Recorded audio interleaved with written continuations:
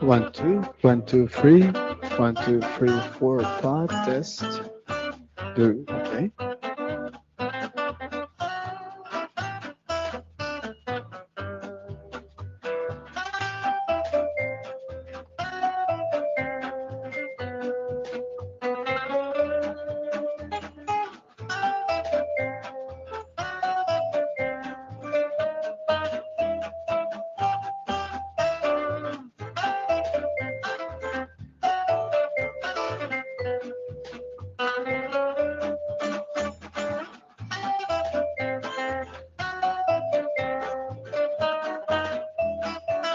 One, 1, 2, 1, 2, 1, 2.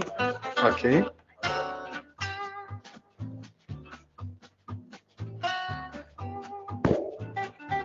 Okay, 1, 2, test, test. Is it okay?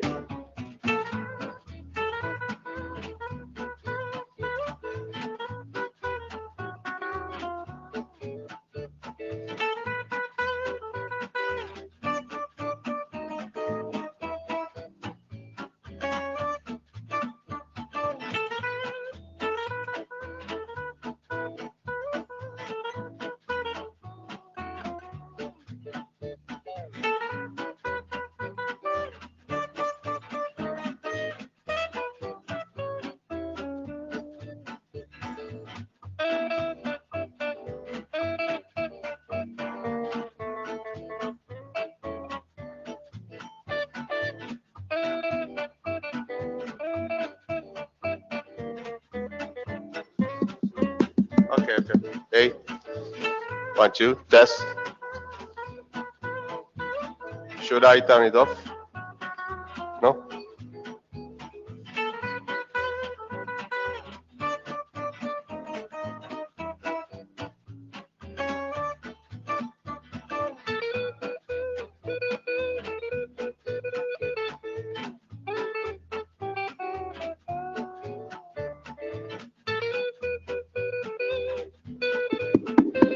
Hey, hey, 1, 2.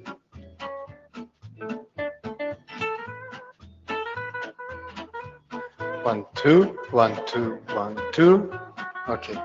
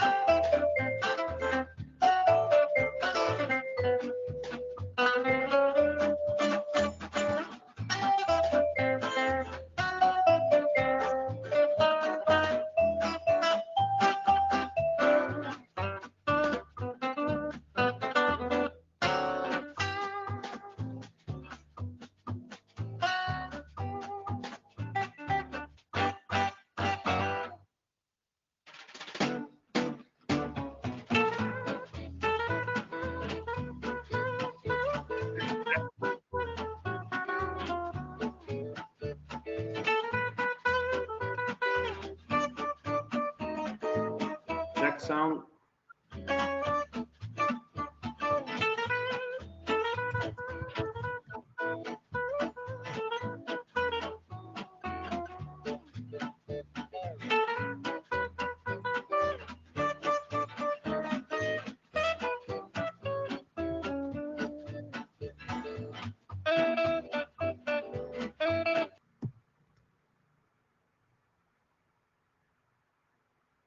Check sound. Can you hear me?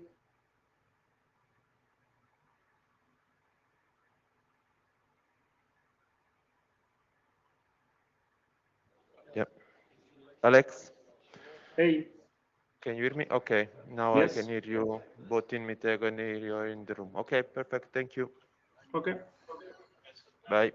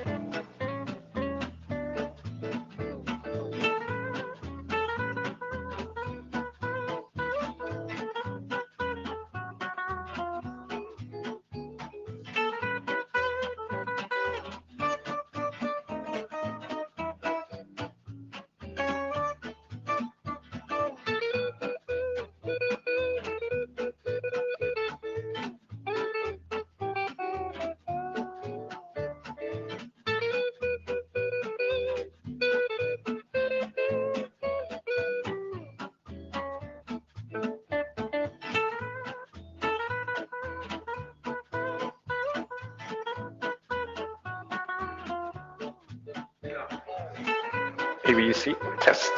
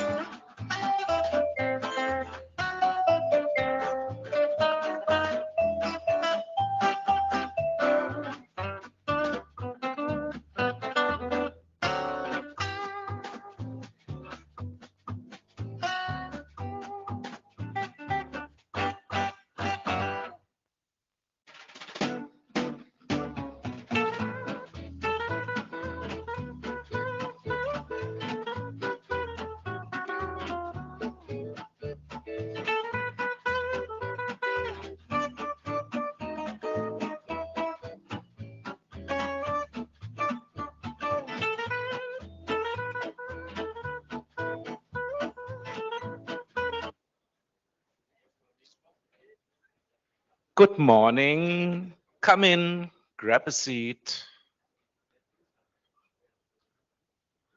and perhaps someone who's just coming in, close the door. So, good morning, Tuesday, 9 o'clock. I'm Wolfgang, and this is Fernando, and we are going to chair this lovely session this morning. We have 3 speakers, and the first one is actually my colleague, Matthias Wichtlhuber, and he's going to talk about a tool called IXP Scrapper and how it uses machine learning to detect DDoS attacks at scale. Matthias. Hi, everyone. Good morning. And thank you for getting up for the first slot today. I really appreciate that. So this is a result from a research project that we did together with wonderful colleagues from Brandenburg University of Technology. And actually, what I'm presenting here is a synopsis of a paper that we published at this year's SIGCOMM conference in Amsterdam. And I want to show you the main results here because I thought it would be really interesting to look into this and into the latest developments in machine learning and how we can use them to solve this DDoS problem at scale. So how do I continue here? So let's motivate this a bit. So distributed denial of service is an ongoing pain. Millions of attacks per day globally. Cisco projects a 14% compound annual growth rate. And things don't get better with new concepts like IoT. So the current peak that made it to the media is 3.5 terabit. A lot of traffic, but what's even more worrisome is that the average today is around 1 gigabit per second as per measurements. And that is enough to simply knock off most smaller services of the network, right? And also at DE-CIX, this is a problem. So we frequently have connected members that simply drown in traffic and the port gets clogged, and we somehow want to solve that. So mitigation at internet exchange points, that's a topic into which we have looked quite a while. And the question is, why do you actually want to do it? We could also do it at the edge. In a previous study where we have quantified the effects of stopping DDoS at IXPs, we found that we could drop 55% of the attack traffic 2 or more ASOPs earlier if we would be able to drop directly at the internet exchange point. And that would remove stress from the infrastructure, and it would also allow us to simplify complex DDoS traffic analysis, because if all the IXP members are doing it, it's a lot more complicated than if we do it at a centralized point in the network.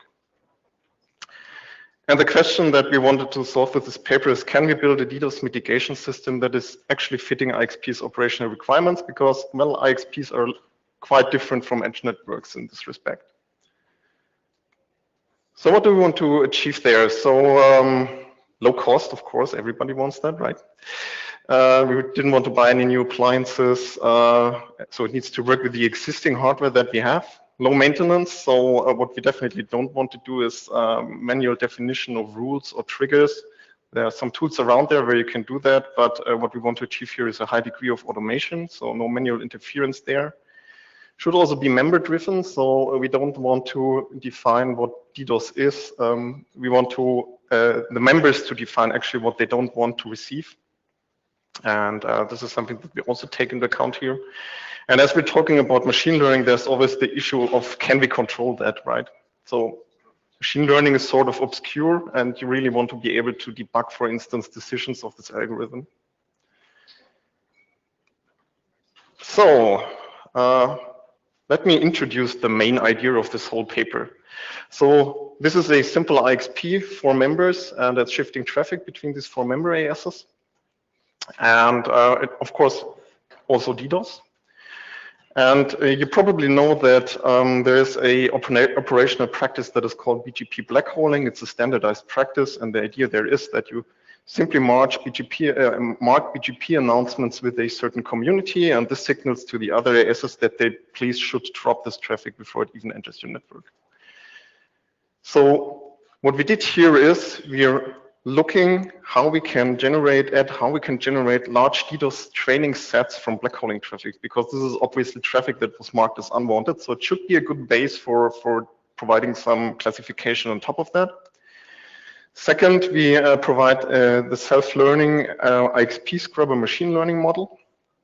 And the third contribution that we made in this paper, because with this cool approach of generating large DDoS data sets, we can run huge evaluations over long time frames and also geographically diverse evaluations. Something like, can I train a machine learning model in Frankfurt and classify in New York, for instance? We can answer these questions actually for the first time in the academic history of DDoS research.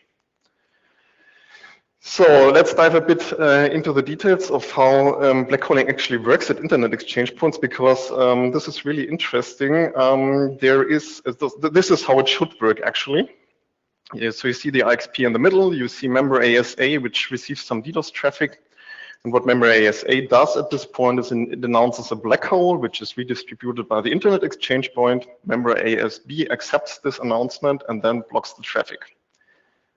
That's the theory. However, in 50% of the cases, it looks more like this. Member ASC, which also receives this blackholing announcement, does not accept this announcement and forwards the traffic to ASA.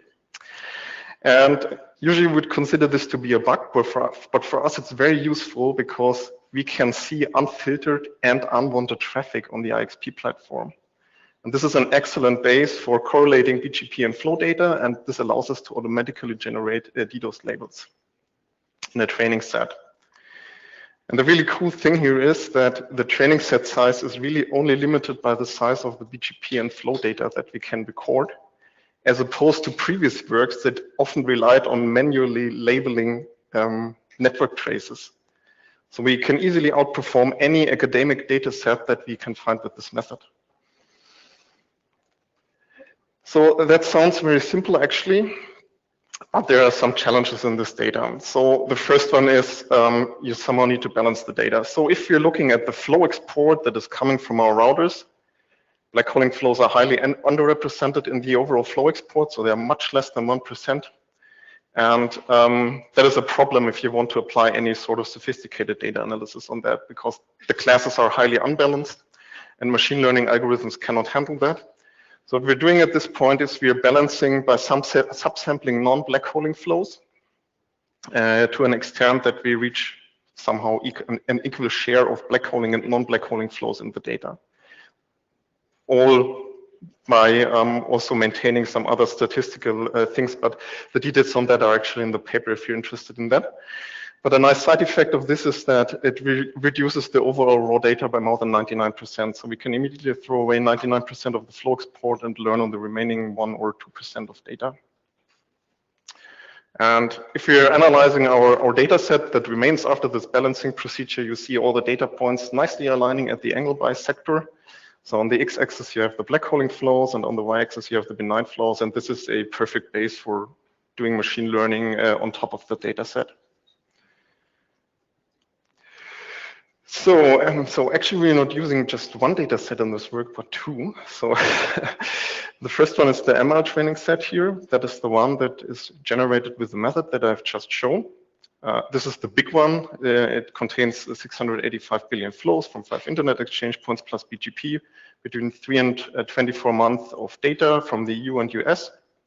And after the balancing, those are still 202 million flow records.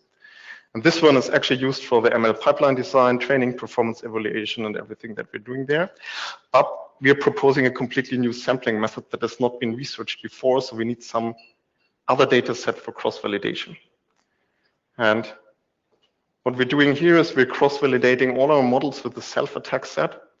This is a data set that we obtained by attacking our own infrastructure with DDoS for hire services. So in this data set, we can be sure that nearly everything that is arriving there is DDoS actually, and we can use it for cross-validation of our models. And this immediately reduces the risk of introducing some bias by the sampling method from Blackholing.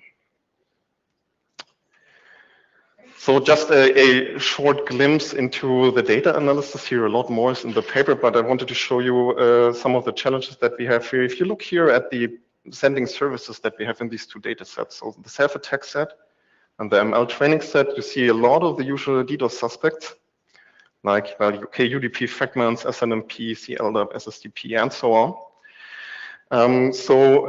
Comparing these sets, you have a really comparable traffic mix.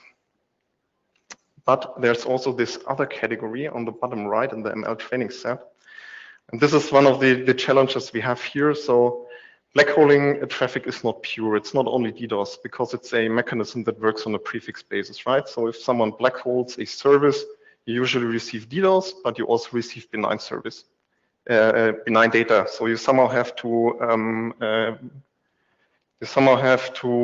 keep that in mind if you're designing a machine learning model on top of that.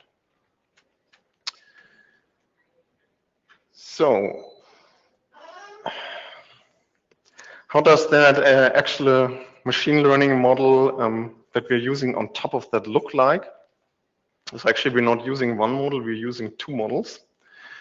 The first is the microscopic machine learning model, and the idea there is that we tag single flows if they are likely part of a DDoS attack. So you can see that on top here, from the left, we're getting all the sampled flow data into this pipeline. This is, by the way, the classification, not the learning process. And if you see some flow with certain combination of headers that is likely to be part of a DDoS attack, then it gets sort of a tag, which is symbolized by this little black tag over here. And this actually allows us to solve this problem with the impurity of the blackholing data that I showed on the slide before. After that, we are running an aggregation on all the flow data. And what we are doing is we are aggregating all the flows towards a certain target to a fingerprint that is representing all the traffic that is flowing towards this target system.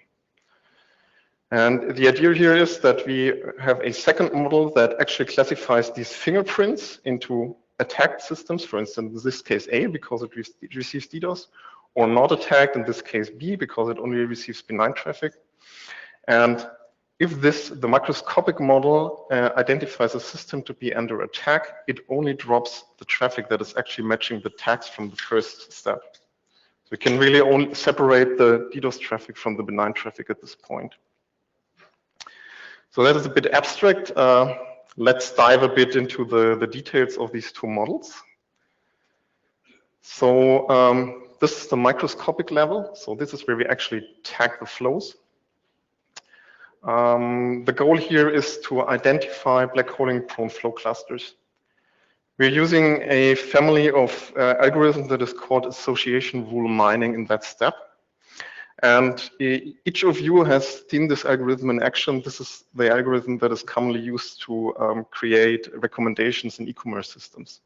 Like, for example, customers buying milk also bought bread. This is something that is falling out of this family of algorithms. And we're just asking the question on header data instead of shopping cart items. And we're asking it little bit different. So we're asking, for which type of header combinations would you actually recommend a black hole? And this allows us to come up with these rules that you see here as an example. So for instance here, source port 389, which is, I think, LDAP, and a certain range of packet size, the algorithm would recommend a black hole for this.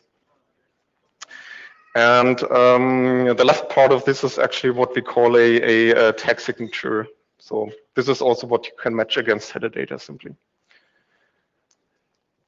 However, we are not accepting anything that is coming blindly out of this algorithm blindly.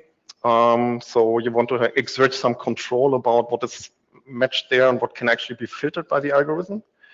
So we are supporting this with a user interface. You can see an example here. And we have, so you have sort of an overview of the header combination that you see here and what the algorithm thinks about it. You get a bit of statistical data that is really quite simple to understand actually, and then you can classify rules into a decline, staging, or accept category. And only what is accepted actually will later also be used by the algorithm to classify data. We have looked at this with some networking experts. So we gave them the user interface and let them classify actually tagging rules. And we found that it worked quite well and was quite understandable and useful to them. So the other one is the macroscopic level. That's the level where we're actually classifying the target systems. So the goal here is to classify targeted hosts correctly into this is a host that is under attack, or this is a host that is not under attack. And we want to do that in a way that is independent of the location and that is also locally explainable. So classification tasks are really a standard task of machine learning. That's why I'm not going into which algorithm we have used here, because essentially you can use a wide set of algorithms for that. But I rather want to talk about how we make this whole thing independent of the location. Because you might see something different in New York than you see in Frankfurt, for instance, right? For instance, different reflectors. What we're using here is a method that we have borrowed from financial risk assessment.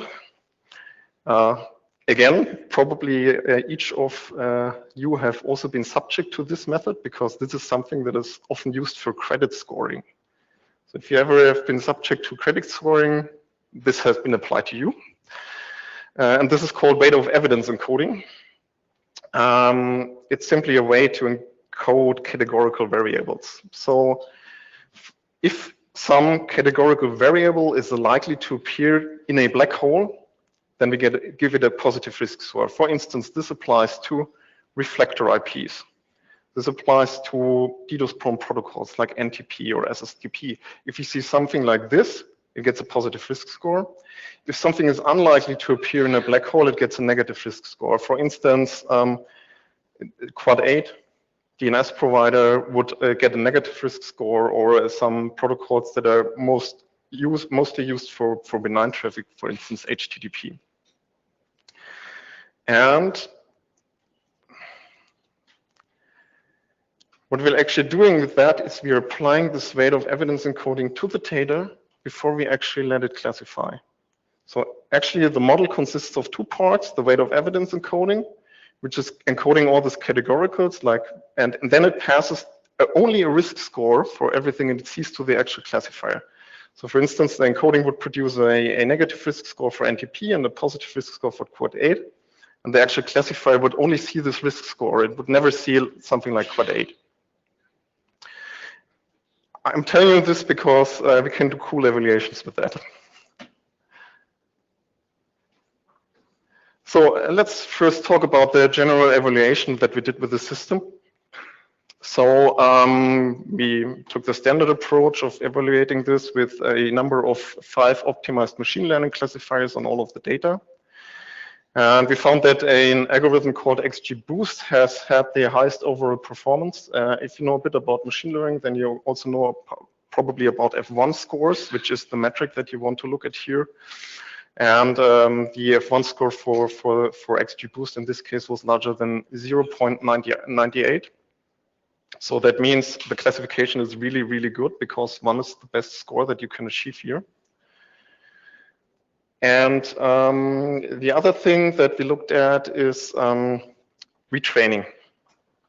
So temporal model drift is a problem that is something that is known in the machine learning community, and this is the problem of you're training a model and then you try to predict, for instance, targeted hosts 2 months in the future. And then you start getting problems because the distributions have shifted over time and your model simply doesn't fit to the data anymore. And the common approach is to solve this with retraining, but nobody had a data set long enough to actually do a proper evaluation on that. And we could fix that with our approach with the blackholing data. And we evaluated daily retraining with a sliding window. You can see this here on the plot on the right. So we tried daily retraining with a window size of 1 day, 1 week, and 1 month. And on the y-axis, you see the performance that we reached with the classification. And one interesting result here was that the window size actually hardly affects the median performance of the classification. The median is always quite good here. But if you don't have enough data, you produce occasional outliers. That's what you see here marked in red. So you suddenly have days or days in the data set where you really get a bad performance. And increasing the window size actually helps here. So, and the other thing is, we also evaluated this type of model drift or model transfer, as we call it. And that is now the idea that we are, for instance, training a model in Frankfurt, but classifying in New York, or the other way around, however. And when we did the first attempt on this, we did the following. We took the model, which consists of the weight of evidence encoding and the classifier. We took the whole model, consists of 2 parts, and we shifted both parts. We trained both parts on IXPA, and then we took the model and tried to classify on the data of IXPB. And the result was pretty mediocre. So what you can see here is actually on the y-axis the IXP that we used for the training, and on the x-axis the IXP that we actually used for the evaluation. Blue is good and yellow is not that good. And you see that essentially if you do it that way, it only really works if you're training and evaluating at the same IXP. So model transfer is really difficult if you don't want to risk a performance drop. And then we thought about, hey, what can we do about that? And we realized that actually we can split the model into 2 parts. So we can train the model on IXPA, but then we only take the classifier and we move it to IXPB, but we keep the local weight of evidence encoding of IXPB. And it turned out that this actually works very well. And this is a really interesting result because it shows us that actually each IXP sees different DDoS vectors and attacking systems. For instance, different reflectors, different attack vectors. And the weight of evidence encoding is different geographically, and it's really helpful to encapsulate local knowledge here, up to a point where it's nearly irrelevant where you're training the actual classifier as long as you have a local weight of evidence encoding. Also, this makes intuitive sense, right? So, for instance, if you see a reflectors at a certain IXP, it doesn't mean that you see the same reflectors at a different IXP, right? So, did that fulfill our requirements? We think actually yes. So low cost, works with flow export, can use ACLs for filtering. Low maintenance. Well, once you have automated the retraining, there's not really much to do. Just keep an eye out on it, that it doesn't deviate in performance. It's also member driven because actually with our approach, the members simply define what they want to drop by blackholing. Which is, we think that's a pretty neat approach to get the members' opinions in that process. And we have also shown that this is pretty controllable. We've done a lot of evaluations. We can limit the possible damage of false positives, and we also understand the performance limitations now, which is really important if you want to classify on some 11 or 13 terabits of data per second. And that brings me to the end. That was the very short version. So if you want to know more, feel free to scan the QR code here. You get a copy of the paper. Actually, only here it's for free. If you have to download it from the ACM portal, they will charge you. And yeah, I'm open for questions. I think we have one online question. Yep. Michel Claver, I think I'm pronouncing it correctly, speaking by himself, as, could this anti-DDoS solution also be abused to block your competitors' data at the same IXP? And has it any safeguards to limit that? Oh, my English is so bad. No. So can it be misused? Yeah, I mean, sure. As any system in computer security, the system can be abused. If you, it's always the question: what is the cost of influencing this, right? Same for instance, for Tor or other systems in IT security. So we have looked at scenarios like this, like for instance, poisoning blackholing data, which is the base for the learning process. And this could be done, but yeah, you need to invest quite a lot of money to do that. You need to be present at the IXP that is measuring the actual data. That means you need a port there. You probably also need a router. Maybe you can solve this with a virtual machine, but whatever. So it's definitely not for free. So it's in the range of, let's say, a 4-digit amount of dollars, because you also need to generate the traffic, of course, right? And you need to do it in a, you need to generate considerable amounts of traffic. It's not like that you can generate 1 Mbit and you're done, because you're competing with all the other DDoS traffic. So it's possible in principle, but I think it's much more likely that someone that wants to take a system offline is looking for a different victim. Next question. Vladislav from the Global AI Foundation. Who are you and question what's your is, evaluation? Related to the previous one, but a little bit different. When you spoke about the classifying, you provided an example where the traffic originated from the big and known DNS provider would not be classified as an attack, and the traffic not originated from this big, well-known DNS provider likely would be. So how is this different from SMTP anti-spam rules? Because I believe everyone knows that if nowadays you set up your own SMTP server, you likely would be blocked by many providers just because they don't know you. You are not going from like Microsoft or any big player. So the issue here is that what you're mentioning, you don't have a chance to opt out, right? As a provider, that's the real problem here, I guess. And if we would offer a service like that, it would be like a sort of opt out. We can also influence what we're actually filtering here pretty well. Because we have defined certain points where we can influence the algorithm. For instance, if we know that a certain DNS provider is producing false positives, we could simply give it a weight of evidence score manually, which would mean that it wouldn't be considered to be bad by the algorithm. Thank you. Okay. Okay. Please state your name and affiliation. Harald Michel from Arconet Vienna Internet Exchange.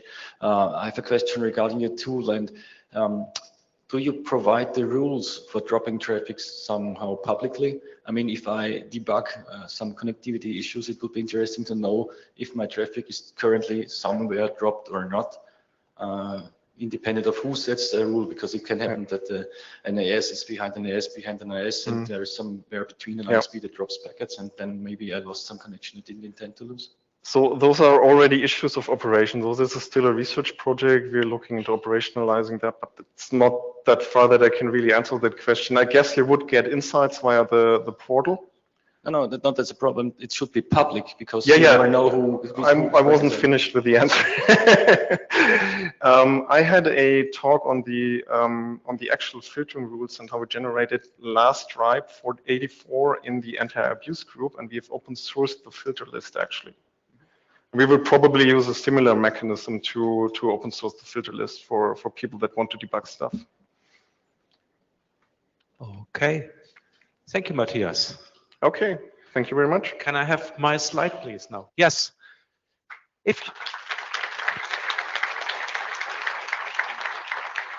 So, there are program committee elections going on, and if you would like to join us on the program committee, you can nominate someone or self-nominate until today, 3:30. Just send an email to pc@ripe.net, include your biography and picture, and why would you like to join us on the program committee. Good. Next speaker is Valerie Aurora from Frameshift Consulting, and she's going to talk about how community management is like network management. And since I'm doing network management for a very long time, I'm really interested in that talk. Valerie. Thank you. Just checking the sound. I think it's cool to have different colors of microphones for skin color, but now we have mask color. So waiting for my slides.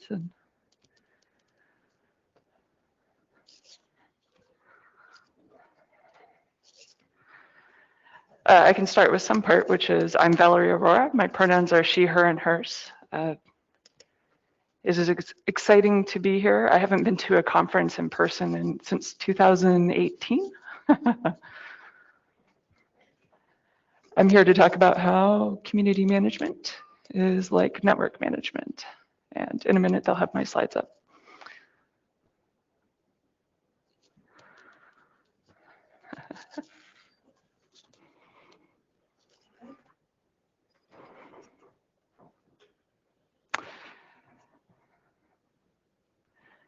I have to say today I learned the mystery of why sometimes the clicker is really slow.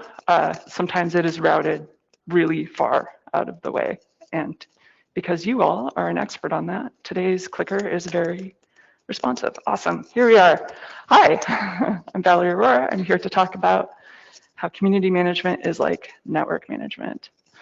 So when networks and communities need management, but when it's small, it's really easy. When your network is small, managing routes is easy. You can just do it by hand. Same thing with communities. It's very easy to manage a small group of people. When they get big and get grown up, we need things like BGP plus monitoring, block lists, filtering, RPKI, all the stuff that people are giving talks on today. When communities are big, we need a code of conduct, among many other things. So today I'm going to talk about what codes of conduct are for, how they work, how they are enforced, how to prevent abuse. I noticed that was the first question. And then we'll have time for Q&A.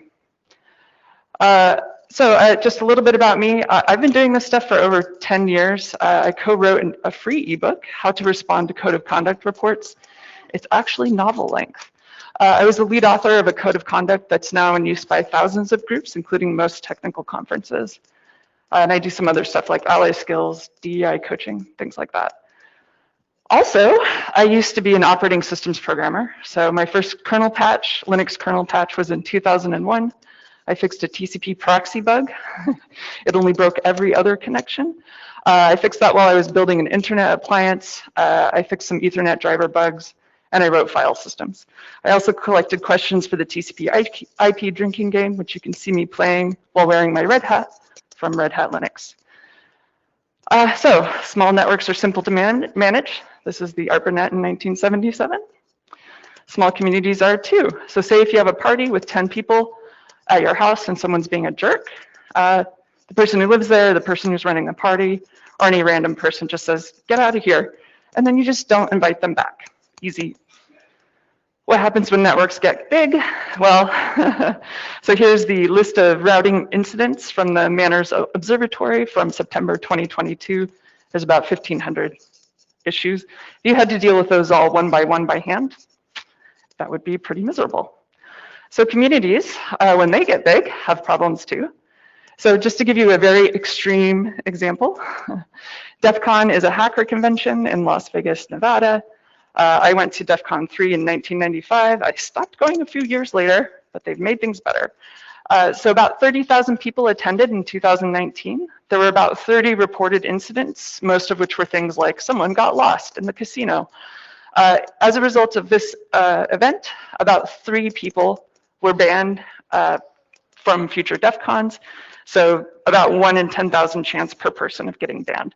And I'd like to point out this is like, one of the people who was banned was literally a social engineering expert. So, all right, so what's the solution? I think the solution for communities and networks are similar. This is from a Manners post. It is only through collective action and a shared sense of responsibility that we can address problems like BGP leaks, hijacks, DDoS attacks, and IP address spoofing that have real-world consequences for millions of people. The same thing is true for people behaving badly within your community. And that people behaving badly has real-world consequences and is currently having real-world consequences on your community, the people in it, and the people who chose to leave or not join. Okay, so what are codes of conduct for? What is the purpose? I'm going to do all of this by analogy with RPKI. So routing improvement, by the way, which I learned for this talk, so I will be making mistakes all the time. Please forgive me. Routing improvements prevent accidental or intentional advertisement of bad routes. Codes of conduct prevent harm to less powerful community members. And I will talk a little bit more about that. So, less powerful. The code of conduct needs to protect the less powerful. Here's a question for you. Who is more likely to be sexually or racially harassed, especially if there's no code of conduct? A male middle-aged executive who is part of the dominant racial or ethnic group. In the United States, it would be a white person. In your area, it will be something more complicated. Or a young woman student who's part of a marginalized racial or ethnic group. I hope you all can answer this question. I'll leave it as an exercise for you. So it's really important that the less powerful get protected by the code of conduct. So here's how we protect less powerful organizations using BGP and RPKI. You start with trust anchors. Trust anchors issue those cryptographically signed certificates or showing who is whom using cryptography to network operators that say which IP ranges they own.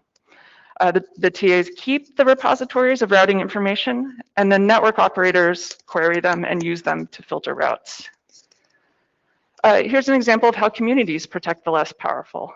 Early on in my work with codes of conduct, the CEO of a large technical conference company that you have heard of told us, we don't need a code of conduct. That doesn't happen here. We're so professional. So I arranged a call with someone I knew had been sexually harassed at multiple of this person's flagship conferences. After that, the CEO was immediately, we're adopting a code of conduct. So this is the action that the most powerful person in this organization took to protect people who were less powerful. I want to talk a little bit about that doesn't happen here. One of the things I've learned is I only see the things that happen to me. When people are saying this, what they mean is that doesn't happen to me here. If you have more than, I think it's less than this, but if you have more than 100 people, it's almost a mathematical certainty that someone is being harmed or harassed in your community. There's also a group of people who are certain that this is not happening because they know everything about what it's like to be a person. So how do codes of conduct work? I love the name of manners, mutually agreed norms for routing security. Together, we're working to make an agreement about what we think is acceptable. Codes of conduct also establish mutually agreed norms. And I just want to say here that your obvious norm is someone else's surprise. People really have different ideas of what acceptable behavior is. I do have an example of a person who gave a talk at a Ruby conference who included pornography because he wanted to get everyone's attention. And when we let him know that that was not okay, he said, oh, if I'd known it wasn't cool to have pornography in my slides, I wouldn't have done it, everybody. But he needed to be told because he came from a group of people who thought that was awesome. So how are codes of conduct enforced? In RPKI, the AS sends a ROI to the TA. It's signed with the key that was issued by it. The network operators ask for the records, and then the network operator verifies it and decides what to do. With the code of conduct, people do stuff. Maybe it's good stuff, maybe it's bad stuff. Other people file reports. The committee investigates, recommends an action. And this is really important. The committee can't carry this out themselves. The community reviews it and decides what to do. So I want to talk about recommended actions because people really focus on those 1 in 10,000 bans. The most common action is just saying like, hey, don't do that. And the other person saying, oh, no problem, I just won't do that. Sometimes, and this is pretty often, you just don't do anything. It was an accident, it was a misunderstanding, it was a false report, that people already dealt with it, nobody is worried about it anymore. Occasionally, if say you made a mistake in your talk, people will ask you to edit your slides or video, or just don't post them. In most of these cases, the person who had some sort of mistake in their slides says, oh, please don't publish the video. I don't want the whole internet mad at me. and I changed my mind. So very rare, you have leave the space until you agree to stop whatever the behavior is, or just a certain timeout, then you're allowed back with monitoring. I think this is a really good analogy to what happens with misbehaving network sources, that often you just take them offline for a little while and then you watch them carefully when they come back. Extremely rare is leave the space and don't come back. That's when somebody has made it completely clear that they like harming people and they will continue harming people. That is their goal. They want to do it. You can't make them stop. So that's a pretty extreme situation. It does happen. It's just not common. All right, let's talk about how to prevent abuse.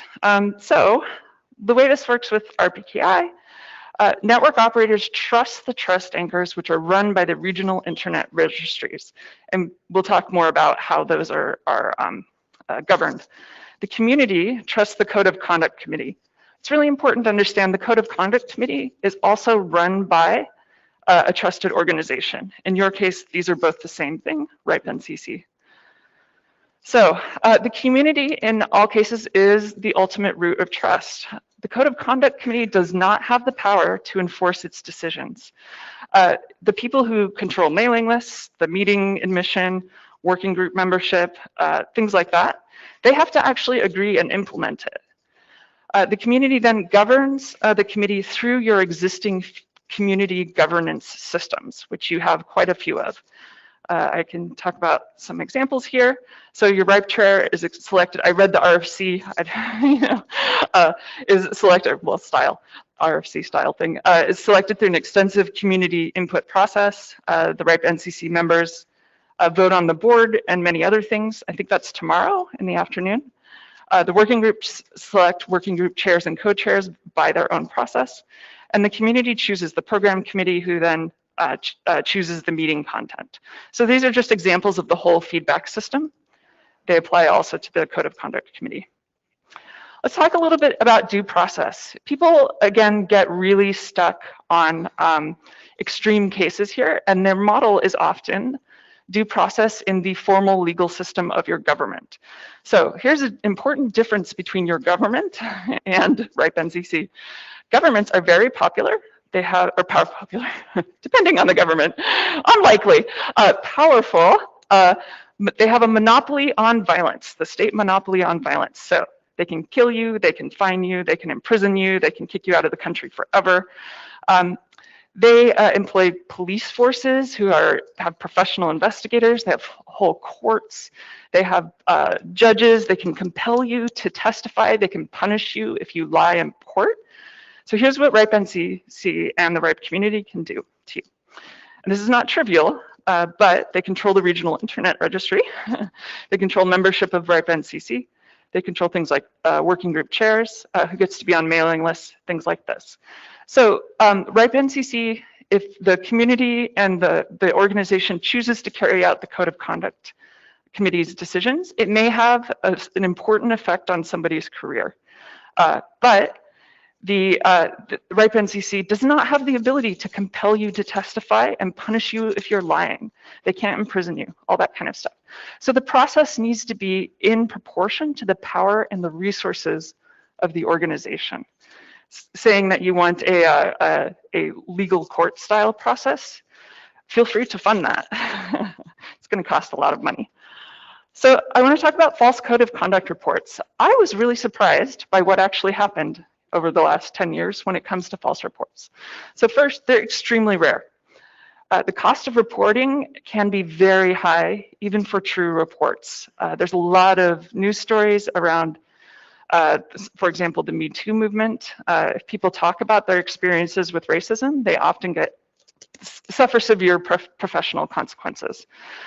False reports are punished even more, and they're often against the Code of Conduct. I highly recommend that.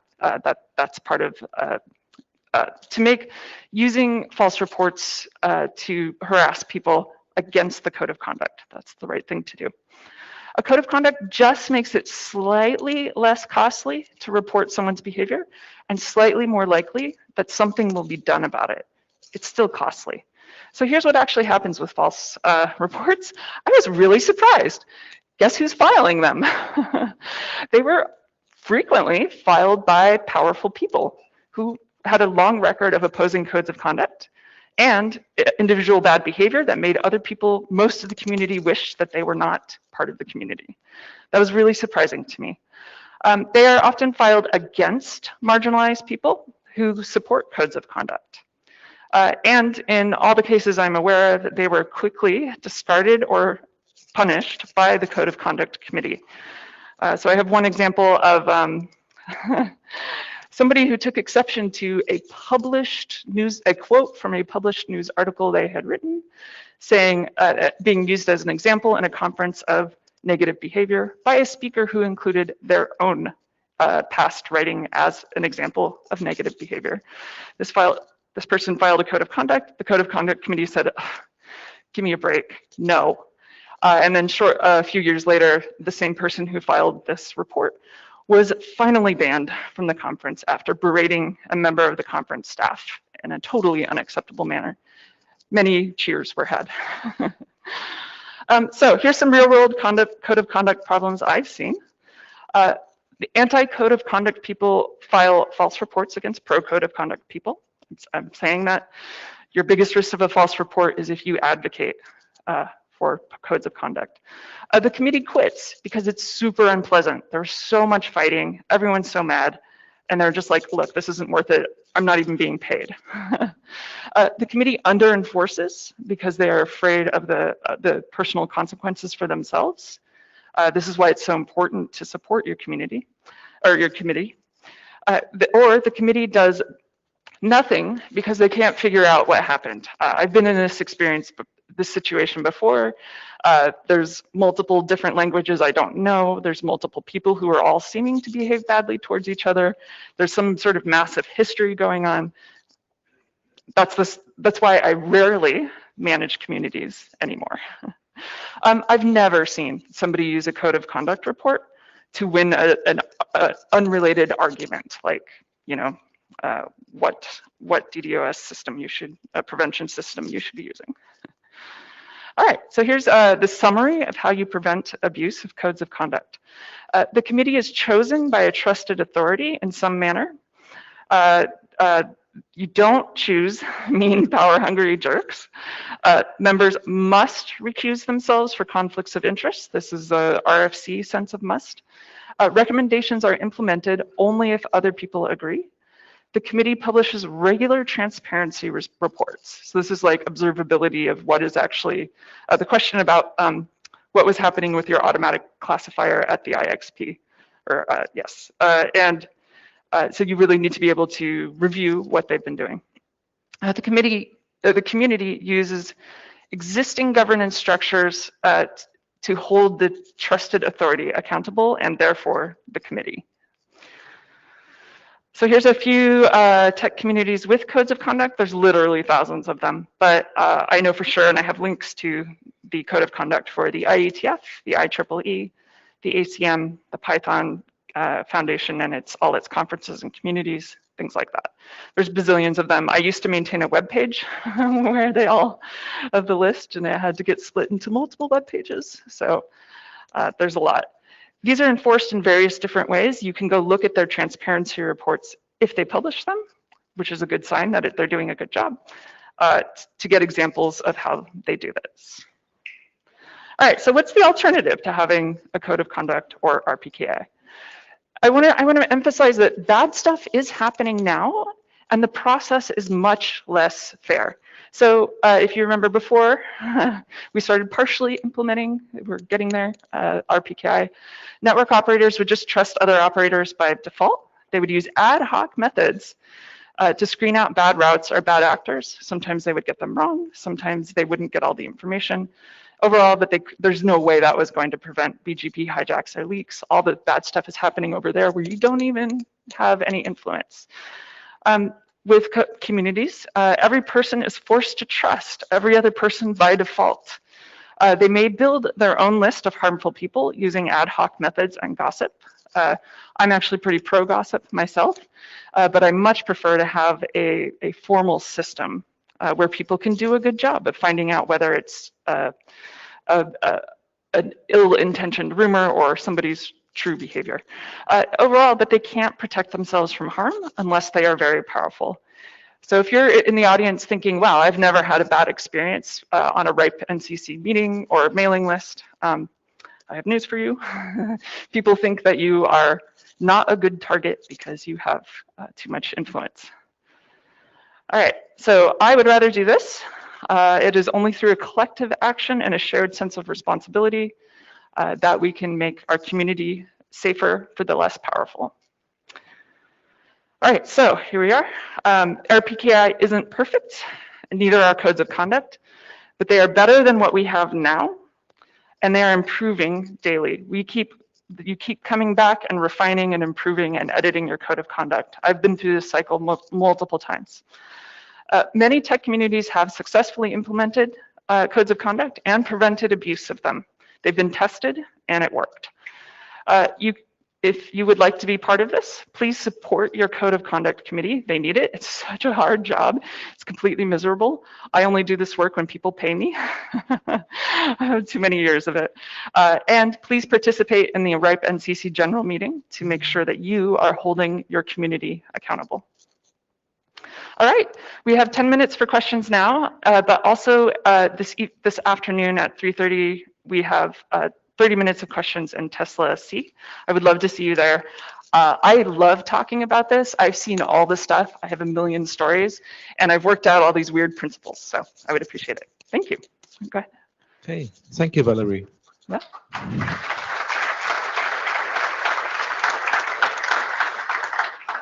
Are there any questions? If you come to the microphone, please remember to state your name and affiliation. Go ahead. Hi. Rob Lister from PSNC. I love this analogy of yeah, great, thanks. Is this thing on? Yes. I love this analogy of the committee and the RPKI routing security. Well, this sounds suspiciously like one of these conversations that happens maybe at one of these conferences in the bar, and you speak to someone and says, oh, what are you working on? Oh, this sounds very familiar. Where have I? And this is why things like this are really great, because you can get talking and make these really unusual analogies and connections that you. So it's inspired. I love it.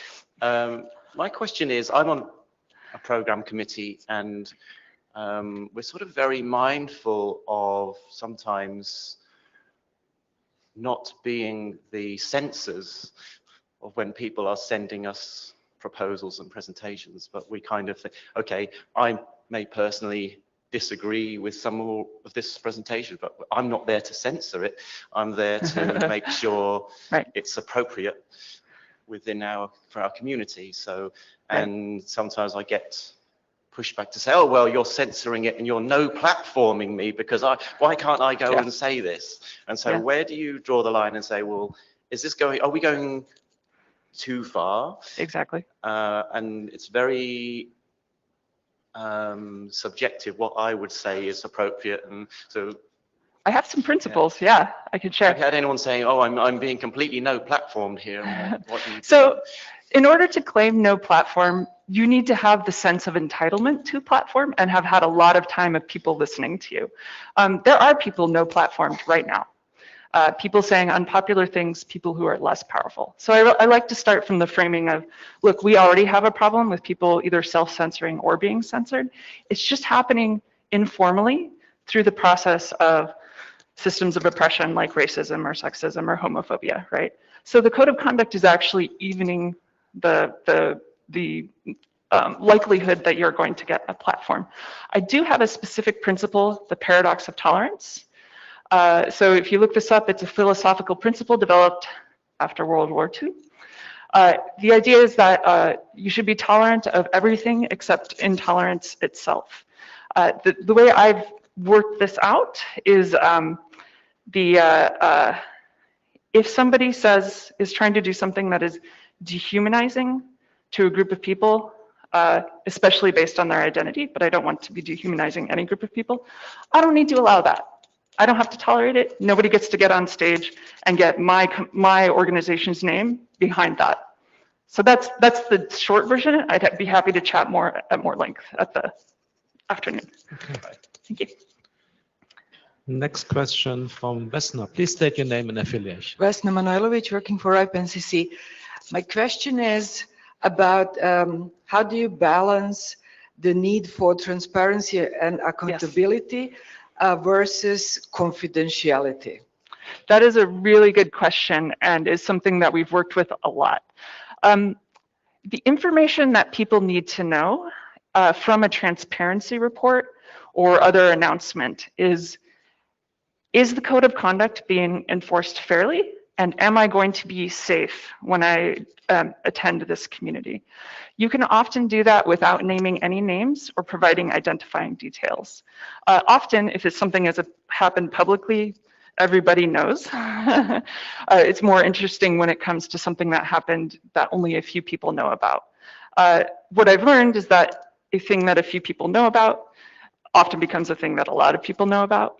One of the ways to slow that down is to publish a transparency report saying what you did about it. I feel that codes of conduct increase confidentiality because you have a professional group of people who have been trained to respect confidentiality. This is something I've run into a lot myself. Yes, I'm a member of a board of directors. I need to not share what happened. These other people don't feel that way. So yes, next. Okay, any more questions? Okay, does it look like it? Thank you so much. Thank you very much. And please do not forget to rate the talks. Go to the program website of ripe85.ripe.net. There is a button behind each talk where you can rate it, and that helps us in the program committee immensely to select the talks for the next RIPE meeting. Good. Next speaker, Leandro Bertholdo. Okay. You can, yeah. Leandro is going to talk about, well, we all know that IP traffic is or can be asymmetric. And Leandro will talk about the asymmetry of internet exchange points and why should IXPs and CDNs care and why should we care. Oh, yeah. Okay. Thank you. Yesterday I was here and I listened to the presentation of Tobias talking about hypergiants and the internet and how the content is centralized and everything. And here we have another issue. It's the other side, like the small CDNs, the small providers, the small content providers, in some problems that they are facing about the internet exchange. With type of problems, normally they are preferring to stay behind a big provider and pay for the transit instead of using the IXPs. And strangely, talking with them, they related the problem was not the cost itself, but it was about the low quality of routing inside the internet exchange.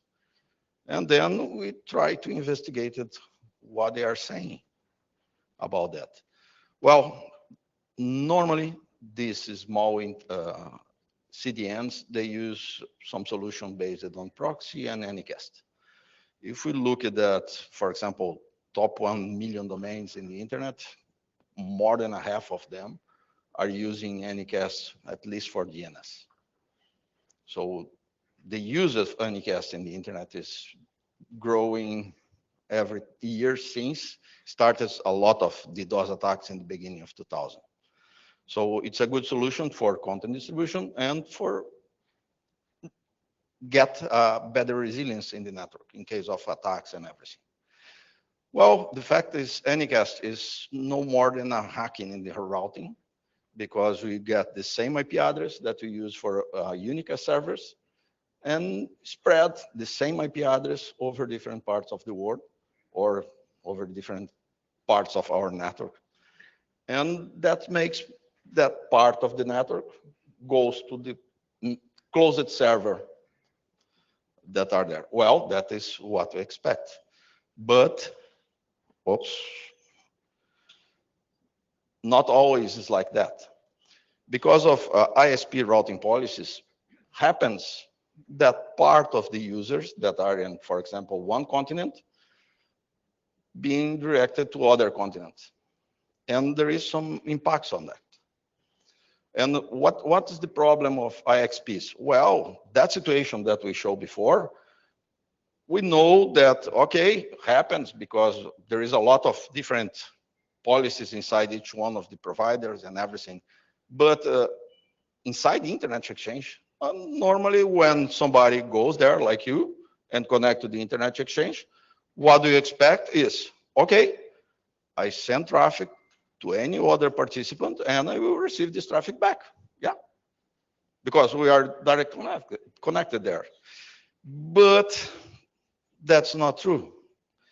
We have a part of this traffic that the other participant just ignore our announcement inside the Internet Exchange and prefer to send by the other means. And we have other cases where, okay, somebody didn't announce anything in the Internet Exchange and I'm receiving traffic from them here. Strange. So we have this type of issues. These guys we use to identify as asymmetrical traffic inside the Internet Exchange.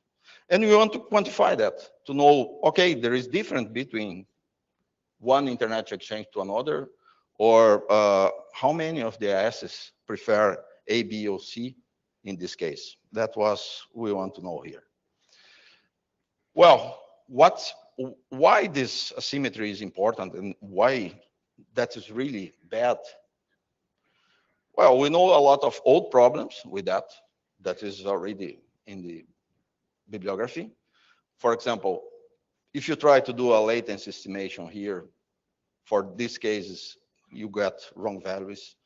The troubleshooting of networks that are in this type of asymmetry position, it's always tough. If you are an administrator and already have to identify that, normally you have some issues. Optimization is a problem here too. And we have some new problems. Example, this case of low quality paths. When we have a network that have this configuration, normally we have a path that is fast, other that is slow. And we identify one case of one provider being overcharged because of this scenario.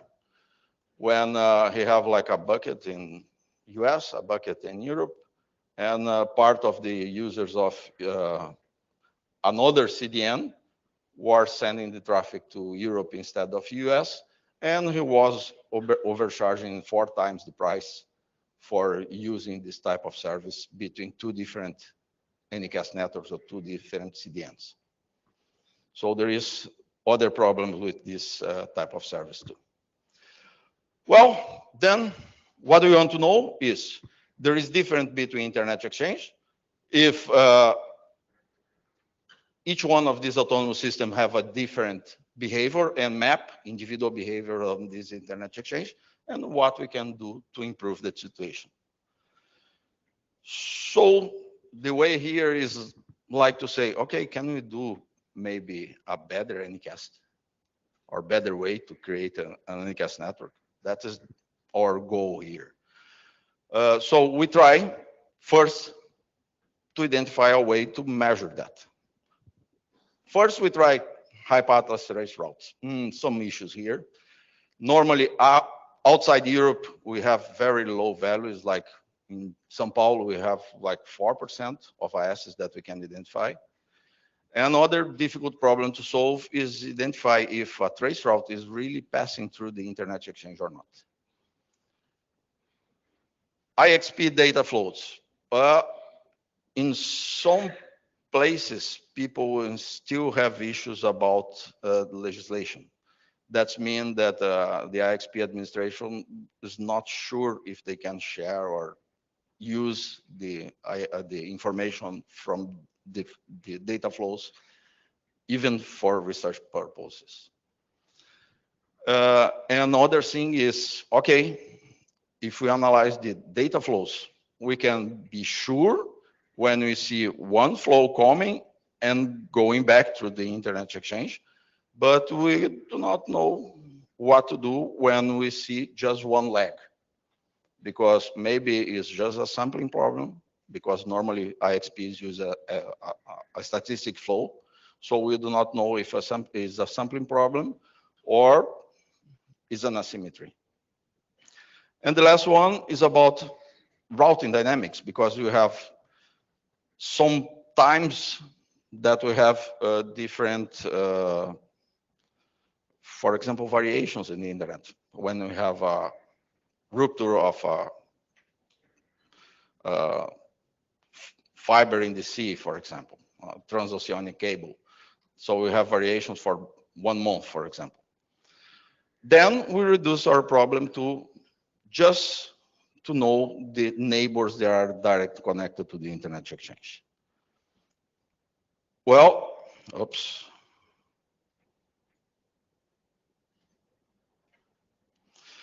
What we did here is we set an unicast network inside each one of 5 internet exchanges.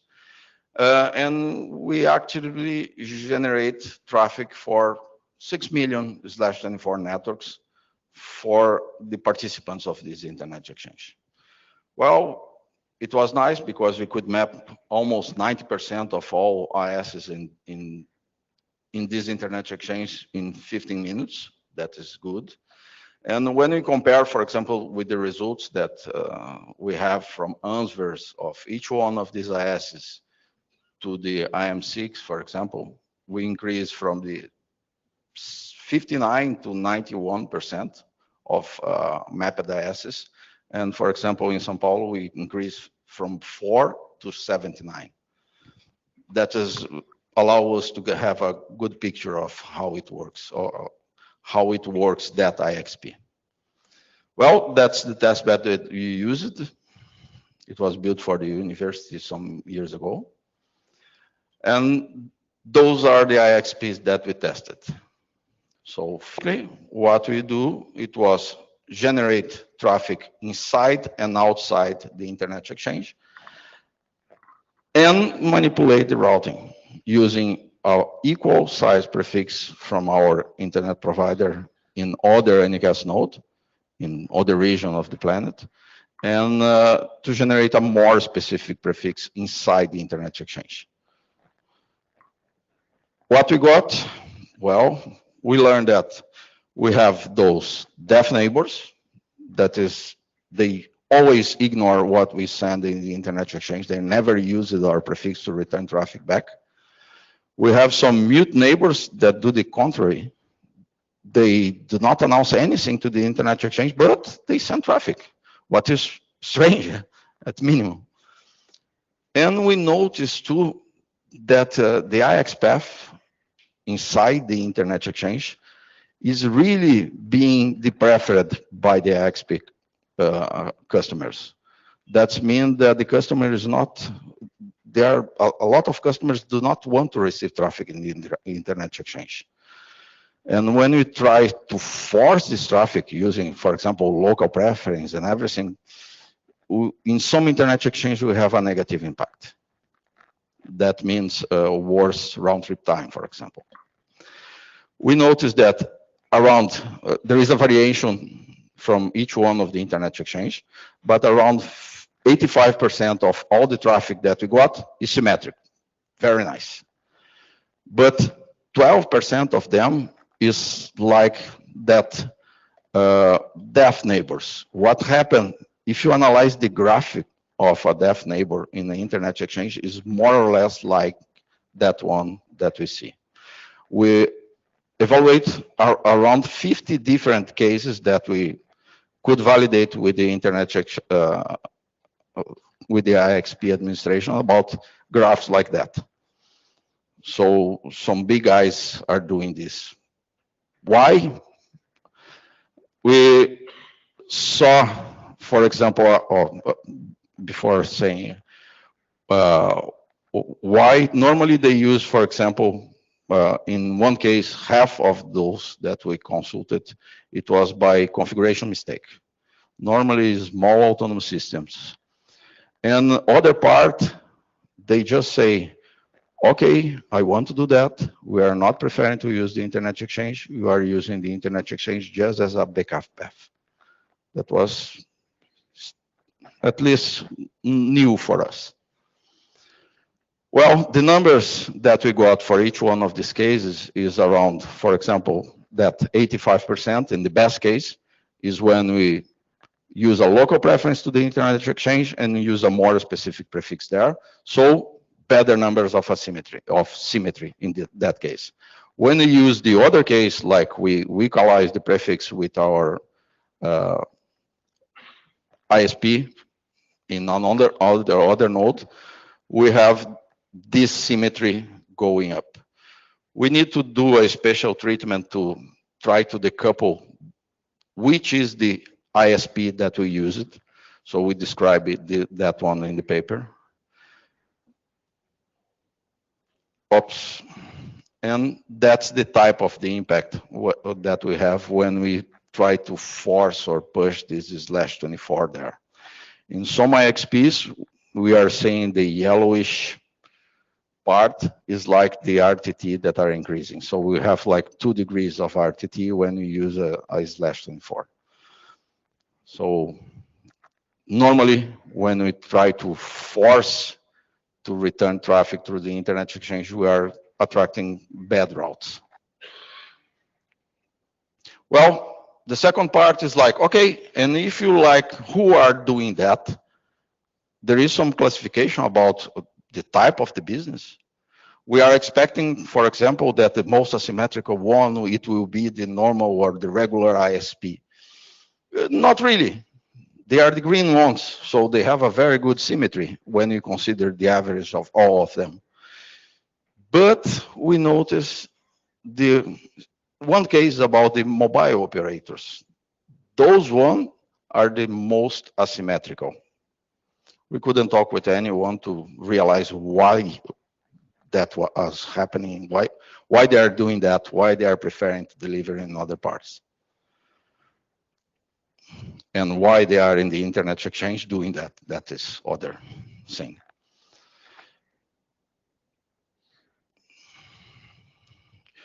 And those guys that are 100% deaf on mute, they are in fact a low number. That is the real number, like only ingress or only egress. They just receive or just send traffic. It's a small number of autonomous systems comparing with the total ISs that are connected there. So we know that a small number, when we aggregate, for example, we get the networks, the network symmetry, and we aggregate to IS level symmetry, we got just a few ISs that are doing this asymmetry thing in most of the cases. Well, when we, the part of the ingress are more related to other CDNs or other NCAS networks. What is a kind of expected because NCAS networks are, most of them have an asymmetrical behavior, or they use some SDN feature or a lot of routing configuration to try to pick the best path. But we have another case that is about the egress only traffic. In this egress only traffic, we notice the following. Okay, we have a big guy that is generating data symmetry. Egress traffic is related to routing tables. So let's look at the routing tables. When we look, for example, here, we have the graph of, for example, the view of RIPE as 333 global view. Okay, and we notice that we have around 10% over 12 years. And this growing of path prepended is, okay, well known. But when we know the other cases, like links, and we see that we have 30% of path prepending, so, okay, we have at least 3 times the number of prepends here. Who are doing that? And surprise, the most of the prepends, or the most no, or a significant part of this prepend, around 50%, is the neighbor that are connected in the internet exchange doing prepend on his clients, not in himself. The red one means networks that the autonomous system connected to the internet exchange prepending his own prefixes, very low. When he prepends his clients, that it was like a surprise for us. Okay, the path is nice, but nice just for me, not for my clients. What is strange? Another one is, of course, the origin prepend. So in some IXPs, that origin prepend is very high. And then we went to look that. And we noticed that some big autonomous systems connected to the internet exchange, for example, Hurricane Electric, used to contribute in the number of the path, a very high number. For example, here is the total of path that you can see in DE-CIX. And here is the contribution of prefixes of AS Hurricane Electric. Or, okay, they are responsible for half part of the prefix on that internet exchange. And is not just on that. Other internet exchanges have similar behavior. Here you can see, for example, in Amsterdam. Amsterdam is like 30%, okay, but DE-CIX is more than half. So they have a huge contribution on prefixes, that just one autonomous system. And that's the cause that you can see, or the effect that you can see here, about the difference in time and quality. Well, so conclusions. We have, for example, 24% of all autonomous systems try to avoid exchange traffic over the internet exchange. That's a kind of big number, in my opinion. We have around 28% of all IXP paths that have some type of prepend. 50% of it is about the customers prepending his clients inside the internet exchange. And other number is about that 8% of all autonomous systems just ignore all the IXP routes. And we have 34% of all IXP prefixes that will never send traffic back to you. It's like, okay, I am connecting to the internet exchange, hoping that I will have, I'm talking about open policy, sorry. And I am waiting to receive traffic from all of them. In the worst case, you will receive just 2/3 of those ISs returning traffic to you in those internet exchange that we analyzed. Well, what we can do in the case of the CDNs or small CDNs to try to solve this issue. Normally, if they are using Anycast, we need to pass that solution to Anycast. So one thing that we can do, try to inform or use the IXP to inform which one of the neighbors are really symmetric or provide symmetric traffic. That is one way to do that, yeah? For example, apply this technique to say, okay, if you go to this internet exchange have 94% of symmetry. So we will receive traffic back for 94% of all ISs there. Or you will receive from 65%. That is the best and the worst case. It's like a matrix for the internet exchange. The other one is incentives. For example, the IXP itself can use the flows that they have to identify if this traffic is, or this prefix is symmetric or not. It's not possible for them to identify which one are asymmetric with 100% of confidence, but they can be 100% confident of which one are symmetric. That's help to CDNs to know if they have a good path or a bad path. It's like, okay, we are adding quality to the paths on the internet exchange. The other one is about standardization. For example, we have a Cloudflare proposal here this year about, okay, try to mark all the networks that are anycasted in the internet exchange. So the provider or anyone that are dealing with this prefix node that is talking with a network that is anycasted or a CDN, for example. The other thing is this one solves the problem inside the internet exchange. But maybe we can go further and try to create a special IS range for those anycast networks. So we can solve everywhere to be able to recognize when we are talking with some CDN.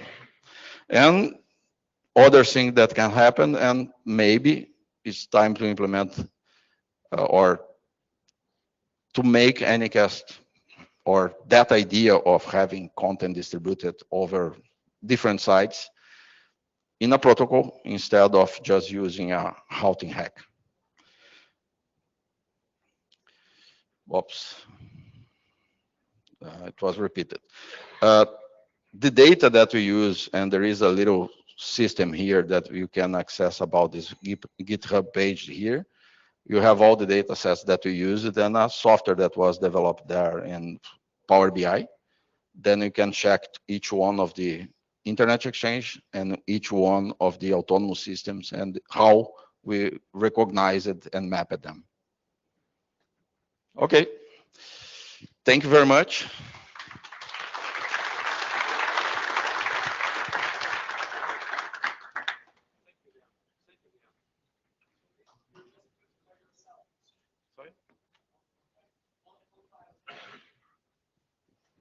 Okay.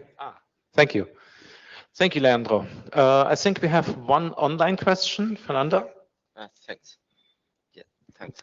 Kurt Kaiser, a private citizen, asked, did you run this test over IPv4 and IPv6? And if yes, are there any different results? No, we just run over IPv4. Okay. So well, that's the way to do it. Yeah. You just need to be transparent. Because there is some limitations at the current moment about identifying or using active measurements over IPv6.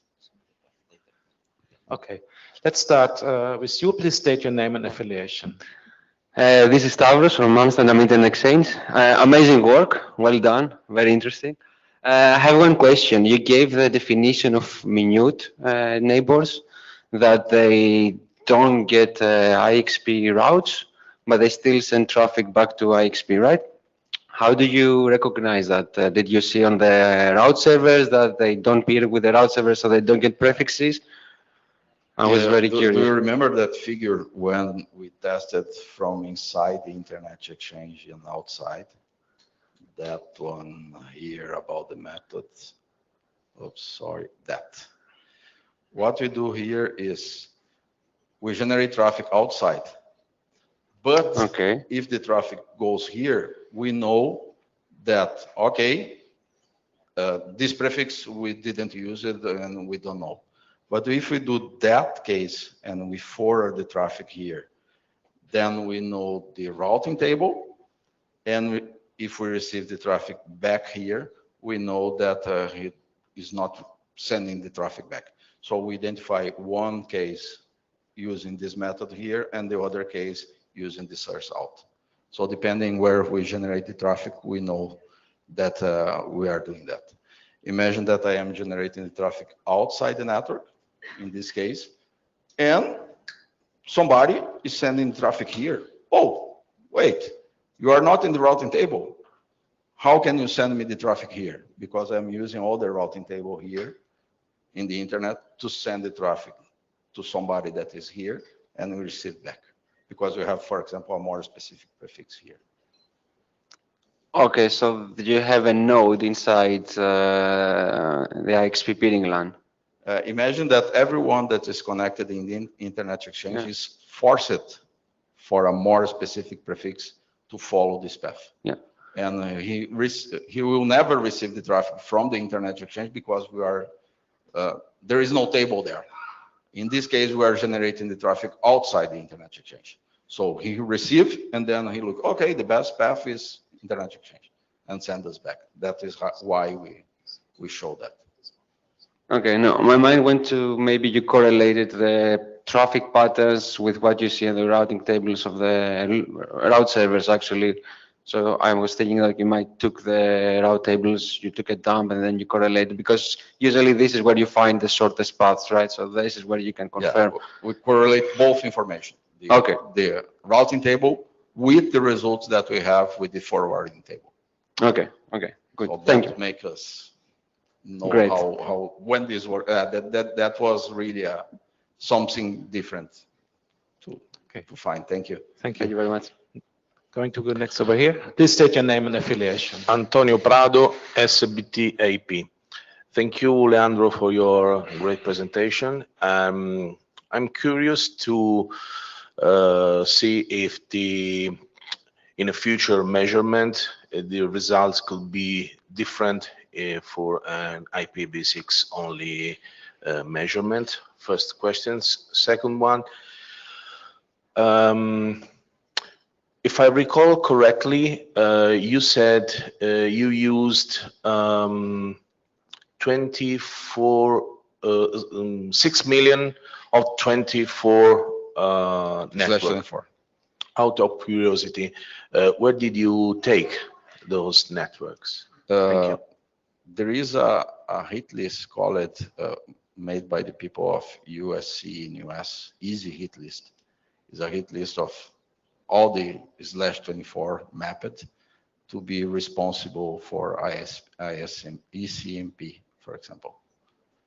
So they are pingable addresses, and we do a subset of this hit list with the most responsible ones, and we try to get at least one inside each autonomous system.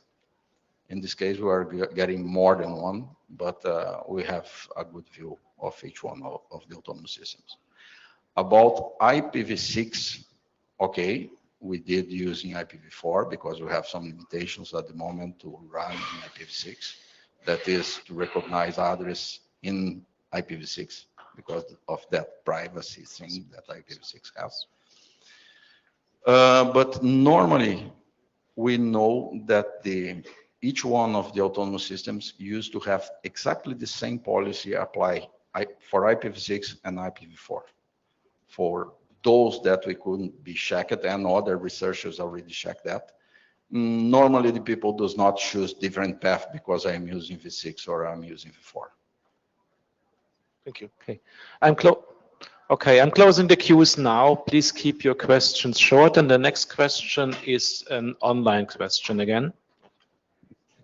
Gary Jabadjan from AM6 is asking, as far as I understand, you use a single vantage point for request source from the anycast address. Did you try to use a vantage point in a different region, and if it show any difference? What we tried, imagine that we have one vantage, there is a different interpretation of vantage points. If you look at vantage point, as I am saying, our vantage points are about 6 million of vantage points spread all over the world, each one answering with a different IP address. What we do is generate the traffic to any router on the internet or responsible ICMP address and see where is the catchment are going, exactly as any catchment manipulation using anycast. So when you do that, in fact, if we look, we have 6 million of vantage points, not just one. Okay. Alexander. Hi, my name is Alexander Azimov for Yandex. First of all, I loved the way you performed your measurements, but I have a comment related to the traffic engineering from CDNs.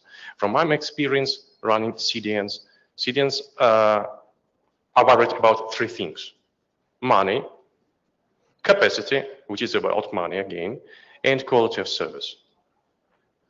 It's not about asymmetry. It's about what we saw is about the quality of paths. Because imagine that you have one provider that are providing you, for example, to reach a user like 100 milliseconds, when you can choose another path using 10 milliseconds. RTT is related to quality of service, but not directly. Sorry? Round trip time is related to quality of service. Yes. But not directly. Yes, but what I am saying and what we saw is that some CDNs are in fact doing a new type of routing table using SDN to pick the best path to deliver traffic towards the destination. So I have a routing table, I just ignoring this routing table and seeing, okay, this is the best result that I can get from this node. If I have to deliver for, I don't know, provider X, the best node to deliver is the node A instead of B, that is the closest one. And if you grow more, some CDN providers are connecting the internal nodes to be able to do that internally. I am wrong? Okay. Perhaps you can take the rest offline. Yeah, thank you for your answers. We can take it. So I will not hold in the Okay. queue. We have two more in the queue. Please keep your question and answer short. You're the next one. Thank you. My name's Ivan Beveridge. You mentioned about mute paths. Could one reason be that the destination's under DDoS mitigation? Do you mean how it works, this situation for DOS mitigation? No, I mean that, for example, you've got the, so in your slide about mute people that, whereby they send traffic to the IXP, but don't receive, don't advertise their routes. Do you mean if we validate that it's not the DOS or something like this? No, I mean that if the destination is under has a DDoS mitigation service, then they might advertise their route out by the DDoS mitigation provider. So that's why they don't. That's why they the routes that you might see will not be advertised to the IXP. Yet they send traffic out to the IXP. So Okay. that's a standard kind of. Those we identify as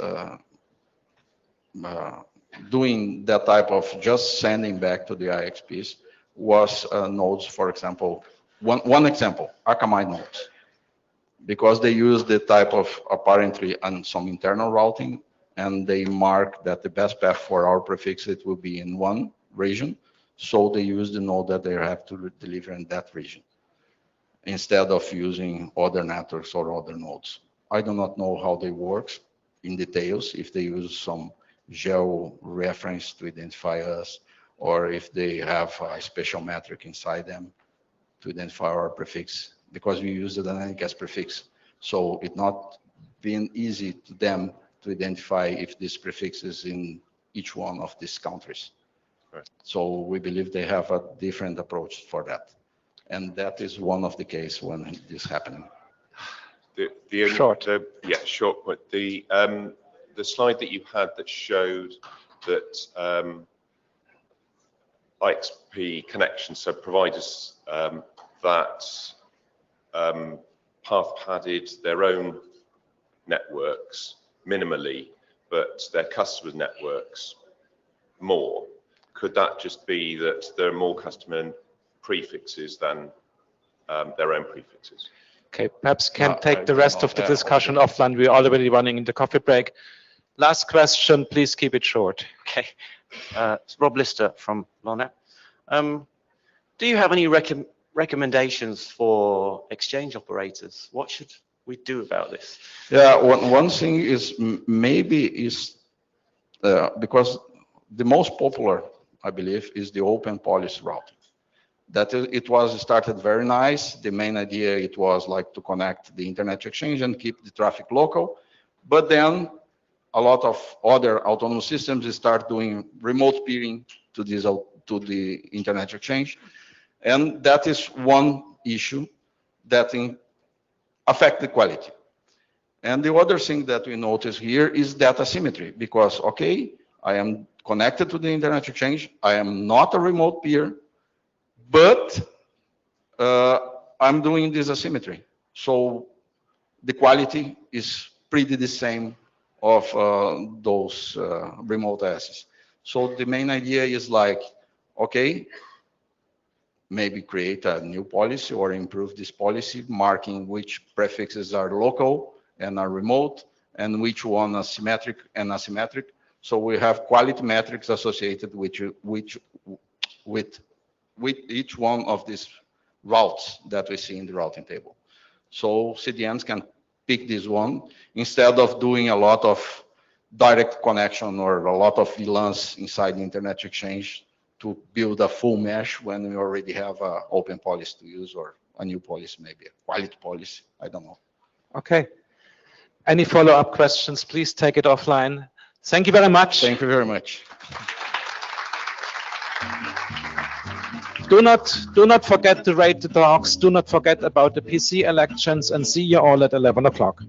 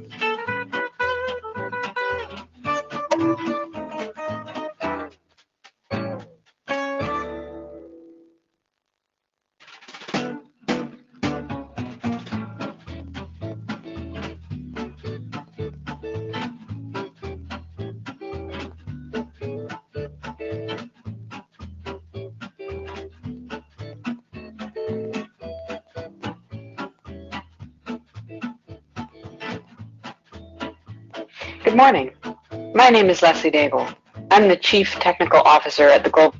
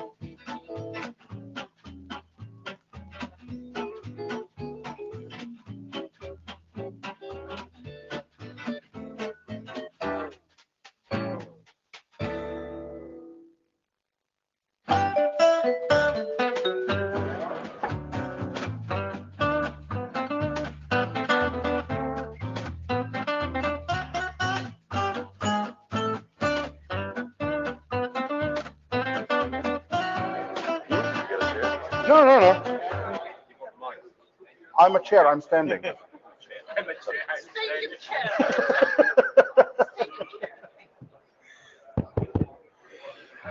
Hello, everybody. Welcome back. Can you please ring the bell outside and then close the door? Thank you very much.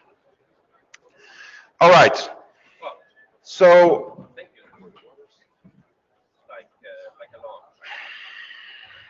okay. So we are here. This is the celebration of 10 years from IPv6 World Day and IPv6 World Launch. We have an esteemed panel here. This is Jen Linkova from Google. Then we have Christian Kaufmann from Akamai, Peter Stevens from Mythic Beasts. We have Sebastian Becker from Deutsche Telekom and David Miles from what was formerly known as Facebook, now Meta. Please give them a round of applause. So first, we had this, we already had two panels for the celebration. One was at NANOG in Montreal. One was in APNIC in Singapore this year. And Leslie Daigle, one of the people who started and helped with the whole thing 10 years ago, she recorded a video for APNIC meeting. And John and I liked it so much that we want to play it for you. It's just 5 minutes because she explains the whole thing and does the introduction to the panel and to the discussion so nicely that we are sorry we are reusing the same video. Maybe she mentions APNIC, but we didn't want to re-record the whole thing just for right. So please, can you please play the video?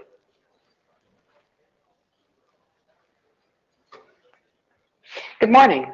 My name is Leslie Daigle. I'm the Chief Technical Officer at the Global Cyber Alliance, but this morning I want to talk about some events that were organized just over a decade ago when I was Chief Internet Technology Officer at the Internet Society, namely the World IPv6 Day in 2011 and the World IPv6 launch in 2012. These were events that were organized because in discussions between multiple network operators, it became clear that many of them faced challenges with the increasing scarcity of IPv4 addresses, and they knew that they had to do something about moving to IPv6. At the same time, they didn't have all the answers necessary in order to make the business case to their management and ensure that the project could be given the green light and made a top priority. Content providers had similar challenges. Talking through the challenges between multiple engineers from multiple organizations, it was a great opportunity to share ideas about what to do and how to overcome individual challenges in deployment. But it also identified some key sticking points that had to be addressed in order to move forward globally. And these were sticking points that no single operator or content provider could address on their own. So in the end, the World IPv6 Day and the World IPv6 launch were actually engineering tests at scale. The World IPv6 Day in 2011 was not a flag day. It was an actual test to see what would happen if major content providers turned on IPv6 on their front door, so to speak. At that time, or prior to that time, it wasn't actually clear whether in doing so they would lose significant portions of their audiences who would no longer be able to connect because of inadvertently being connected through now defunct IPv6 tunnels, for instance. And this was a significant concern to content provider marketing departments. So the purpose of the World IPv6 Day was for 24 hours, turn on IPv6 on the front door of major content providers and see what happened. Of course, it wasn't just a day. There was a lot of work that was done leading up to that day. There were many trouble tickets at various software development houses that got ramped up in priority as software companies realized that the little bugs with IPv6 that they had been ignoring for so long were going to get stress tested on that day. And in the end, it was a very significant and successful day because it was demonstrated that, in fact, you could turn on IPv6 and it wouldn't cause the world to end. Importantly, no single content provider could have done that on their own. It took all the major content providers joining together and doing it at the same time, jumping off the bridge together, so to speak, to make that happen. And once the major content providers signed up for the day, of course, many other content providers said, put my name on the same list as major content providers, I'm in. So there was a lot of groundswell, but again, it really was about the testing of the system, so to speak.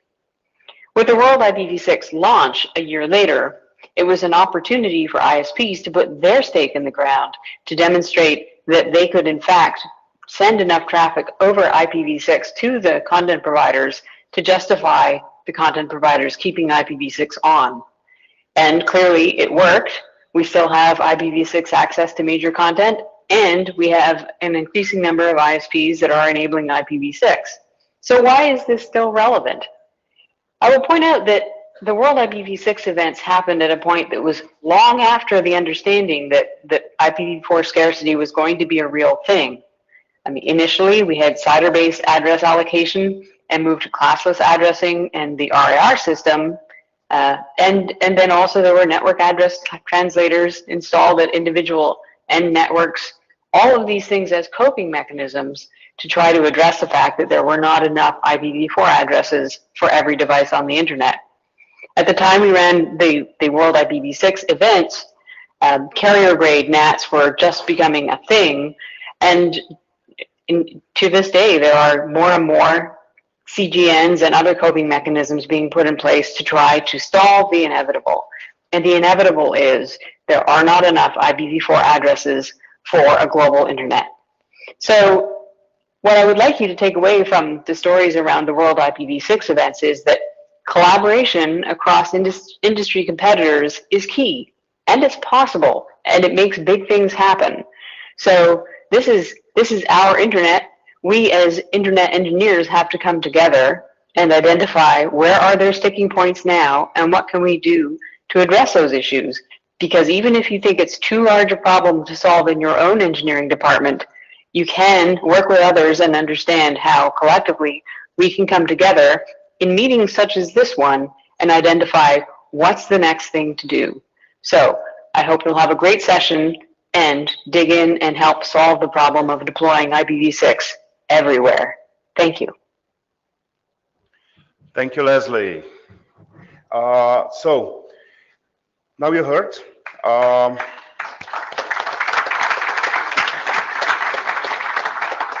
So yeah, my name is Žorž, and I will be chairing the first part of the panel. Sander will help me with chairing the second part of the panel. Originally, John Jason Berzazowski was supposed to co-chair with me because it was our joint idea for this series of panels.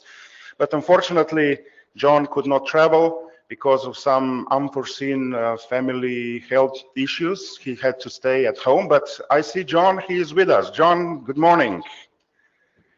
Can we put the John on? Ah, there he is. Good morning, John. I'm really sorry you can't be with us. You are muted, probably. Indeed, I am. Thank you for having me. Yes, we can hear you. We are really sorry you can't be with us, but I think that after the presentations from our panelists, at the end you will be able to tell us. John was a big part of this organization for World V6 Day and World V6 launch, so he should be a panelist, not a moderator at the end of the day, right? Okay, so let's go on with the program. First one, Jen, please.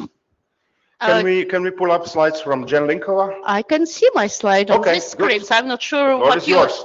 5 minutes. Okay. Yeah. So, yeah, I don't think the slides are actually on the screen. Oh, okay, cool. Wrong screen. So, this is an obligatory, one slide back, please. This is an obligatory slide for any IPv6 presentation, right? And what we see here, first of all, oh, I'm in charge. Okay. So, first of all, I've been hearing quite a lot. Oh my God, this IPv6 thing, we've been doing it for 30 years and we are still not done. What I see on that graph is that it has not been 30 years. We actually started deploying V6 10 years ago. That's what's happened on V6 day and V6 launch. We basically kickstarted IPv6 because before it was just for geeks. To get IP Quad A for Google, you had to talk to us. We would look to you, check your connectivity, check V6 brokenness level, and say, okay, you're good enough. You can get Quad A. And this all changed in 2011 and 2012, right? IPv6 for everyone, basically. And industry did break that chicken and egg loop. Or, oh my God, there is no content, so we're not going to have V6 users. Or there is no V6 users, so why do we need content? So, look, V6 deployment twice, like V6 deployment adoption twice in a year between launch and between day and the launch. Yeah, indeed, back in 2013, we all hoped that by 2022, we're going to have 128% of V6 adoption. For some reason, not happening. But yes, IPv6 is hard. If it was easy, we would not be sitting here discussing it. We will go straight to cocktails. So, what else I see in the graph? So yes, deployments actually started after the launch. Back in 2015, I haven't put it on the slides, we even started to think about how we're going to turn off the legacy protocol, and we launched Google Public DNS 6.4. But this graph also shows one more thing. You need to take it with a really with a grain of salt because it's an average. And average numbers are horrible because they never actually reflect the reality. Average person doesn't exist, right? There is an old Russian joke about monitoring the temperature of every single patient in a hospital, including dead ones. So when you look at this, what those 41% actually mean? Well, there are countries with 50, and actually more. I actually should have put France and Germany there, which are like 70+% of V6 adoption. So 70+% of users in those countries actually using V6 to access V6 enabled destinations, right? India 67, right? And there are countries where it's 0. And also, it's just one dimension, right? It's just geography. And I've never been a big fan of geography in terms of internet because it doesn't really map very well. But I think what we also found with V6 deployments, there is no such thing as just internet anymore. You have different types of networks with different types of V6 problems, V6 requirements, level of V6 adoption. You have mobile networks, which actually move into V6 only. They have moved to V6 only. We have broadband ISPs, which in many countries move into V6 and some countries not so much. And there are enterprises which are basically lagging behind. There are the IoT networks, which are completely different thing. And if you talk to them, their IPv6 environment is not very different from mine and so on, right? So we cannot say, yeah, we deploy in V6 everywhere because we're actually talking about completely different networks. What we've been doing for those 10 years? Well, more or less the same thing. Finding dark corners without IPv6 and deploying it there. Fixing broken networks. And I would say, but maybe it's because I'm a network engineer, I think networks are mostly done. I'm not saying they're perfect, but amount of bugs drastically reduced, and amount of time you need to get V6 on network infrastructure is now like 100 times less. I spent 5 years on deploying one single configuration line on the network related to V6. I moved to another network and I did it in 2 weeks. And all bugs with that vendor on that feature were mine. So actually, I think I dare say we did a lot of heavy lifting. So now, what is actually, I believe, blocking us is not network anymore. Maybe some crappy cheap CPEs, but it's mostly applications, right? And we've been working on that as well. We've been analyzing gaps, and I say different networks have different gap situation. Enterprise V6 situation is not the same as mobile operator. Well, we've been promoting V6, that's why I'm sitting here. 1 minute. I'm almost done. Oh, good. Well, yeah. We've been working on improving the protocol as a result of analyzing gaps, because what we knew about IPv6 10 years ago is not what we know about it today. Requirements change. Right now, if you connect to V6 only network here and your phone, and it would take for your phone like 7 seconds to get connectivity, you'll be like, oh my God, why? I can't wait for so long. Nobody cared about that 15 years ago. So actually, protocol has been improved as well. And there is another thing which we've started to do, which I probably did not even think about 10 years ago. It's thinking how we can get rid of eliminating V4 dependencies. But we'll save it for the second part of this panel.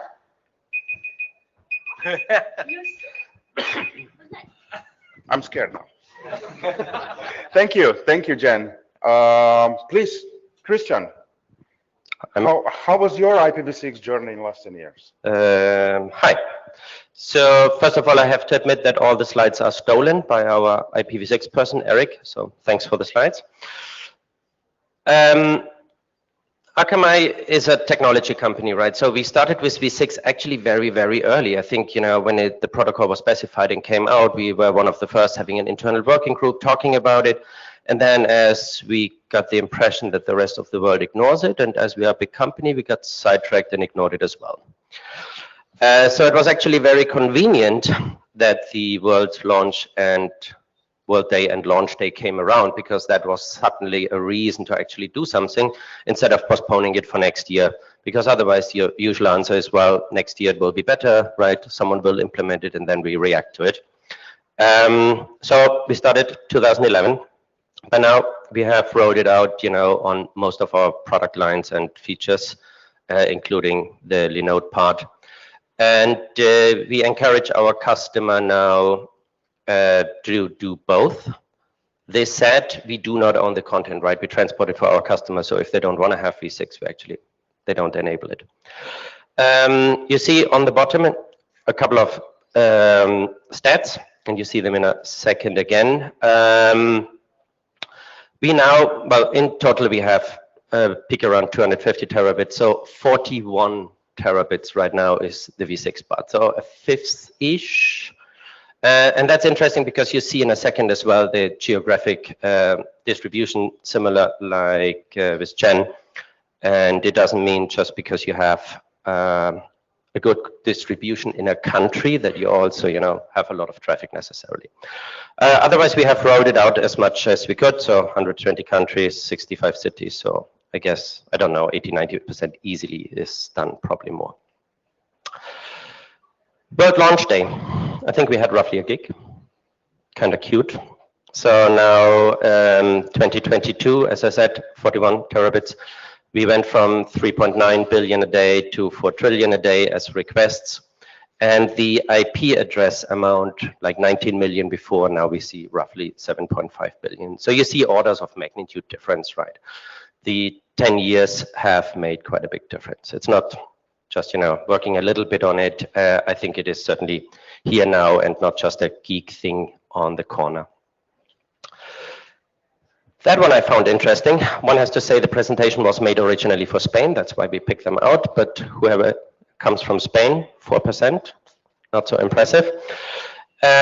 These are the top 10 countries. And it was interesting because I saw Jen's slide yesterday, and our distribution is relatively similar, but, you know, in some countries it actually varies of 5, 6, 7%. So that was interesting as well. Some countries like the United States, Japan, especially also India, you see a jump, right? It's not a regular growth. Every year, a couple of more, you see that they were jumping, which I assume has to do with some big eyeball provider enabled it, or, you know, something like that. But what you also see is, and I guess United States is a good example, but also India, the one in the middle, things slowed down. You get to a certain percentage, around 50, 60, And then people lose apparently interest in it.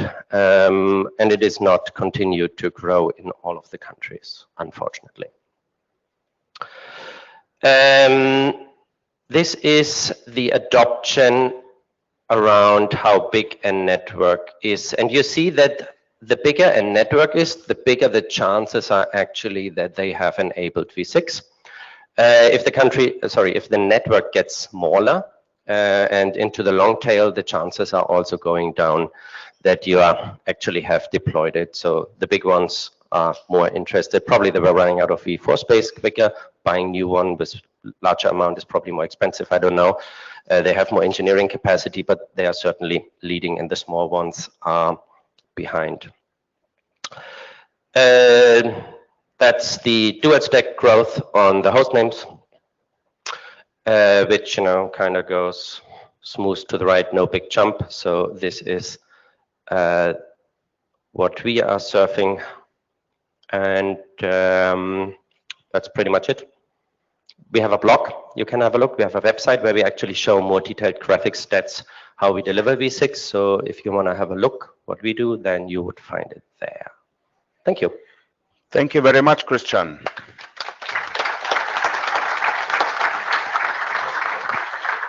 Pete, you have been on quite a journey with IPv6 and your data center, and you're running hosted services. Tell us more about it. Sure. So I think the first thing to mention is Mythic Beast is a little bit smaller than the other companies I'm currently sat with. Just a little bit, close, but not quite. So yeah, V6 launch day. From the point of view of a smaller provider, it's a little bit harder because if we turn V6 on and it breaks, it's definitely our fault. We can't say, this was a thing that we're leading the industry because we're not quite big enough to get away with that. So on V6 launch day, we did nothing. We have V6 on our main company website and our control panel that people have been using for a while, but other than that, we just ignored it for the time being. Waited 2 weeks, and it appeared that everything was still okay. People could mostly still get to Google and Facebook and some other very large V6 enabled things.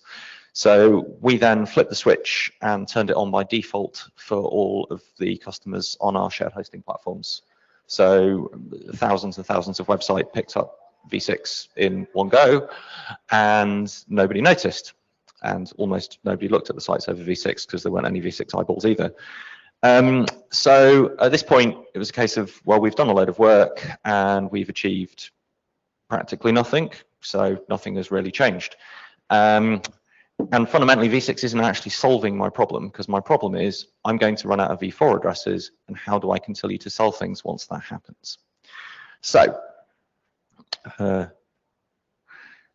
couple of years later, we decided the thing to do was sell a service that doesn't have any V4 whatsoever. So in our VM platform, we allowed you to buy VMs that didn't have any V4 configured at all, and almost nobody bought them because they're not very useful, because nobody can connect to them because there's no V6 eyeballs. Proved without a doubt that there is no customer demand. You can't sell that as a product. Still haven't solved my problem, done a load more technical work. So next thing is, can I think of any service at all that I can sell that runs in a V6 only environment?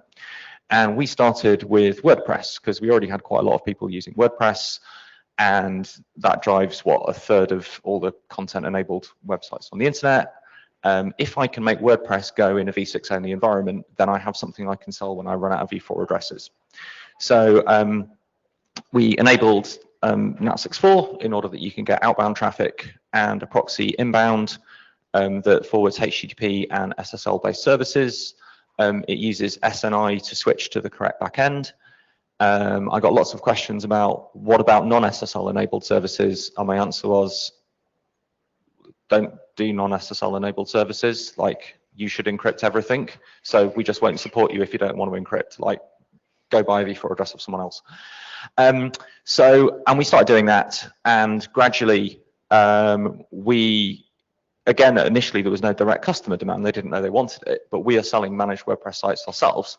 And we started doing V6 only deployment ourselves for our backends. And there's now thousands and thousands of websites where the server the origin is v6 only and has no v4 whatsoever, and then we've got a proxy layer in front that does dual stack to help all those legacy v4 people.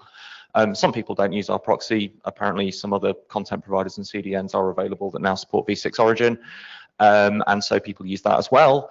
But it means suddenly this is a real thing that works. You can go and buy a v4, so you can go and buy a virtual machine that only has v6 connectivity. You can use it as an origin service for a global CDN and host a high volume website on it. And hooray, I've got a product, right? I've successfully disabled v4. I can sell things in the absence of v4, and running out of v4 will not completely constrain the growth of my business. So that was kind of the target. Where this got more interesting is in 2016. This is the very first one. We launched a Raspberry Pi Cloud. And so this is our first implementation. It's a bit slicker and a bit more condensed than that now. But basically, that's a Raspberry Pi with a Power over Ethernet hat on the top. And you get your own dedicated Raspberry Pi, completely hardware dedicated to you, at about £6 a month, which is an incredibly low price point. And obviously it's not quite as fast as a modern Intel server, but it is very cheap. And it does run ARM natively, which, if you're doing things like ARM build services, gets you a massive performance advantage over emulation. However, you very quickly run into a problem, which is my friend Evan Upton will sell me a computer that costs $5, but the IP address costs 50. So how am I going to solve that problem? And the second problem is I only have a limited number of IPv4 addresses, and if I'm going to sell Raspberry Pis super cheap, I'm going to run out. And that means I can't sell big expensive Intel servers because all of my cheap Raspberry Pi users will have burnt through my entire address space. So the answer is, well, we've already got v6 only VMs. Let's not implement v4 at all in my Raspberry Pi Cloud. So my Raspberry Pi Cloud does not support v4. You get a v6 address, you get a /64 allocated to your Pi. There is no v4 connectivity. You can't have it. Some people get upset about that, and the answer is go buy a Raspberry Pi 4 in some Raspberry Pi in someone else's cloud, and there isn't one, so tough. And then the next answer is, but I really want this. It's like, this is an educational, Raspberry Pi is about education. Congratulations, you are being educated. I know you don't want to be, but you're about to be. So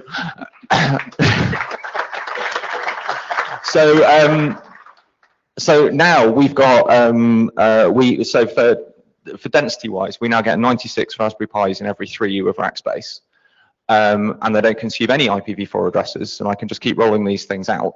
And I've got the constraint now is, of course, you can't buy computers for love nor money. If someone happens to own a silicon fab, I've got friends who'd really like to talk to you. But now, basically, I can just roll Raspberry Pis out, they're v6 only, and I can just keep going forever. I don't need any v4 addresses. I've genuinely solved the problem. Yes, and we're steadily educating more and more users. So we're getting there, and that was my last slide. So I finished slightly early. Thank you very much. Thank you, Pete. Oh, Sebastian, Deutsche Telekom, tell us about stuff. Oh, okay. You can go first. Sebastian, you don't have slides, right? Okay, you go last then. I apologize. Hi, I'm David. I'm from Meta, or once was Facebook. Man, it makes me think 10 years ago went really quickly. I was somewhere else with a capital G, and I remember when that launch day happened. I'm going to focus a little bit more on what's going on under the hood at Meta, looking a little bit more about infrastructure, and talking maybe less about how we are promoting IPv6 adoption and how we're starting with IPv4 retirement. So we may have missed June World IPv6 Day by a few months, but something worth celebrating internally is we're finally 100% IPv6 enabled by default on all our hosts, including in our POPs. This milestone just happened this month, October the 6th. And what IPv6 by default or IPv6 only hosts means is every one of our servers requires no v4 address to build, to boot, to manage, to operate, and to deploy. Now, that's a big achievement, and I don't mean to imply by that we don't run IPv4. right? Clearly we are a content provider. Clearly there are a lot of IPv4 eyeballs, and I'm sure those graphs that Jan presented are very, very similar for Meta. But what we're trying to do is figure out how do we eliminate IPv4.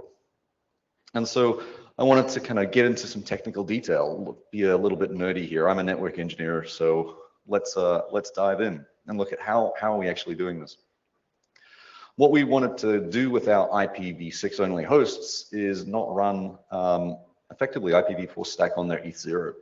And so just under the hood, what we're doing to enable this is we're using RFC 5549. It allows a single multi-protocol BGP session over v6, of course, to carry our v4 address families with v6 next hops.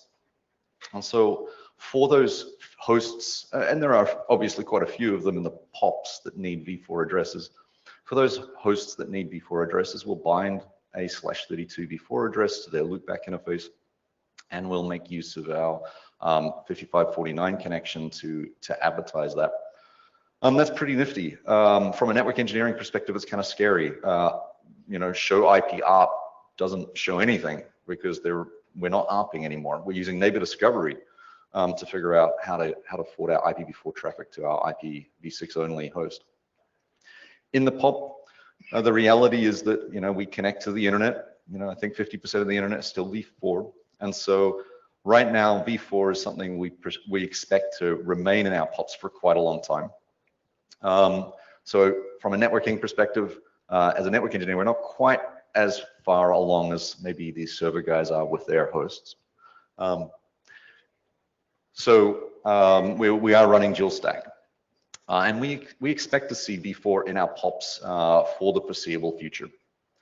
So looking beyond our POPs into our data centers, being able to control both ends of the connection, the origin server as well as the edge CDN, we have a few options available to us. And one of those is the ability to truly eliminate IPv4 from our data center network, from our data center hosts, and potentially from our backbone. And so we're on this path of v4 no more. One of the ways we're trying to enable that is using stateless IP and ICMP translation for data centers, RFC 7555. And what that will allow us to do is to have a host in the DC really and truly with a v6 only address, and then make use of translators that reside in our POPs, right, where we are going to retain that v4 for the foreseeable future. The luxury that affords us then is a v6 transport network between our POP and our data center. And then just finally, a few other like IPv6 milestones or celebrations. Our internal container networking technology, Tupperware, is built on the concept of an IPv6 address per task or per container.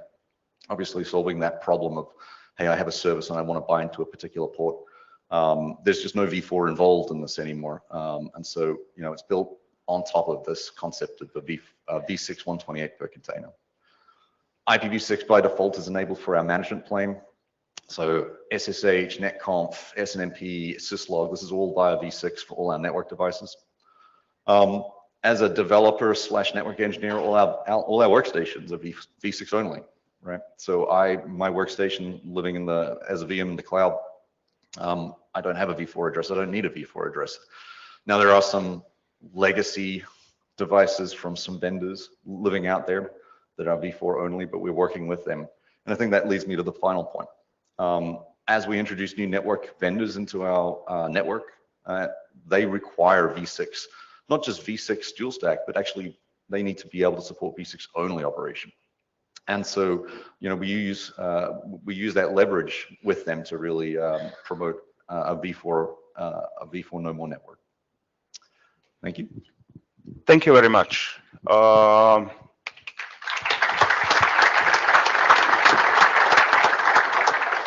Sebastian, now it's your turn.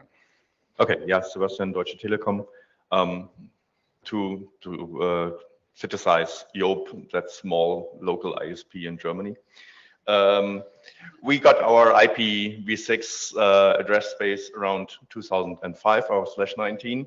The basic challenge for our network, so just a brief history how we brought IPv6 into our network, was also to get our controllers to the point that no, we may not earn more money with that, but we do not lose customers. I think that is one of the basic points. Bring that to your network. So anyone that goes to whatever content, maybe in the future, there will be IPv6 only services.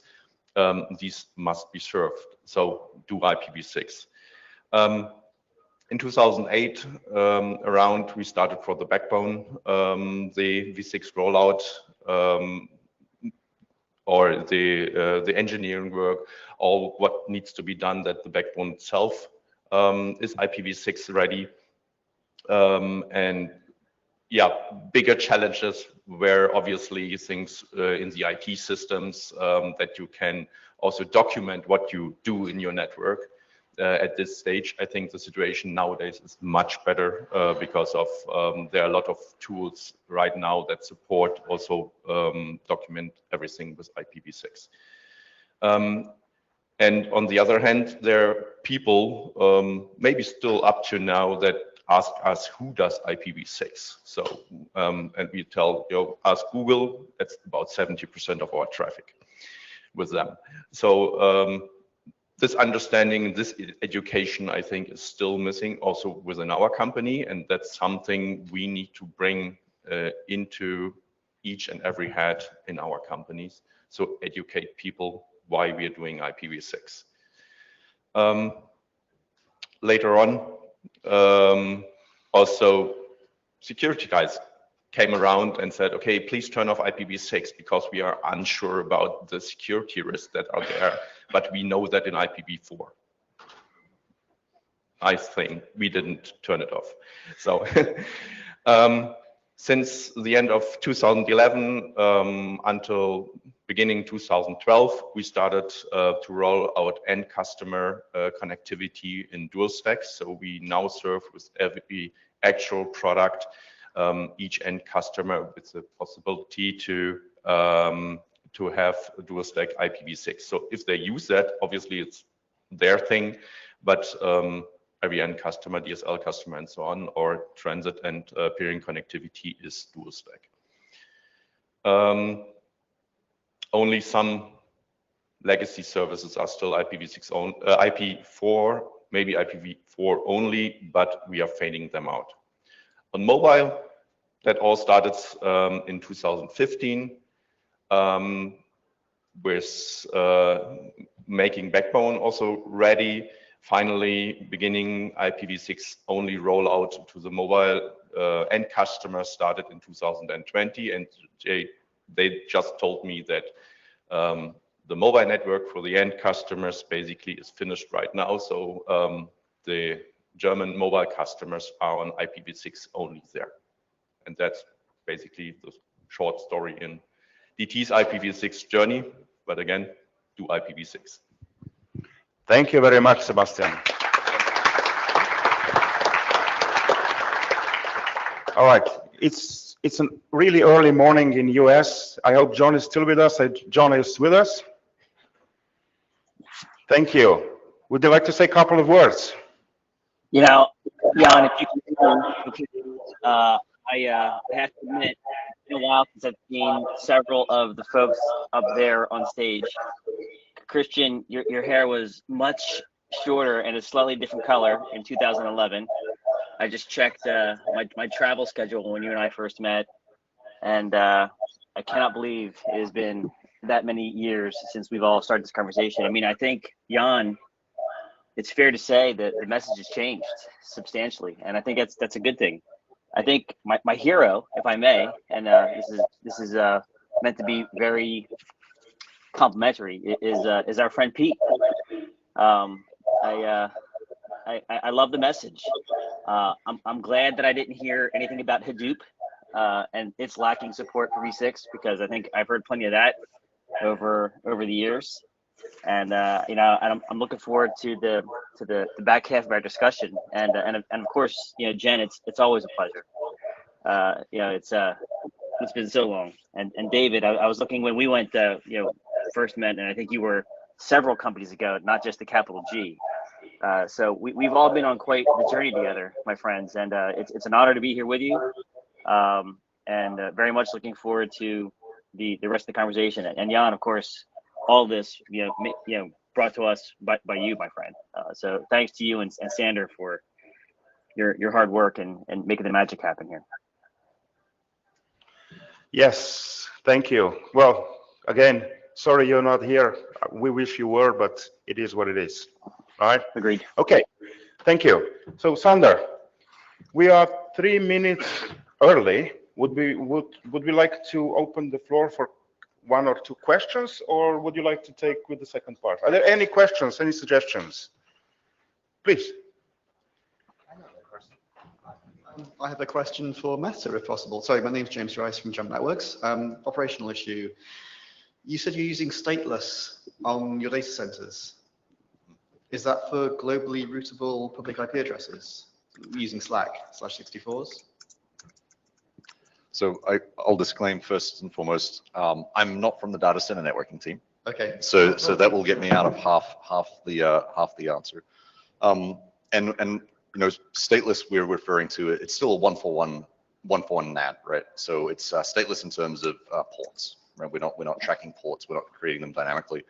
The initial intent with the stateless NAT, as I understand it, was to facilitate outbound and inbound communication between stuff, right? So it's basically on what we tend to do for outbound to the internet is use application proxies actually. We find that those offer kind of more security, but there are applications that will require kind of inbound connections to them from these v4 only hosts. And so that's where the idea of a stateless one-for-one NAT has been used. And we have a mechanism by which like the applications can actually request a lease effectively, like this v4 lease for some period of time, and then use it for a service attach or something like that. Okay, yeah. What I was getting at was essentially how have you mitigated IPv6 neighbor discovery exhaustion attacks? And it sounds like the answer is that your stateless /64 is actually not a globally routable /64. It is a globally routable /64, but maybe I should catch up with you afterwards to understand the concern. Yeah. Cool. Thanks. Okay, so we heard what was done. Let's celebrate this 10 years. We have a question on Miteco. Do we? Oh, let me see.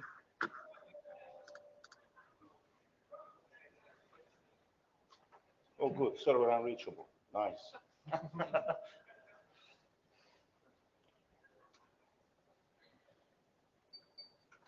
Okay, you go further. I will. Okay. Yeah, must be some v6 thing, right? So yeah, that was the history. That was celebrating 10 years of World IPv6 Day, World IPv6 launch. But as you've seen, we're not there yet.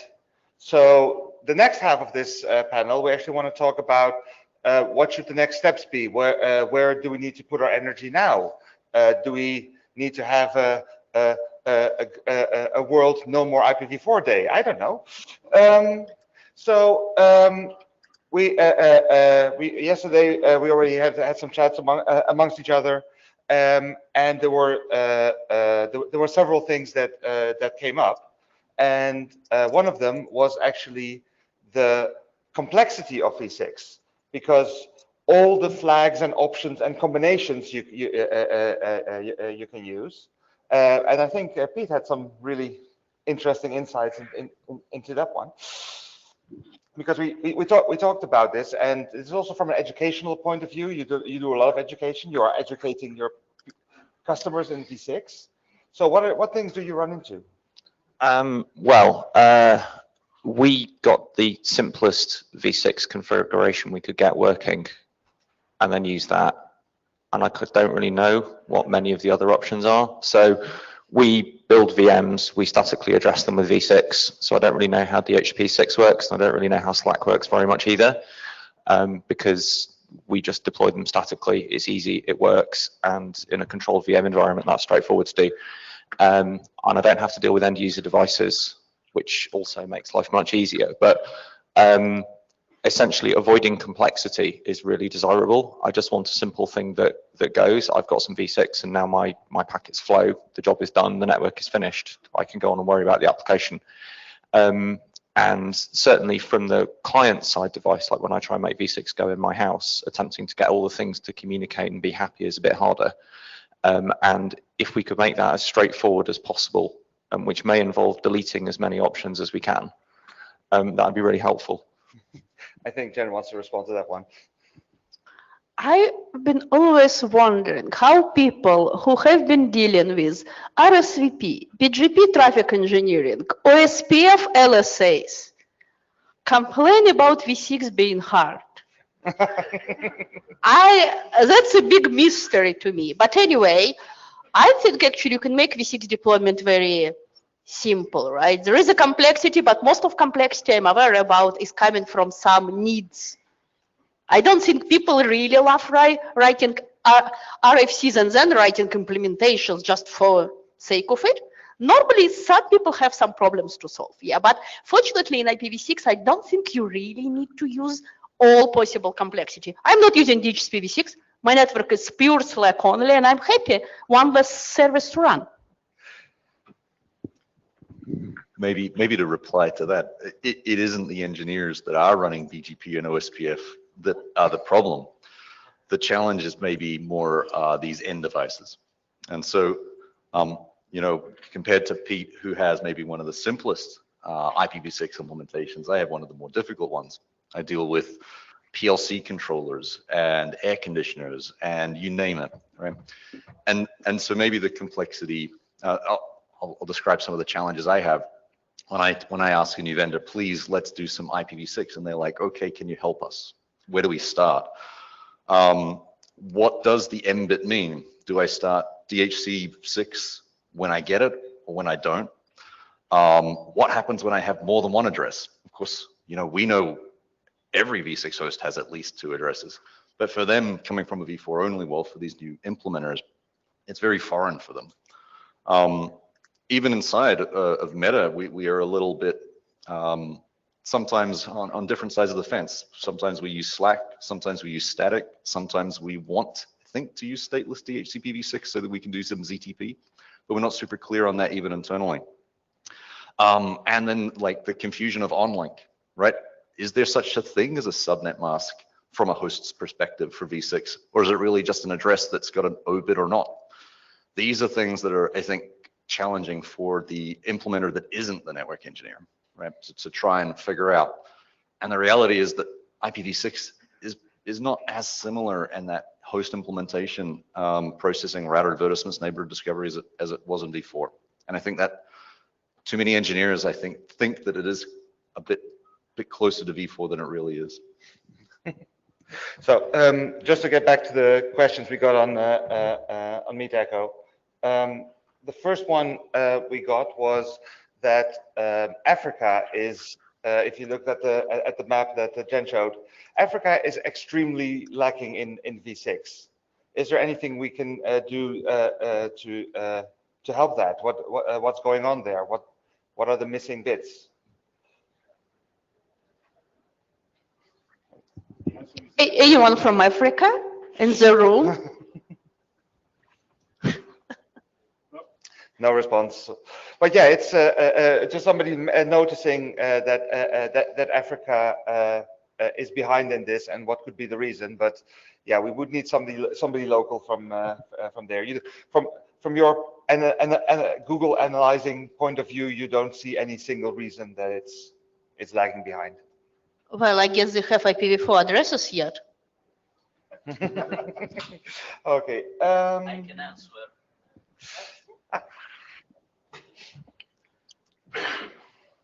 Marco Ditri, CWeb. I can answer from a similar perspective. Italy has like 5-7% of IPv6, and the fault is of the 3-4 large telcos that don't care to implement it. That's it. That's all where the problem is. Thank you. The second question we got on Meet Echo is actually people still running into bugs in different networking gear and yeah, routers, switches, firewalls. From personal experience, software is also always a big one. How can we help that further? Talk to the vendors, obviously, and I don't think that we do not have bugs in IPv4 and implementation as well. So I don't see a reason why you have a bug in IPv6 and just whatever sysadmins say, okay, I turn off IPv6 because that's easier. Fix the problem and get your vendor do it right and not just ignore it by not doing IPv6. So David, I think you mentioned that all the stuff you buy has to do v4 only, right? V6 only. Sorry. Off the stage. We need something to throw. Yeah, you know, to the first part, absolutely there are bugs. A major networking vendor this year, I raised a bug against their IPv6 implementation, actually referring to DHCP v6 and onlink, right? Like the address is a 128, guys, not a /64, unless I tell you it is. And it was causing some real problems for us. You know, this year I've worked with 2 new vendors to implement their first IPv6 stack. And you know, it's very slow, it's very piecemeal. We start with static IPv6 addresses, static next hops, and we kind of progress to router advertisement processing. What was your other question? No, it was I mentioned that you require v6 support from vendors now. Right. So all the vendors in the room, if you ever want to have a chance of selling him anything. Yeah, it has to do v6, and I think, you know, just to reaffirm what I said in the first presentation, not just dual stack, but v6 only. Right, so it has to be able to operate without a v4 address whatsoever. I mean, just my network, which is a subset, like I think I have 400,000 devices attached to my network, right, hosts. And so I really can't afford to have a RFC1918 address in any reasonable way attached to all these devices. And like all great web scales do, roll my eyes, we're a routed network everywhere, right? And so those RFC1918 addresses would go all the way to the Tor if I wanted to use them, which I don't. So yeah, it's really important to be v6 only, v6 capable, and we're here to help, right? What Sebastian was saying, right?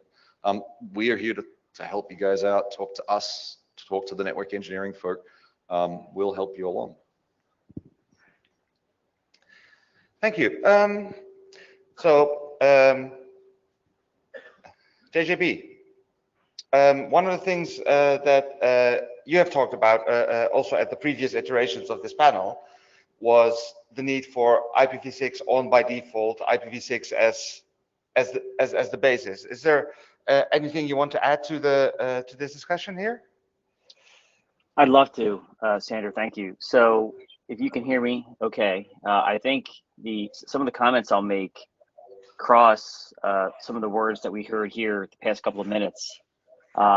As I listen to discussions around complexity and bugs, you know, David in particular about M-bit, O-bit, on-link, and the kind of the reverse of that with Pete not even caring about any of those things.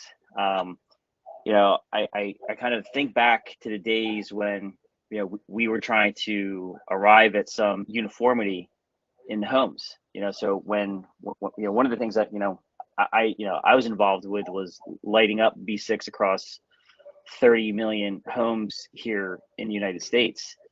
And it really kind of points back to, at the time, lack of consensus from an operating system point of view.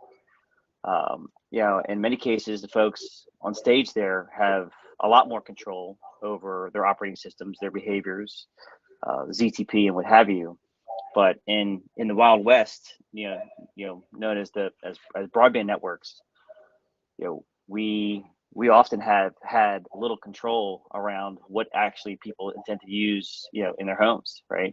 Fortunately, through World v6, we've made many dear friends across all the operating system vendors, you know, Android, you know, Apple, Microsoft. We were able to really provide some level of kind of, you know, structure to kind of make for a successful deployment of v6. But I think Sandra, the comment I would kind of end on here and welcome comments is, decade plus later, I think back 10 years ago, the OSs were really part of the challenge for us. I remember the days where we didn't have DE-CIX on Apple, and I couldn't get a DNS server IP to some devices over an RA. I still hear in kind of David's voice, things are starting off pretty basic, fundamental. I have to admit, probably David would agree, a little disappointing, 10 years later, but glad to see people like David still care and are leading the charge to help those folks build deployable implementations. Thank you. Christian, is there anything you want to add from a CDN's point of view? Because this is those are two completely different worlds. Like on one hand, the users, the eyeballs, on one hand, the CDNs and the content. What are the issues you see? How can we make things better? So first of all, our life is easier, right? We control our own servers, the routers and stuff like that. So nobody puts random stuff in our network. So we have the technology part under our control. Probably randomly, a couple of comments to what people said. When it comes to IPv6 bugs, I don't see them more than any other bugs, if at all. Whatever one thinks about vendor software, very different thing. But usually, v6 bugs are not my biggest issue. So I'm not worried about them, certainly not with the big box vendors. The interesting part, I think, is, and that came back to the comment about that people believe v6 is similar enough-ish, but then often not. Putting your v6 into your own processes and in your own systems is probably a bigger problem, right? Because it works in some aspects very different, and we have this mapping software which tries to figure out where you are located so that we attach you to the next closest server and all of that. And if the underlying part works different and has different fields and stuff like that, it's not a copy, paste, replace or something like that, right? So I think that was probably one of the bigger issues, to be honest, than the vendors, where we have a limited set and not so much variety. I found it interesting that people already talk about switching off v4. Interesting statement. I'm fine for the time with dual stack. I don't have to kick out v4. I see the fun in it. But on the other side, as we have customers which want to probably connect via v4, v6, I don't control my own content, right? I don't own it. I'm perfectly fine for the time being to be dual stack and transport it. So I have no switch off date. Go ahead. So I actually want to comment on the three things at the same time. First of all, as Pete mentioned already, just v6, just dual stack does not solve any problem. It just creates more because your operation complexity goes up to the roof, through the roof, because now you have to manage two protocols at the same time and so on. Very quickly, that's true, but I already have it. So yeah, and I have had it. I hated it. I am getting rid of it. And back to the comment, how can we make vendors better? All those bugs exist because we have not discovered them as operators. You discover them, you did not use the feature. It maybe existed in the router, but nobody used it. It was buggy. Let's use it. So it's what we've been doing. And very quickly, on my slides, I said, okay, we've been getting v6 experience for 10 years. Actually, no, I stand corrected. We've been getting some dual stack experience, and you have no idea how your v6 network works until you turn off v4. Because I've been thinking, yeah, I have v6 everywhere, I'm done, I can get retired. And then I started turning off IPv4, and a lot of very interesting surprises came to my view from protocol perspective, like protocol design perspective, like, we did not think about that. Or from operational perspective, things which were hidden by happy eyeballs and nobody complained. So yes, to make v6 working better, we need to use it, and you need to use v6, not a dual stack. Anybody want to respond to that? Jan, may I? Go ahead. So a couple things. Yeah. So Christian, one of the things in response to your comment, I think back to NANOG 85, where Jan and I kind of got this party started. The day after World V6 10-year anniversary, there was a panel about buying and selling IPv4 addresses. And I remember when I was, a good friend of mine, contacted me for, to kind of rejoin NANOG back in the fall of last year, talk about V6. And I remember the first reaction I had was, are we really still talking about this? And that kind of sprung board into this conversation during the summer in Montreal. And this will kind of dovetail something that, we've all heard from Pete earlier today and in preparation for this panel. The value of an IPv4 address is ridiculous now, in a good way, I think.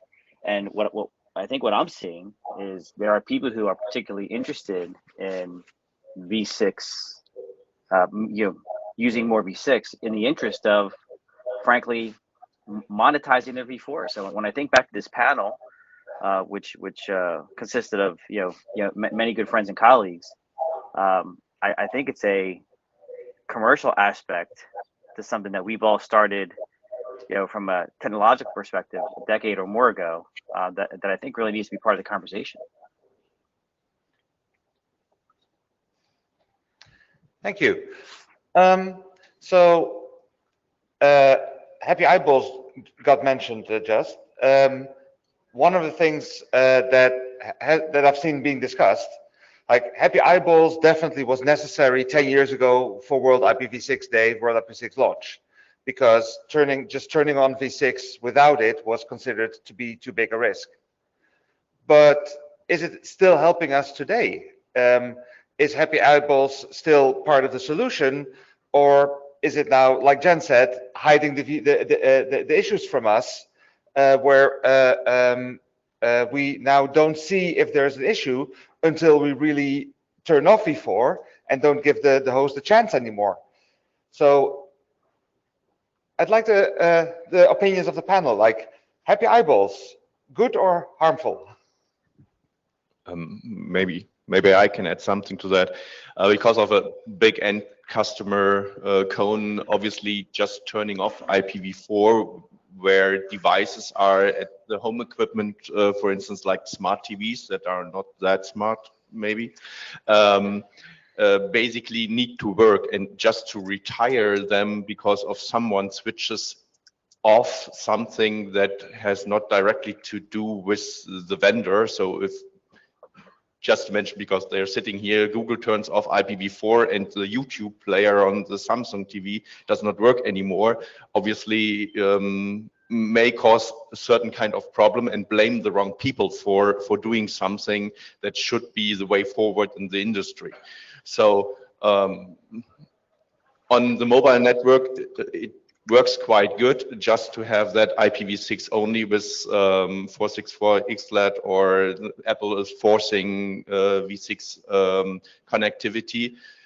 Maybe you see it already on end customer routers. That is also maybe one step to hide that part that is maybe still for a long time IPv6, IPv4, maybe IPv4 only in the home equipment of the end customer, until people really get also for smaller devices like IoT and so on, do it IPv6 only. So it's not that easy just to turn off IPv4, because you retire a lot of stuff you have no direct influence maybe on, or should not have. I'd like to quickly comment. As I said at the very beginning, right, there is no such thing as we don't need Happy Eyeballs. There are different networks, there is different stage of V6 deployment. Happy Eyeballs were our make before break thing. At some point of time, you would need to turn it off if you go in V6 only, because otherwise you would never know how good your V6 network is. But obviously on the early stages of deployment, it's necessary. So my view on happy eyeballs is that maybe we're looking from a content provider's perspective, right? I believe that we have to support v4 for as long as we have the last users, right? And John mentioned kind of the elephant in the room, kind of money, revenue. Turning off v4 tomorrow and losing 50% of the internet is not a very attractive proposition to any content provider. So I think we maybe want to focus a little bit more on the devices themselves, right? Sebastian, you talked about v6 only mobile devices. I mean, like, here's a shout out to the 3GPP community for going all in v6 only, right? I come from a broadband world. John remember this, and he's right. Like, the home network sucks, right? The home network is full of random stuff. I would actually say probably worse than my network of data center air conditioner controllers, because at least I can tell them, please go and do v6, and I have a big check to write if you do. But that's not the case for the home network. So my view is happy eyeballs, or its equivalent, right, is going to need to be persisted for as long as the devices in the home are v4 by default. And I think that's the reality. They really are v4 by default. And so maybe we need to steer the conversation towards that space, right? How do we help those integrators and those implementers get v6 and get it standardized? David, if I may, before you pass the mic, happy eyeballs was absolutely essential from my perspective. Jan and I were talking to Stuart Cheshire from Apple, who basically gave us the green light to kind of quote him to some extent. Apple being one of the inventors, if not the inventor of happy eyeballs, even to this day, I'm certain protects many user experiences on a daily basis. I was talking to somebody last week about video streaming on Roku devices that lack happy eyeball support. Shocking how people still are trying to basically reinvent the wheel. There's no need. I mean, frankly, it's pretty simple, well documented, and pays dividends like there's no tomorrow. So it really saved the day on many fronts. And if I can point back to the beginning of this, in Leslie's video, probably one of the top 3 things that came out of World v6 day was happy eyeballs. Still saving the day today. Thank you. We still have about 20 minutes to go. Is there anybody in the audience who has a question for the panel? Benedict Stockerbrand, speaking for myself. Not so much a question, but a comment. And the point is, right now what we see is we've deployed IPv6. It's there, and we can't go back, because if we undo IPv6, we break IPv4 these days, except for people like Sebastian, who's working for one of the few providers who doesn't have to do DSI or anything like that. So in a way, we are done. The question now really is where we go, and my understanding is, I say that as a technical person really, now it's a money issue. Somebody has to pay for the complexity of dual stack that Jen mentioned. Somebody has to pay for all the stuff you need for DS Lite, including first level support for end customers who don't have a clue what this is about, but their internet is broken and their email as well. And I think this is the way that we should really retire IPv4, basically on an economic basis. Much like we've mostly, I mean, we're not even done with IPv4 these days. There's still people doing IPX or SNA in some networks, but it's hideously expensive, and you don't do that at a large scale. And we need to go the same way with the IPv4. We need to do our technical stuff at it, but it's now becoming more and more not a technical issue, but an economic one. Sure. Yeah, I go with that. I mean, be blunt, we're never going to run out of IPv4 addresses. You can always buy one. The question is, how much is it going to cost? And one thing people should be aware of is find a company that has a lot of v4 addresses, divide its market cap by the number of v4 addresses it's got. If that number is lower than the current market price of a v4 address, it's in someone's interest to buy your company, shut it, and steal your space. And there's lots of publicly available figures you can do and run those over some very large companies, and you can get figures as low as about $85. So do that for your company and work out how much V4 price appreciation you've got before a lot of redundancies start happening and an asset stripper turns up. I once bought an ISP at $10 an IP. I got a free hosting company thrown in. So yes, you will always be able to buy V4 addresses. And secondly, some of the people who want to buy V4 addresses have unlimited money. You know, if a bank wants to buy V4 addresses, it can, and it will pay more than you. The question is, how do you continue to run your business in a world where you can't get a new IPv4 address? You know, what's your expansion plan to keep growing when you cannot get IPv4 addresses at a price that makes your business model work? And ultimately, there's two solutions. One of them is V6 and the other one is NAT. And so the question is, can you do it with either or both of those technologies, and which one is less painful? You know, pick your choice. So just very quickly on the NAT, right? Being a developer, designer, and selling carrier grade NATs in a previous life, you know, because that is, I don't know, I'm sorry.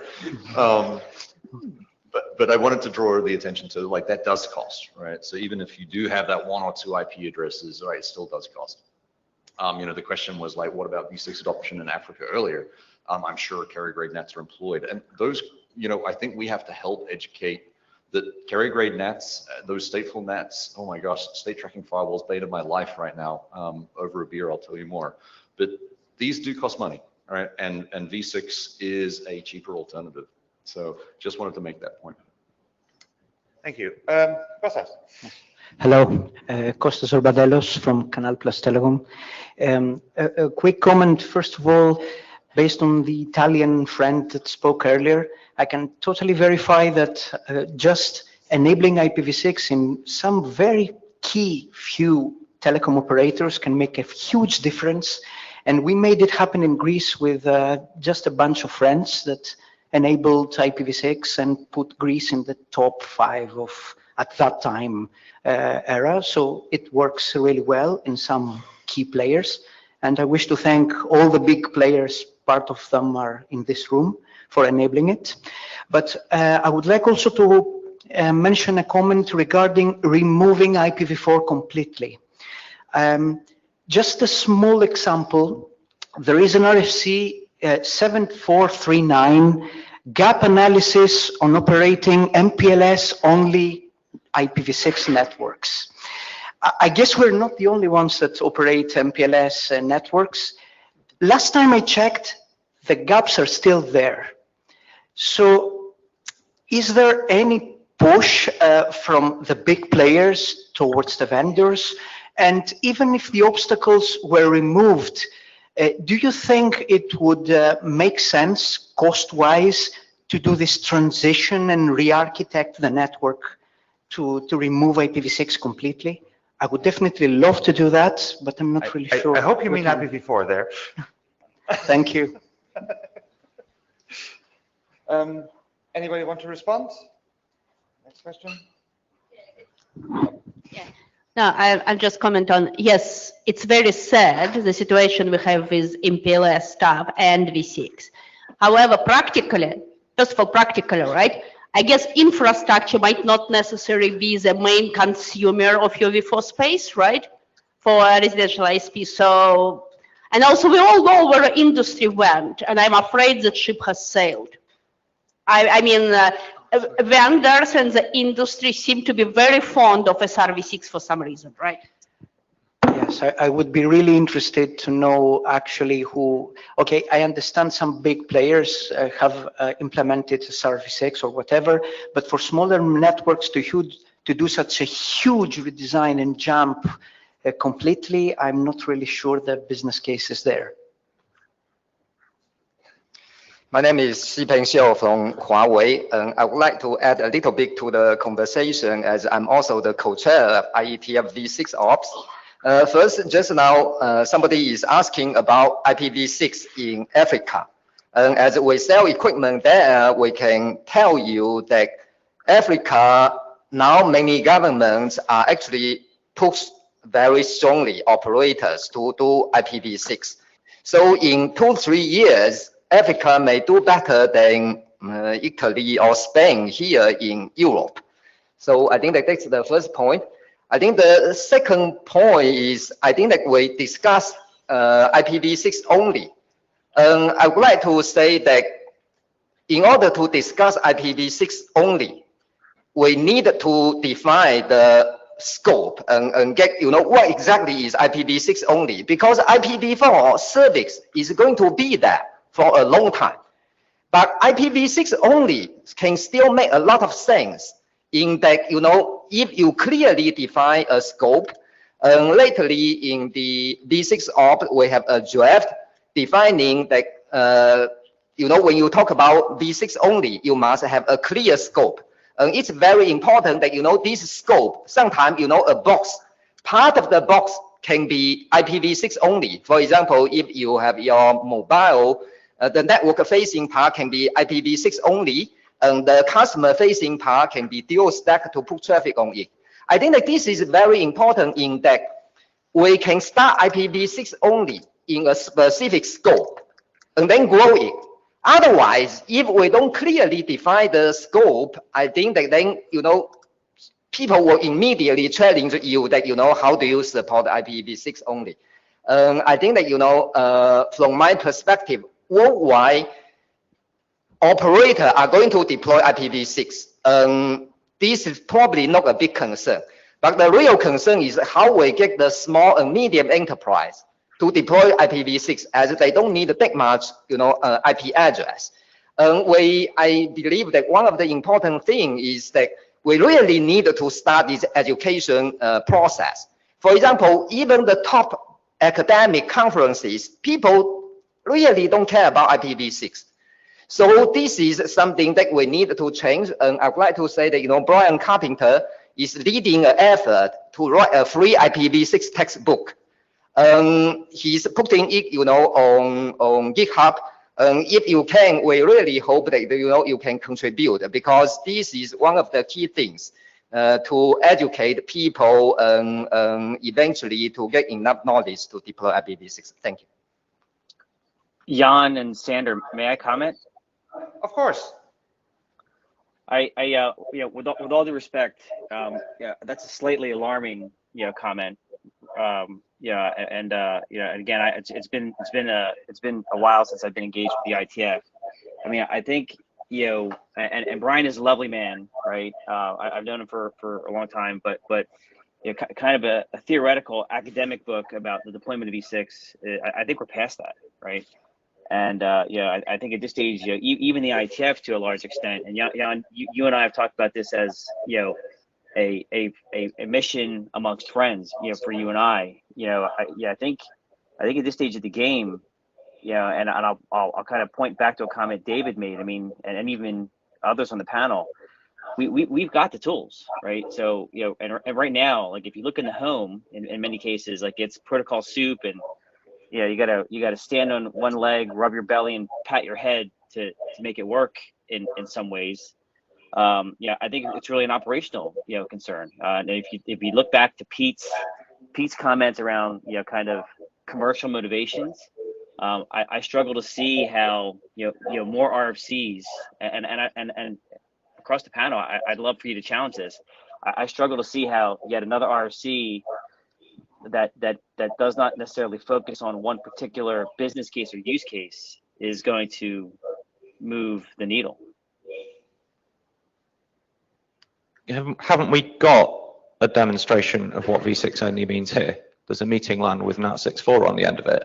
And if you connect to that, you get a V6 address. And if you go ping 8.8.8.8, it says no route to host. That's V6 only. Like, that's the answer. Be one of them. If I understood correctly from the NCC staff, we have the NAT64 network, but the actual network runs the same setup. It's now NAT64 by default. Hi, I'm Guy Mayer from the NCC, REP NCC. So here in Europe and in North America, we enjoy comparatively strong support for IPv6. And like some of you mentioned, you're boasting technologies, leading technologies that are going v6 only. And so, but in the developing world, V6 is almost at nearly no adoption in a lot of the places, as we've mentioned before. And so do you foresee an inherent knowledge gap between the developed and developing world that is implicitly being built by rolling our eyes at v4 only networks? Really maybe to no fault of the people actually wanting to learn there, but maybe network providers that are perhaps too lazy to flick the switch. First, I would say I don't think it's just the developing world. The knowledge gap, having interviewed probably 100 network engineers over the last 2 years and asking every one of them, let's talk IPv6, right? Because of course it matters to us. The number that can't get beyond that has 128 bits is surprising. So I think there is a knowledge gap. I think that part of that knowledge gap is driven maybe by the lack of v6 in their home. And I think that's a call, you know, like obviously we have some operators here on the panel who have done big things. You know, I've heard people come up to the microphone and talk about how they've been able to enable IPv6. And I think it's really that, it's the exposure to it in your home that is most fundamental to driving wider v6 adoption in the smaller or developing regions, right? People just don't have exposure to it and they don't understand it enough. If I just may add to that, you know, we actually have access to this technology and we have the funding to test and play around a lot easier than people who might not have that access as well, right? So just by looking at v6 only networks and kind of promoting those very aggressively, we are kind of building a gap between our development and maybe the development that we wish for others, but they just can't afford it. Maybe you guys have some comments on that.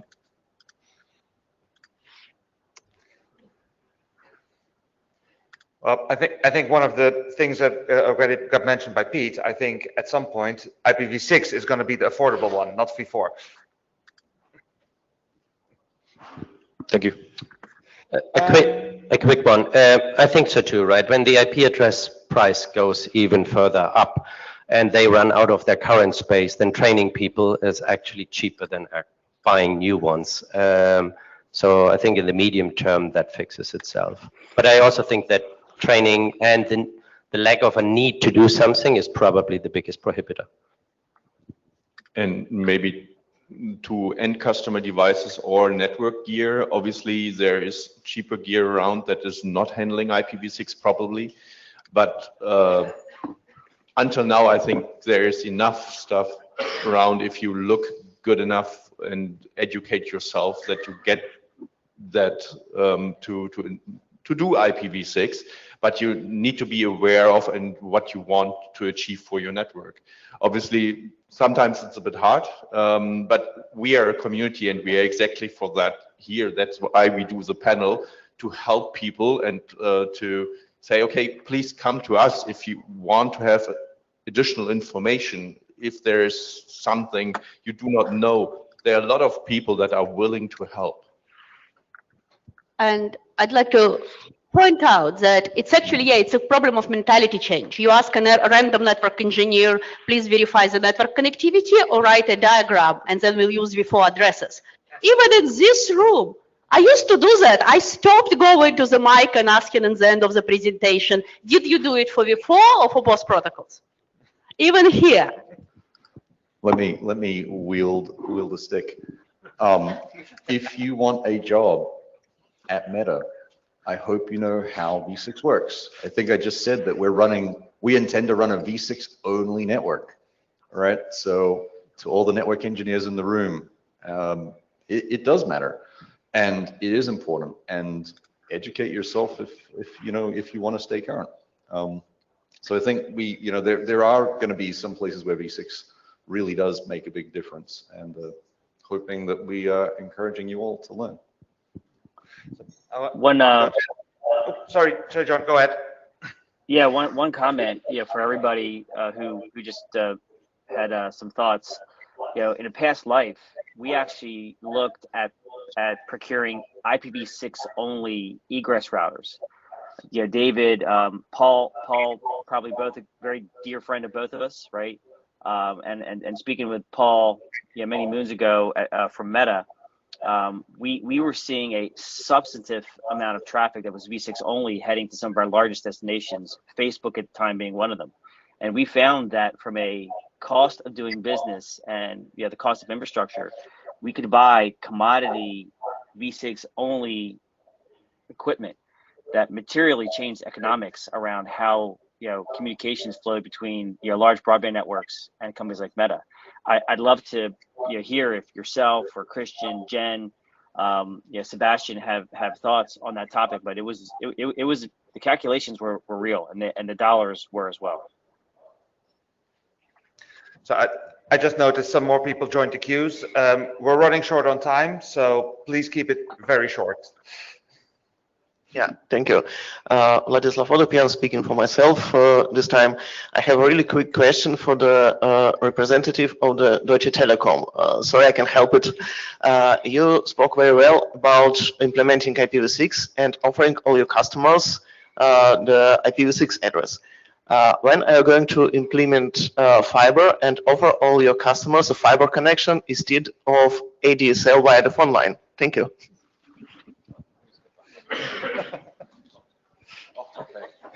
Yeah, that's off topic for here. Go ahead, Falco. Hi, I'm Veljko Kosh. I'm a local, and I'm speaking for myself.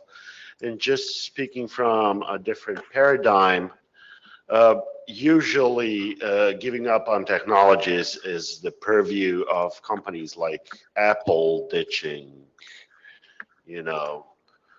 a 3.5 millimeter plugs on their phones, and that forces a whole paradigm shift for everybody else.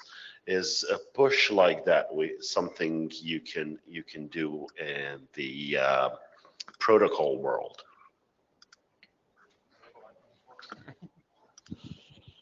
So we've subtly done this on a few other things. So does anyone in the world still have a browser that doesn't support SNI for secure certificates, which means we don't need a v4 address for every secure certificate anymore?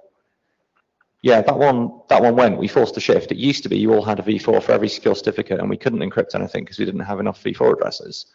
And then Windows XP went end of life, and everyone was like, well, if you get a certificate error on Windows XP, we don't care anymore because it's not secure anyway. And then we implemented SNI, and SNI became a standard. And that meant I can have a v4, v6 proxy that handles 10,000 SSL connections on one v4 address that allows me to do v6 only at the back end. So that was an important step. And we also did Internet Explorer 6. Does anyone build a website that's still compatible with Internet Explorer 6? That one held us up for, what, 5 years or so? And then one day, I think YouTube turned off IE6 support by mistake. And the rest of Google went, well, if they turned it off, it must be okay. And they turned it off. And then when Google turned it off, everyone else turned it off. And suddenly IE6 didn't work anymore. And the answer then is like, you're using IE6, well, you need a new browser. Like, sorry, sucks to be you. The internet doesn't work for you anymore. Fix your computer. And so, we don't have anywhere near high enough take-up of v6 to do that now. But at some point, we're going to be in the position where v4 users are in the 10–5% region in some networks, and we can start saying, well, they can just get a degraded experience, and if they want a better one, then they can upgrade. Go talk to your ISP and get it fixed. 10 seconds, please. Hi, I'm Poliana. Talking about education and IPv6 only, how we can take the next step and reach the other layers like developers, database admins, and everyone. For us as network engineer, it's very easily talk about IPv6, but as a SRE, for example, if I want to make a new cluster or something like that, IPv6 only, demands lots of efforts of all the teams who don't care and use a cloud service provider. The price for me, create new cluster, use IPv6 or IPv4 is exactly the same.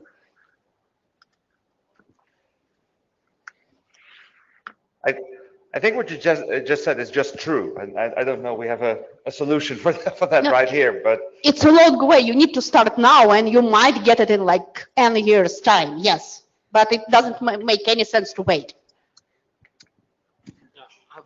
Kind of very, I'm Qasim, I'm working at RIPE NCC. I have very similar kind of a question, so I think you already answered.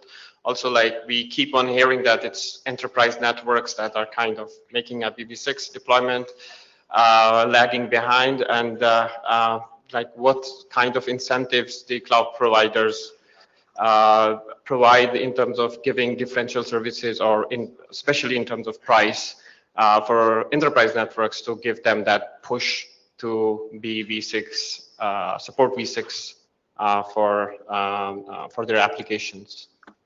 So we itemize V4 addresses, so you have to pay for every single one you use. And the large enterprises don't care because it's not expensive enough, and we'll take their money. And for enterprise, if anybody has ever done that wonderful mergers and acquisition problems where you've got your RFC 1918 overlaps, I mean, if there's an incentive for a network operator, it's to avoid that, right? V6 GUAs are pretty useful when it comes to mergers and acquisitions. I see we're already 3 minutes over. I want to hand the microphone to Jen because you brought something. It's not. Don't make it my fault. I was just thinking that we are celebrating, and you know that IPv6 is hard, and we need. Oh, we were talking about motivating people, right? So yeah, so I got some motivation, at least for people who've done something. Who is not deploying IPv6, not drinking champagne. Okay.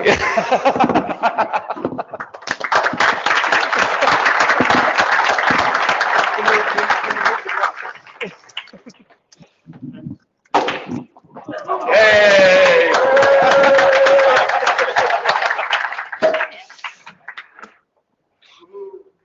So, all right, pictures first, of course. The internet needs to know. So yeah, thank you for attending the panel. I think a lot of important things came up that we can still work on. But for now, let's celebrate 10 years of IPv6 World Day and World Launch. Thank you.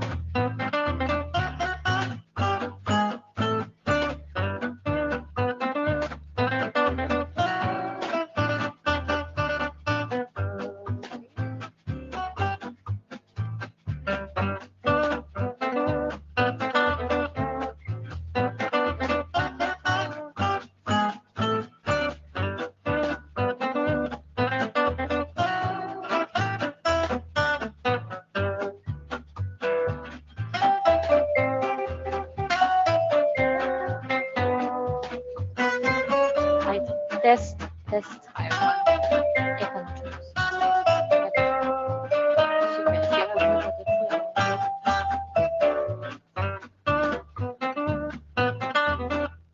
Hello. Good.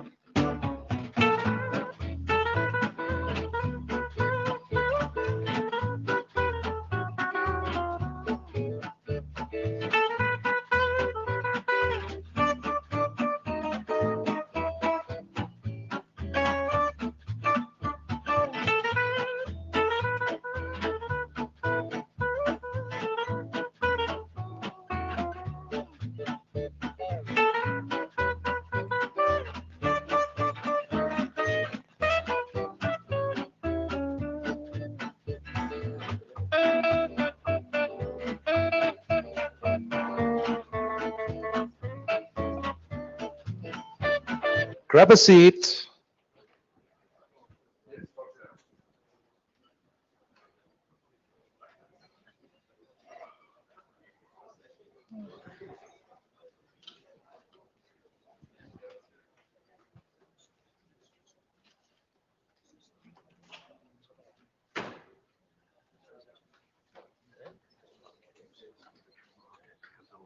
Okay. Let's I think we need to step on stage.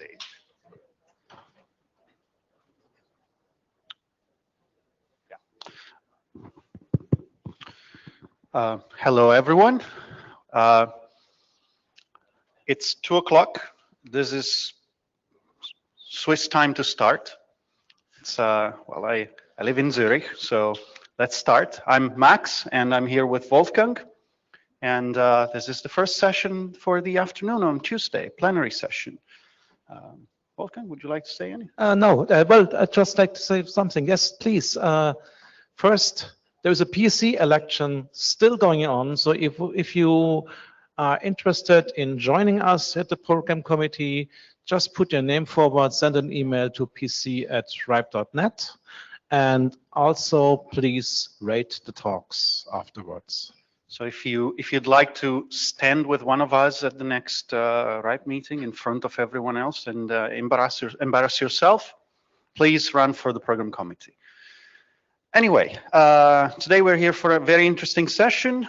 We have, first of all, Ivana Golub, who's going to present about the work she's been doing at GÉANT and all the greatest and latest. So please, thank you. Thank you very much, Max. It's really a pleasure being here with you and having the opportunity to present our work. So my name is Ivana Golub. I work for Poznan Supercomputing and Networking Center. And today I will present network technologies and services development in the GÉANT project. So in order to do so, let me first set the scene with a few information about the GÉANT project, and then we will look at different topics that we are working on from the perspective of its maturity and readiness for use.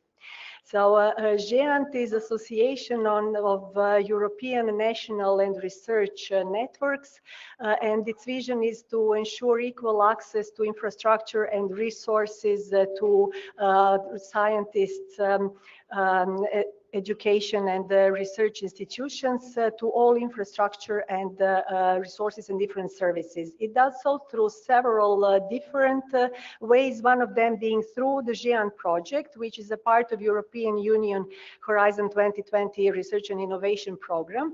This is currently 7th generation of GÉANT projects, which is called GÉANT 4.3, and it ends by the end of this year. But then we have a next one scheduled to start from the January next year for 2 years. This is the project structure. It is a relatively big and complex project which has 9 separate sub-projects, and the one that I will be presenting today is what we call Work Package 6, or Network Technologies and Services Development Project, which I am leading together with my colleague Tim Chon from GISC, that some of you might know from his IETF IPv6 work. In our work package, or in our project, we have more than 30 different topics that are organized in 3 groups. One is network technology evolution. This is task 1. The second one is network services evolution and development, and Maria Isabel is here, who is co-leading this second project, and monitoring and management. So I will be presenting these topics, and I understand that not all of you are coming from research and education environment. So for you, this might be of interest either as production services which are ready to use, or for example, as some work that we have completed that you might learn some interesting points from, that maybe are not your first topic to work on, or just to take as an information. So I will be presenting individual work from the perspective of their maturity. We have currently 7 production services, but I will also present 4 topics that we are currently working on, research and development from the perspective of its usefulness for our community, and some work that is so far completed. More information about any of these things you can find on our wiki, and you will see this URL copied in several of the slides. So when I say production services, what does it actually mean? It means that each of these services are run in an operational environment. So it is not like it is just developed and it works somewhere, but it really works in an operational environment in somebody's network. Also, this has passed several sets of independent audits from different teams, including code security and quality audit, IPR check, GDPR, then also service definition so that it's clear what the service actually is. Cost-benefit analysis is in place, and also business development and roadmap. And here is the list of these production services. It's perfSONAR, which I will not talk too much about because Andrijana and Katarina will have a presentation about it right after this one. Performance measurement platform, Wi-Fi MON, NMAS, service provider architecture, Argus, and the time map.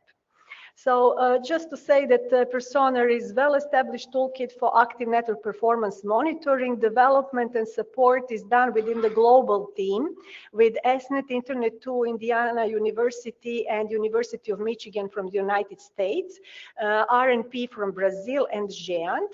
And this map represents the current deployment of, for us, known installations, although there are much more. perfSONAR is also installed on a set of small nodes and distributed in Europe, and we call it performance measurement platform, which we find of interest because that allows our users to explore the performance of the GÉANT backbone and at the same time to experience perfSONAR on small nodes. So the links at the bottom, the first one will provide you with the link to the MEDASH where you can see the current status of these measurements, and the second one provides more information. Network management as a service is a platform for network management, which provides a portfolio of network management and monitoring applications and allow you to set up a per-user secure network monitoring infrastructure. This can be useful, for example, for some projects that have some equipment that are bought specifically for that project, so as such might not fit into any existing monitoring systems, primarily because of domain administration and not that much technical overview. And in that case, it might be useful to have your own instance just to monitor that set of the equipment. Here you can see the list of applications that are currently made available through such network management as a service platform. Some of them being well known like Zabbix, Victoria Metrics, InfluxDB, etc. But also some of them are from our project like perfSONAR, SPA, or Wi-Fi MON. Wi-Fi MON is a network monitoring and performance verification system that actually works in 2 ways. One is when it's installed on hardware probes, and another one is when it is used for crowdsourced measurement. So we have also here in the room Marinos, who is working in the team. So any additional information you can either ask me or Marinos.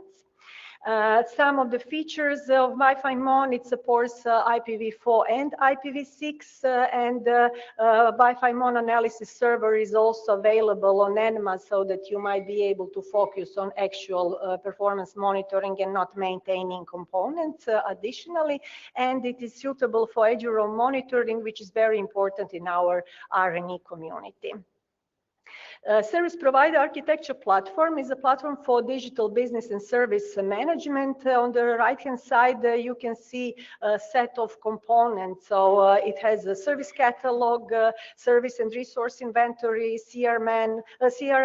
It enables order management, service orchestrating, service activation, etc. And it allows flexible service management and components-based scalability. connectivity. It is also compliant with the TMF. Its APIs are compliant with the TM Forum and also compliant with TM Forum Open Digital Architecture.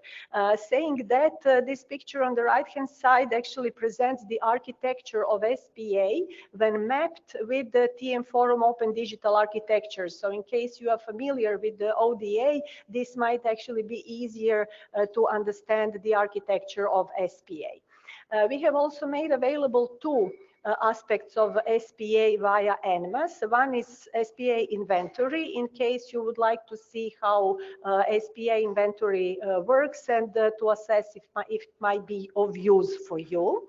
And another one is SPA for the inline service. SPA is in production for GÉANT connectivity services, to set up and manage circuits without much of administrative and manual work. Argus is a tool for alarm aggregation and correlation, and we found it useful in situations when operational teams might have several sets of tools that each of them have some alarming system, and in order not to be forced to have a screen per tool, Argus allows them to gather all such alarms into one system and then choose whether they want to present it on screen or send it to the operational teams via SMS, email, Slack, or any other trouble ticketing system. If you are interested to learn more, we will have Argus InfoShare on 28th of November. Last but not least, Time Map service is a new one from 2 weeks ago. It allows backbone per segment latency and jitter monitoring. It is actually a software that allows you to gather measurements from your core network routers. In its case, it is Juniper and its TWAMP measurements, and present it in a weather map way, like presented on this picture. The architecture of time map system is also provided here on the slide. We are also preparing 3 new services for production, which means that they are undergoing all of these preparations that I mentioned earlier. They are Router for Academia Research and Education, GÉANT P4 Lab, and Network Automation e-Academy. RARE, or Router for Academia Research and Education, is an open source routing platform that is used to create a network operating system for commodity hardware, like a combination of a commodity hardware with open source software that you might use for some specific use cases, which we are calling a white box. RARE uses free router on a control plane, so in the documentation and in all the other references, we very often mention this as RARE free router.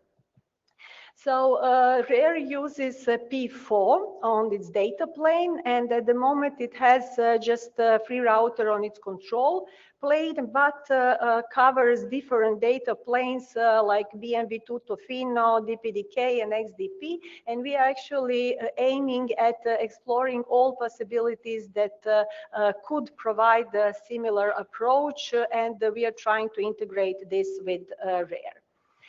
RARE has a lot of features, and this list is being constantly updated as the development is ongoing. There are a lot of things related to interior routing protocol, data plane forwarding, external routing protocols, local link protocol, and network management. And on this page, you can actually see how it looks like on the wiki page. So there is a complete feature list, but like 20-ish of similar screens.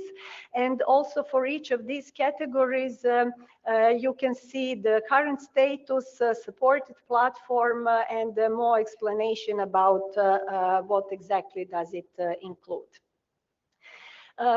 After RARE was implemented or developed, we were looking for a possibility to deploy it in a real operational environment. So we bought 4 switches that we distributed in 4 cities in Europe on the GÉANT network, in Amsterdam, Poznan, Frankfurt, and Budapest. And we foreseen 2 possible ways of how these switches might be used. One is to install RARE and actually perform testing on the RARE software, but another is to use these switches as primarily like bare metal switches that for clean slate environment, so that anyone might be able to install their software and use on these switches. So that is the primary usage of the GÉANT PFOL Lab. But very soon after it was implemented, we received a lot of interest for people to connect to such a GÉANT PFOL Lab. So now, first starting from European NRENs like Renater, Surf, Switch, HENET, but then also we received the request from RNP in Brazil and Starlight in the US. So this is actually how this looks today. So it has really become a global PFOL lab with more than 20 locations. The picture on the right-hand side of the map is the one that is set up for supercomputing demo that will take place in November in Dallas. And here is also a list of different use cases, how this global PFOL lab was used. Apart from the tests that were done as a part of the GÉANT project, one of them including topology monitoring with BGP-LS. We had also a project with the Polka, with the Federal University of Espírito Santo in Brazil, who has tested their software, their solution called Polka for routing, segment routing, and also with CERN for IPv6 flow label, and with the Juniper Beer AMT multicast solutions. Last but not least, the Network Automation E-Academy was initiated in order to raise the bar for orchestration, automation, and virtualization in our environment. And we are doing so in several aspects. One is the training program, where 25 modules were created and published on GLAD E-Academy portal.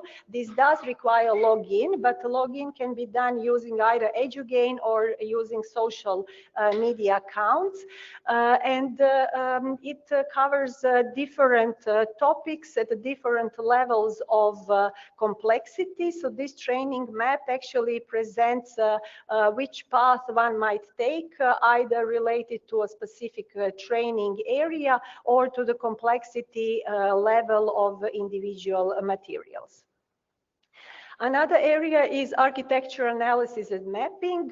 We realized that it might be much easier to understand somebody else's architecture if it is looked at from the perspective of some reference architecture. So we have chosen TM Forum Open Digital Architecture, the picture that you can see on the right-hand side, and also performed mapping between that architecture and any of other architectures of our interest, starting from European NRENs and a few networks like SPA, NMAS, or 5G.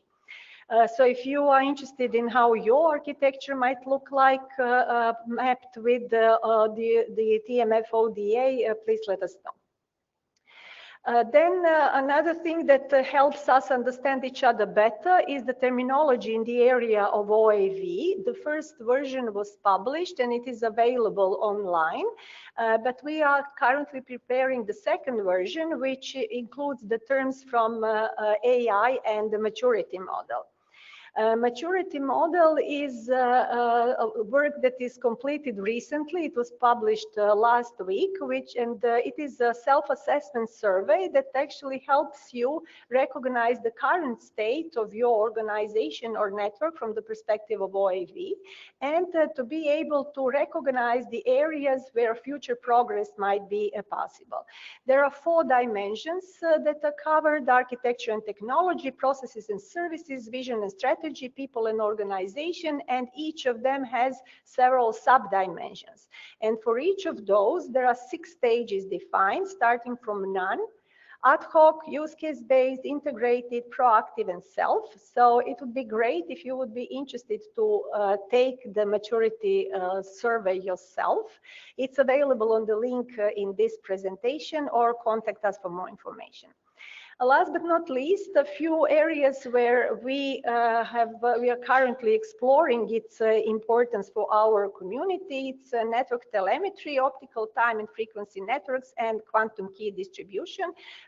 First work is related to P4-based flow monitoring, where software is developed to analyze the code and analyze system capabilities from the perspective of a number of flows and packets that can be processed in the network and the flow accuracy.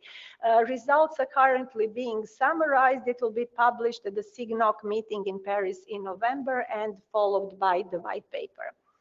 In the network telemetry using data plane programming, the several points are developed in source, transit, and sync node, including FPGA, Tofino, DPDK, and BMV2 platforms.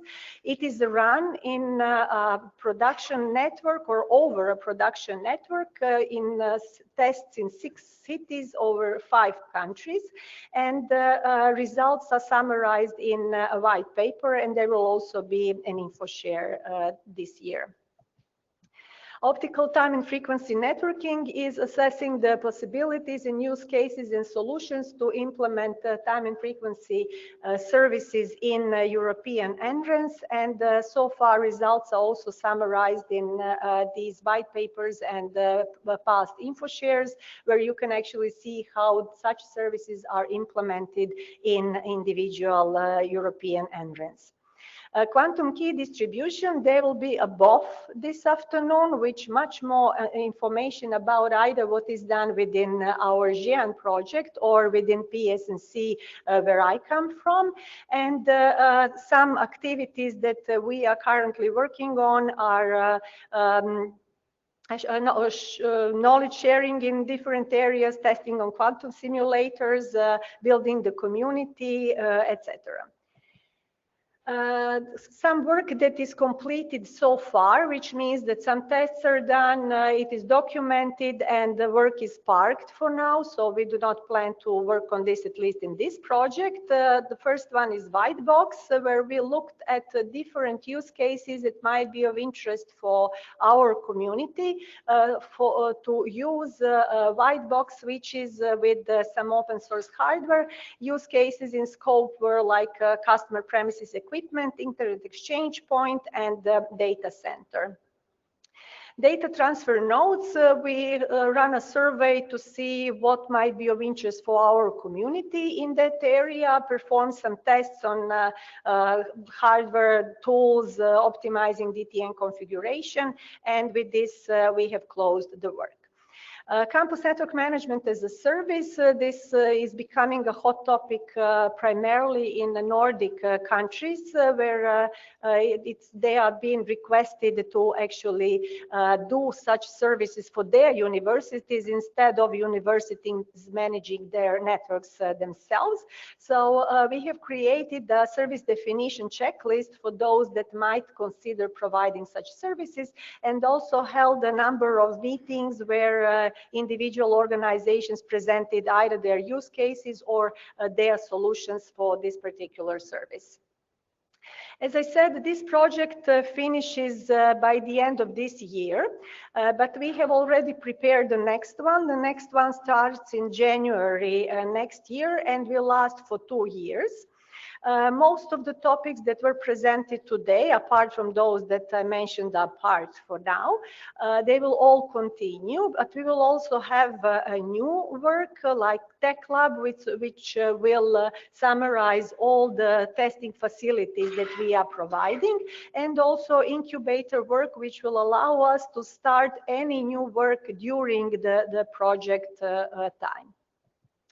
So I would like to mention two communication and collaboration groups that we are very much involved with. The first one is Global Network Advancement Group, which is a community of research and education network professionals worldwide that are working together to align their resources and achieve efficient global interconnectivity.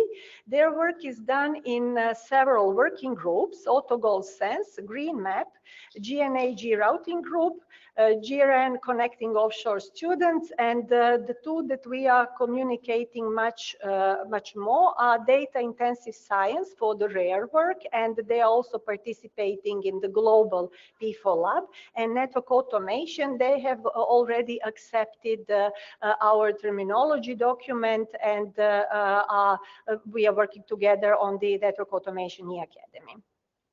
Another one is Special Interest Group, Network Operations Center, or SIGNOC, and Maria Isabel is chairing the steering committee.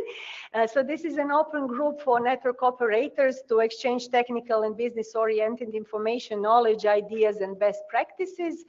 So it is similar to NOGs or NOFs that RIPE is also supporting, focusing on RNE networks, but not limited to RNE networks. And our next in-person meeting is 16 and 17 of November in Paris. So I have listed here a number of upcoming events that we are either participating in with our topics or co-organizing. And Branimir will talk soon about Croatian NOG. That link is for now Croatian only, but we hope that relatively soon it will have both of the pages. Then SIGNOC, GNAG community meeting. There are two such meetings, one in the morning, another one in the afternoon, to accommodate as many time zones as possible. InBand Network Telemetry InfoShare, Quantum Key Distribution Deployment InfoShare, Argus InfoShare, Quantum Internet Hackathon that Vesna will talk more about this afternoon, and we are organizing this with RIPE. Internet 2 TechX, and one thing that I will also like to mention is that we plan to somehow celebrate together the World Quantum Day on the 14th of April next year. So if any of you are interested either to participate or to co-organize with us, let us know. This is the last slide for today to have some time for the questions.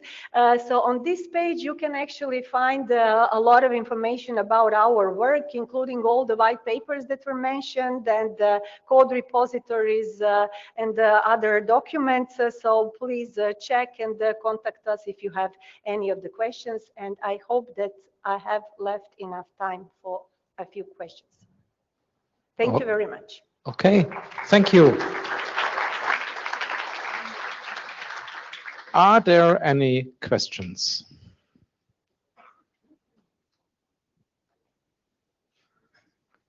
Does not look like it. So, is there any? Oh, there's one in the queue. Okay. How would you like? It's from Christian Bretterhofer from Andritz AG. How would you like Atlas probe with your probes? But I think that's for perfSONAR. Yeah, it can be for perfSONAR. So most of our organizations or participating organizations and AMRES already have RIPE Atlas probes. So this is already implemented in individual national and research networks. The question about, and also, as you mentioned, perfSONAR, perfSONAR is also implemented. There is one node in RIPE. So we are collaborating with the RIPE on that. The difference between, maybe Andrijana will talk more about that later to understand for you better the difference between RIPE solutions and Atlas probe and Anchor. And perfSONAR, they are similar in a way that they both aim at providing more information about the network itself. In the case of perfSONAR, you might implement implement it within the domain, so nobody needs to know about the measurements that you are performing, and it can be, let's say, a purely single domain solution. But it can as well be deployed as, and already is deployed as a worldwide solution crossing and also in a multi-domain network. Okay, thank you very much. Yeah. Any more questions? All right. Thank you. Thank you all.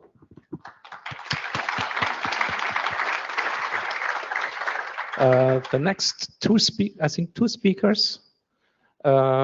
We start with Andrijana Todosijevic, and she's talking about perfSONAR 20 years monitoring internet performance. And we also have a second speaker, right? Katarina Simonovic. Correct. Thank you. Go ahead. Thank you. Hi, everyone. My name is Andrijana. I work for Serbian Academic Network, and it is a national research and education network in Serbia. I also work for GÉANT, where we develop and support perfSONAR. That is a tool that I'm going to talk about today. So you can, in the picture, you can see the global map of research and education networks together with interconnections of GÉANT network that Ivana mentioned in her presentation that span not only Europe, but the whole world. So it is a complex ecosystem that involves national research and education networks as well as commercial operators, and involves multiple networks that interconnect, and however they are owned and operated by different organizations. So GÉANT collaborates with National Research and Education Network in order to perform high performance and ensure high performance connectivity. So this is this heterogeneous ecosystem has to work seamlessly from one end to another. So when two users or two researchers would like to transfer some data from one point to another, network is transmitted through multiple networks, but the issue arises when when there is a problem in a network and when performance is lower than expected. So we need to have a tool that can help to efficiently troubleshoot the network in such complex environment. So for that purpose, I would like to introduce perfSONAR to you, which is a tool that can provide such measurements between organizations. So perfSONAR stands for Performance Service-Oriented Network Monitoring Architecture, and it is a collaboration of multiple institutions that gather in order to build a tool and architecture that can test network performance and that can help users, researchers, and operators as well, and can give some answers to what they can really get from the network.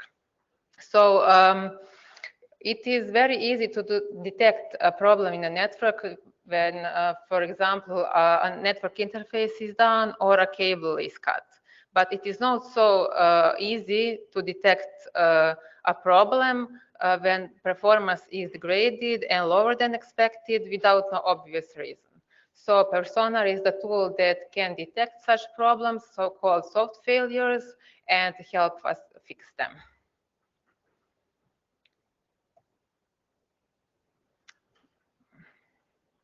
Sorry. I already mentioned that perfSONAR is a collaboration of institutions who gather around this open source development. So I'm very proud to say that our partners are coming from different parts of the world. So we have partners from United States, such as ISNet, University of Michigan, Indiana University, and Internet2. And of course, the National Research and Educational Network from Brazil, and in the end, last but not least, the GÉANT community. So when you first encounter perfSONAR, you will look for something that is called perfSONAR Toolkit. So it is a single installation, and you can easily download and install perfSONAR. Moreover, when it comes to installation and deployments, we provide CentOS ISO image. It is a SQL deployment instance, and it is an ISO image that contains a custom deployment of CentOS operating system together with perfSONAR tools and services. Moreover, there are other installation options available, as you can see in the slide. It is very easy and straightforward to install one instance of perfSONAR. However, perfSONAR is an implementation and architecture of multiple distributed instances and nodes. So we support concepts of meshes, and mesh is trying to coordinate multiple nodes in a structured way in order to be able to run test measurements between them. So here you can see in the picture, you can see the map and location of perfSONAR node distances that are registered to the lookup service directory, and lookup service directory special service that Katarina is going to talk about later on. You can see from the picture that we have more than 2,000 registered instances worldwide.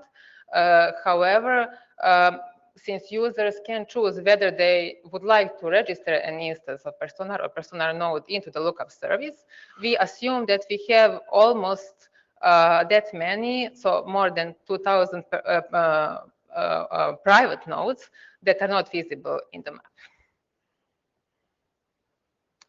map. So here, when we are at meshes, I would like to present two nice use cases of perfSONAR. So I have chosen the two problems that happen between the same 2 points, between Institute for Astronomy, the University of Hawaii, and Queen's University, Belfast in Northern Ireland. They are related to the same perfSONAR mesh, and that perfSONAR mesh is owned by Atlas project. So Atlas stands for Asteroid Terrestrial Impact Last Alerting System. Okay, I memorized it. It involves researchers that are monitoring the sky through telescopes, and two of those telescopes are located at Hawaii. And this project involves large data transfers from Hawaii to Belfast. So you can see that this distance from Hawaii to Belfast is 11,000 kilometers long, with a round trip time of 180 milliseconds. So when the data is transmitted, it traverses multiple networks, starting from University of Hawaii through Internet 2, then to Pan-European GÉANT network, then through GÉANT network, and in the end, some local network at Queen's University at Belfast. So what was very helpful in this situation is that Atlas project had already implemented the mesh, the perfSONAR mesh. So they had time history of the data, and they could see fluctuations in data over time. So I think last year in October, researchers reported that something is impacting the data transfers down to, let's say, 100 kilobytes per second. So they experienced some slowness, I think, in the application work. So what they have done first, they ran the trace route to establish the path of the data, and then they investigated the packet loss. Why packet loss? Because you know probably that TCP traffic with higher latencies is sensitive to losses. So they noticed a steady increase in packet loss over time for a couple of days.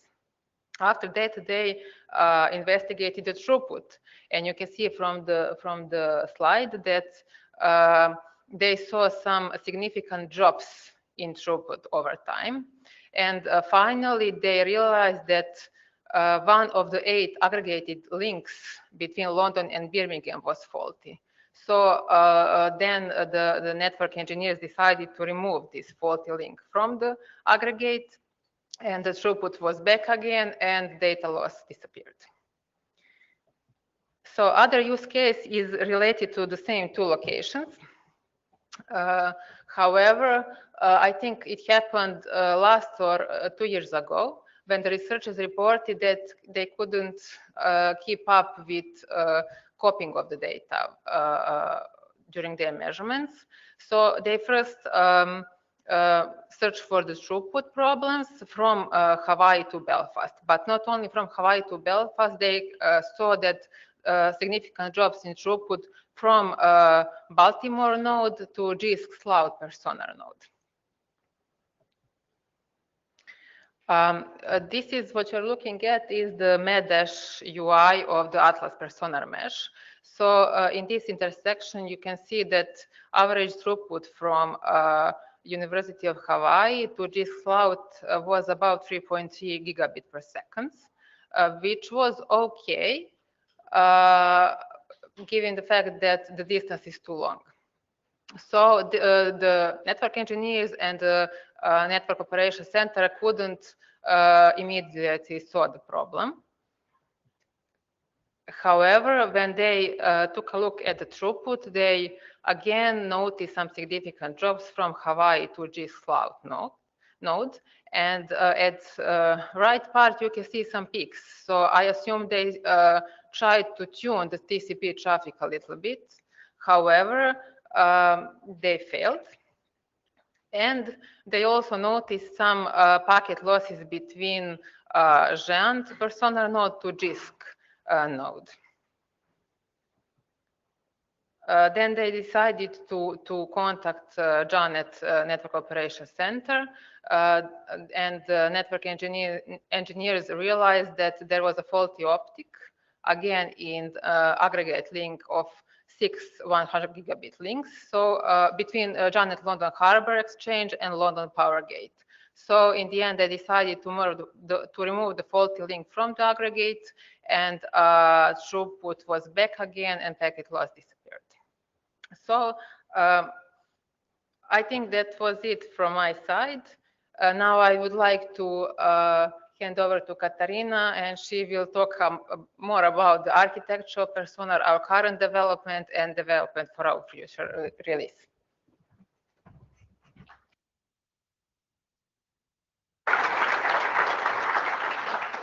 So thank you, Andrijana. I'm Katarina, and I am also working for Serbian Academic Network, and I am also the member of perfSONAR team. And I will continue Andrijana's story. So this figure is presenting the architecture of perfSONAR service. So as you can see, it is not monolithic. Instead, it is consisting of a few building blocks, which means that this is an extendable architecture and that you can easily add some new components or some new functionalities to it. So if you have a look at the bottom of the figure, you can see the tools that we are using to run the measurements over the network. And I'm not going to talk about these tools. I guess that you already are familiar with it. But what I want to say that you can specify any of it to run the measurements over the network, and that we have some mechanism that we are calling plugin, so that you can easily extend tools options if you're interested in some specific measurements. So the next component is a P scheduler, which is obviously used for scheduling, but also for making sure that tests don't overlap, also making sure that all parameters are set correctly, making sure that all policies and all server limits that are set by you are fulfilled. And if you are maybe don't want to allow some networks to run the measurements toward your node. So we are collecting the data from the tools, and then we send it to the archiving. we are having a few ways of archiving, but maybe the most common one is something that we are calling Esmond.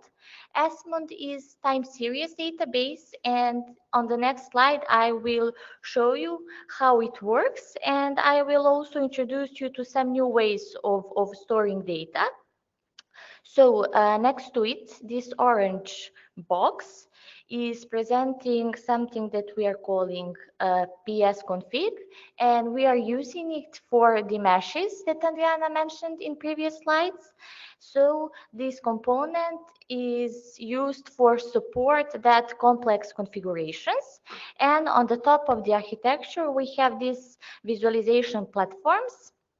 It is a visualization actually layer. So here we have some tools that you can use to visualize different types of parameters. So we have graphs, toolkit user interface, which is a user interface for single instance. Then we have PSConfig web admin, Medash, which is a tool that we are using for visualization the meshes. And finally, this green box is something that we are calling it lookup service, and this component can help you to discover all PSNC nodes, because every node has the possibility to register to the lookup service. So in that way we have the all information about all the nodes that are creating the PSNC community. In this releases of PSNC, the default archive is Esmond. Esmond is something that our developers developed and also maintained.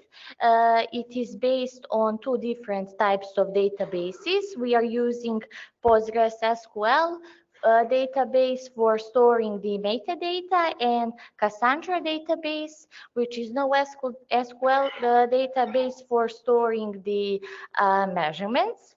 It has a REST API, and if you install PSNC Toolkit or PSNC Central Management, you are getting this type of archive.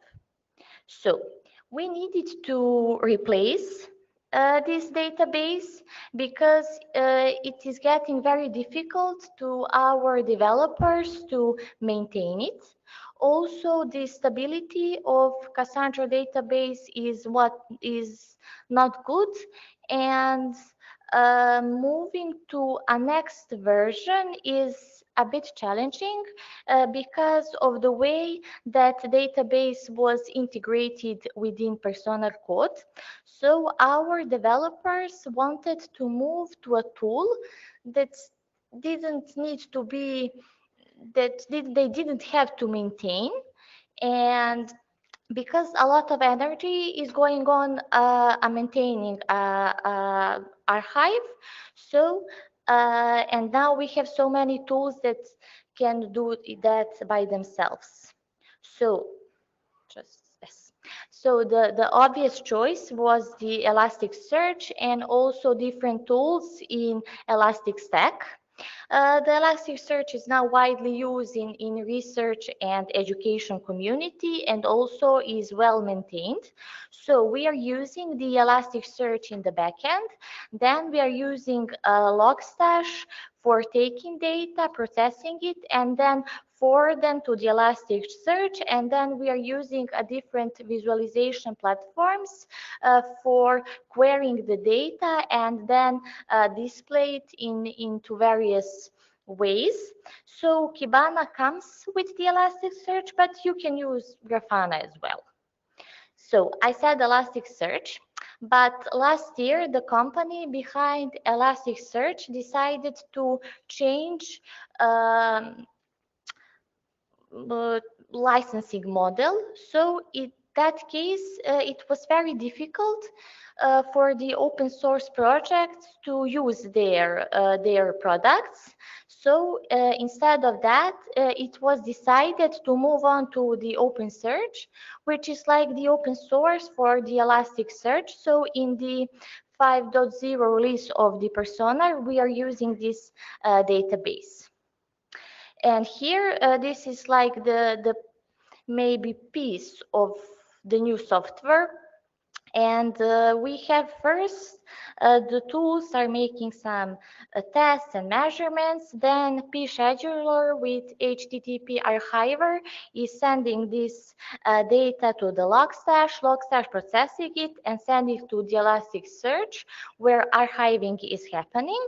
And then to make it work with the existing perfSONAR components, our developers are developing something that we are calling Almond. Almond imitates Asymmetry API.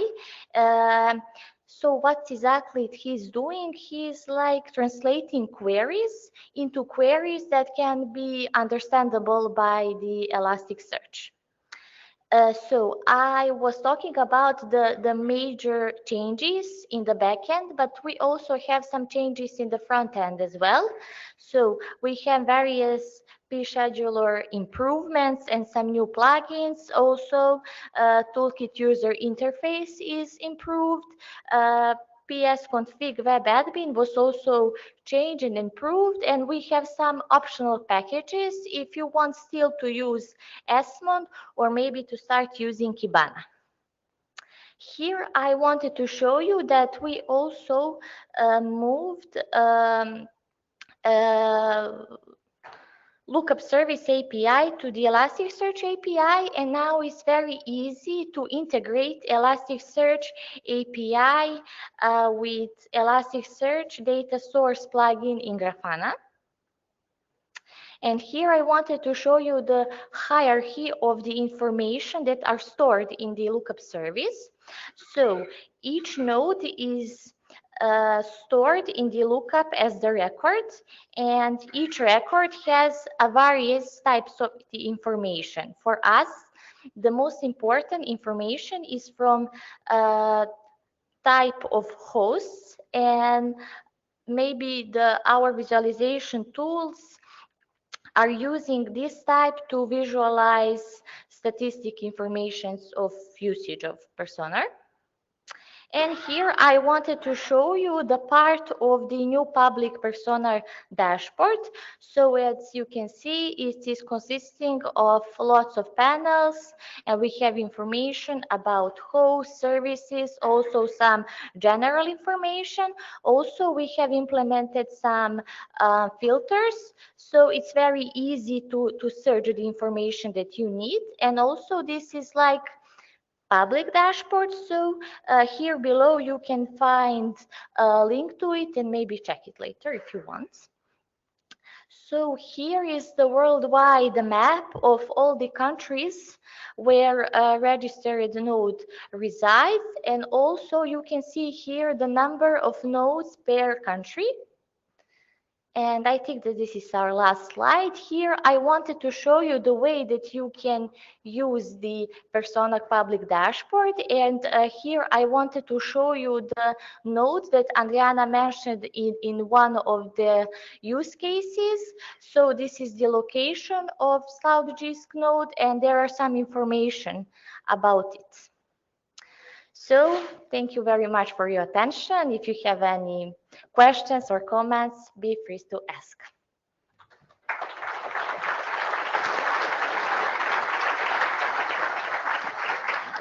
Thank you. Are there any questions? Please use the online question tool or make your way to the microphone.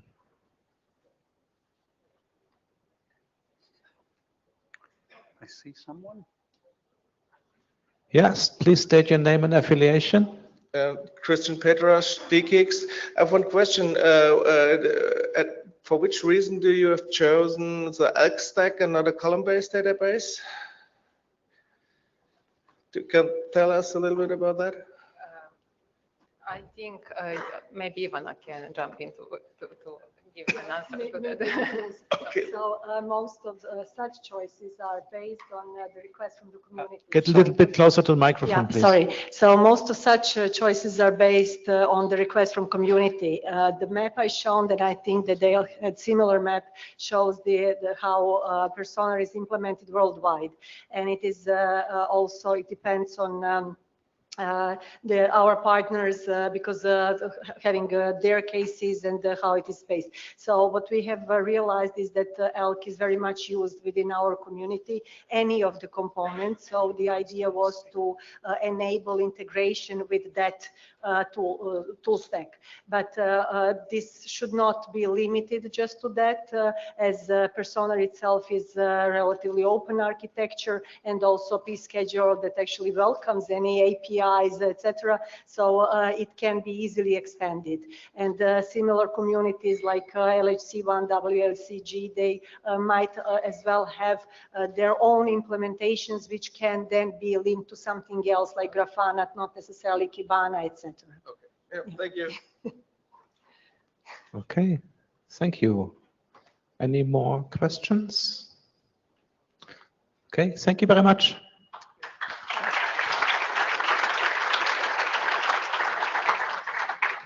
And please do not forget to write the talks. Yes, so now we move into the second part of the session that is about lightning talks. And the first one is from Branimir Rajtar, who will present about how the funding of the HR NOG went. Yeah. Thank you. Hi, everybody. So let me tell you a short story, basically how the latest NOG in the RIPE family was founded. So the creation NOG, NOG.HR.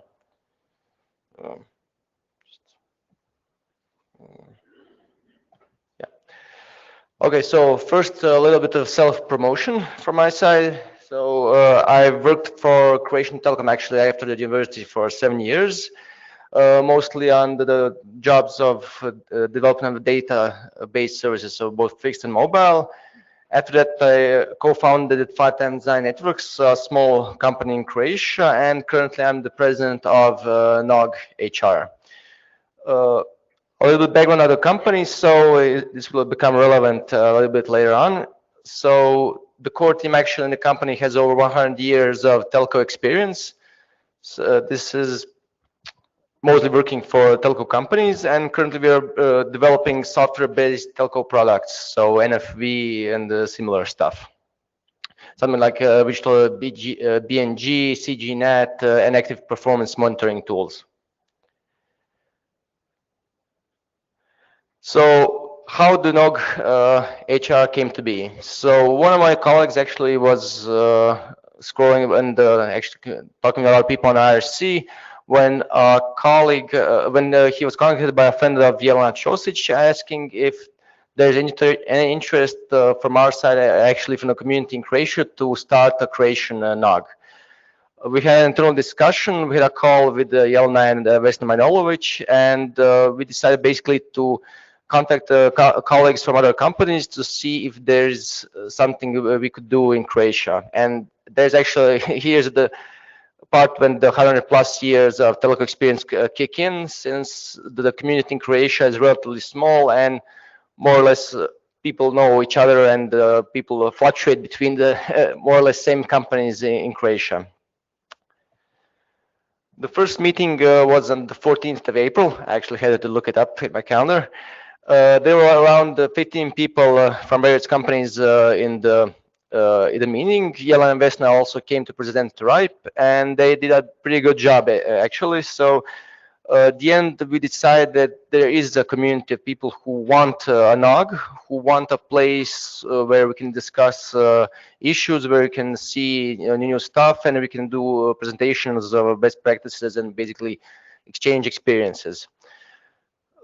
It actually came at a really good time, because before COVID, the only place where we could meet was a Cisco conference. Actually, I'm not sure if I'm supposed to mention companies, but Cisco had this yearly event where it's not actually related directly to ISPs, but more like enterprise customers. But it was the only conference in Croatia where people from the networking industry could meet, could exchange experiences, and basically have a beer together. So we decided actually what we want to do first and foremost was to do conferencing. So to have a local conference where we can exchange ideas and we can be up to date with the latest technology trends. So we decided at that meeting that we should prepare a statute. So, and we had to when we want to prepare all the papers to register an association, because since we want to do a conference, we need to make it official. The founding meeting was the 27th of June, so 11 founders actually from 9 different companies were there. So all the major ISPs were there, Ericsson, Cisco, also the local university computing center.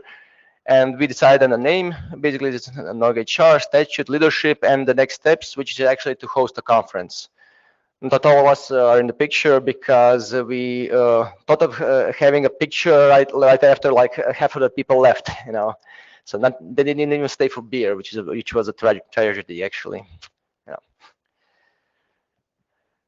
So what does it take to start an association, a non-profit organization in Croatia? So in Croatia, you can do most of the stuff online. So you have this like smart personal IDs where if you have a baby, you can register it online. You can like register, you can get married online. You can do all sorts of stuff. But if you want to start an association or organization, well, no can do.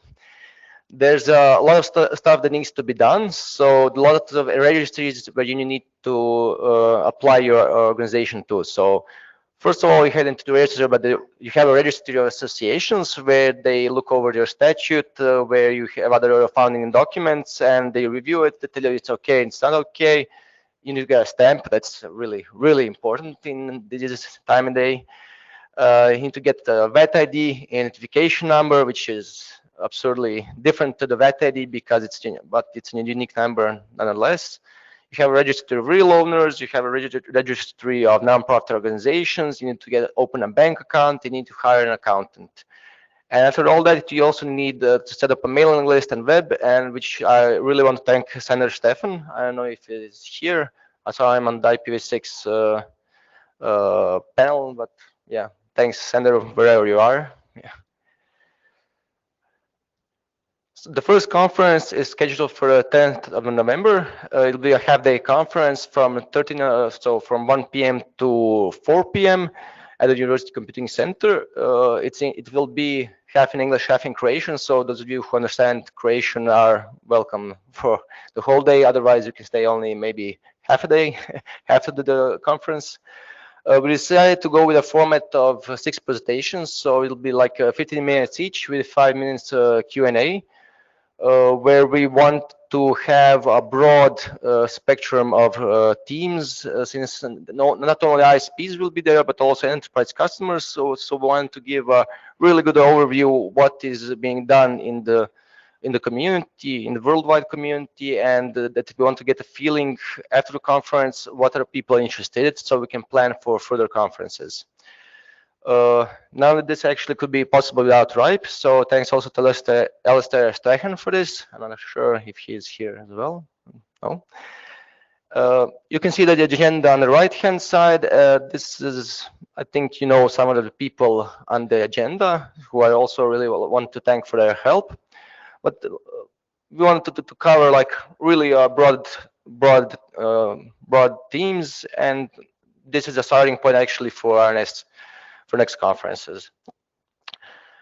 If it all goes well, if the interest persists, so the idea is to have bi-yearly meetups or conferences. We're not actually sure how to call this half-day format. It's really not really a conference, but not really a meetup. So if somebody has a better idea or proposal for a name, then please feel free to look me up after the talk.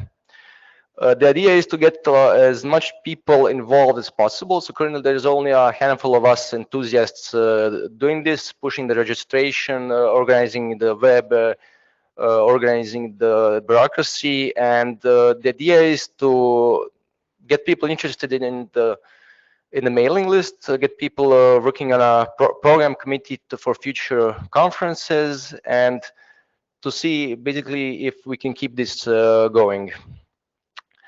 Yeah, hopefully there is interest, so that people are genuinely interested, and we hope to have really lively discussions and a really lively conference. And this is all from my side. Thank you for listening.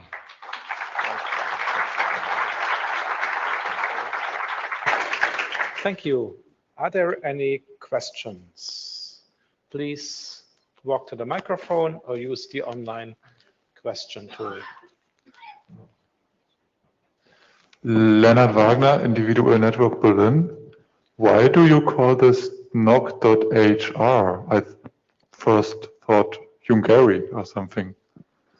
Well, because of the domain. So the website is NOG.HR because according creation log, we have to say I have a creation name. And we did it in a way so that in translation to English, it's network operators group. And that way we can have the domain NOG.HR. So that is why it's a name. Yeah, thanks. Hello?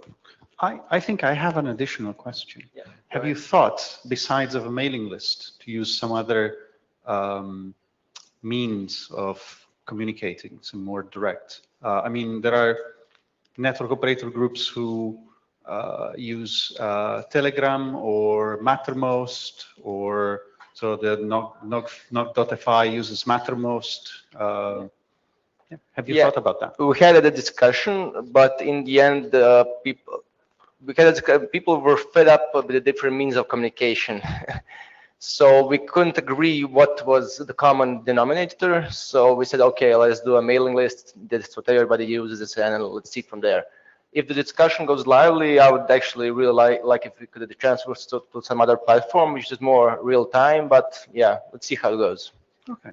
And is the mailing list? So are the mailing list archives available publicly? Yeah, actually, Plenary is hosting it, so it's a ripe mailing list. So I'm guessing it's everything is supported. Yeah. Thanks. Okay. I don't see any other questions, and we don't have any question from the online participants. So thank you very much.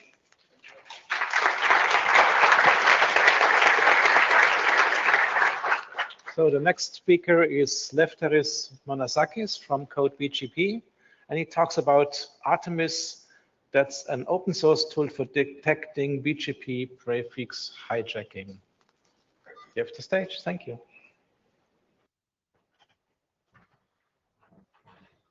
Thank you. I guess I press this green button here to change my slides. My name is Lefteris Monasakis. I will present to you Artemis, an open source tool for detecting BGP prefix hijacking attacks in real time. It's a tool that has been funded in the past by two RIPE-NCC community projects in 2017 and 2019. A few things about myself. I used to be a researcher until last year, working for the Foundation of Research and Technology in Greece. And last year we started Code BGP, which is a BGP observability company that stemmed out of the Artemis open source project. And the team that has worked on the Artemis in the past, Artemis was originally a paper that was published in Transactions of Networking in 2018. And it was a combined work, a collaborative work between the Foundation of Research and Technology in Greece and the research group of CADA in the US in San Diego.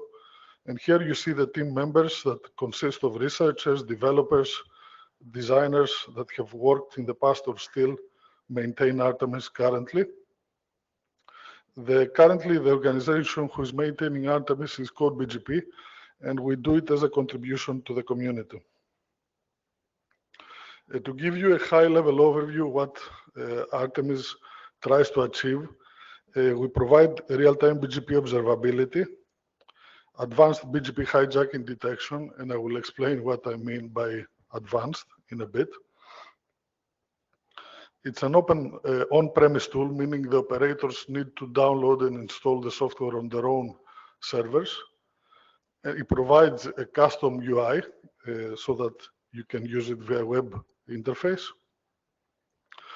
And it's a modern software stack that I will show you a slide for it in a bit. This slide here describes a high-level view of how Artemis works, and I will try to explain what we see. On the left side, we see the various data sources that contribute data to the system. These are public BGP feeds like RIS Live, the RIS Live WebSocket that most of you know about, but also BGP Stream, which is a combination of RIS Live and also route views.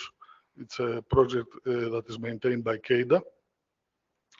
The operators also can configure and connect via BGP session their own routers to the system. And the operators on the right side need to configure what we call the heart of Artemis, which is the configuration file, a YAML file, where the operators configure their autonomous systems, their prefixes, their neighbors, and some specific BGP policies that can also be configured, such as, for example, no export policies. What Artemis does is compares the configuration file against the data that it receives from the public feeds by the monitoring module. The detection module compares the data, and if it finds discrepancies, it raises alarms. The type of hijacks that can be detected are exact prefix type of hijacks, what we call type 0 and 1 in the Artemis paper. The type 1 hijacks are basically when a hijacker falsifies the AS path and presents himself as a neighbor, which is an advanced type of hijack that, for example, RPKI currently cannot protect you against. And also other types of violations, subprefix hijacks, of course, and squatting attacks. The user is notified via a Slack, via email, and also via syslog, and can also be notified by using the web UI. This is our software stack. It's a collection of loosely coupled microservices, Docker microservices running on top of a Kubernetes cluster. For the backend, we use Python. For the front end, React. The database is Postgres. And we use quite a bit, large collection of other tools for our stack that you see here. In terms of features, Artemis was presented twice in the previous RIPE meetings, the last one in 2019. Since then, we have introduced a lot of features in the backend. I would highlight a couple of them.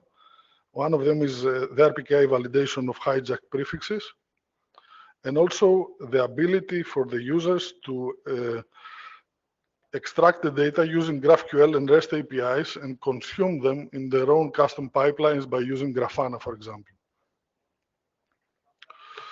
In the front end, we have developed a brand new front end using React.js, Next.js, and Mongo.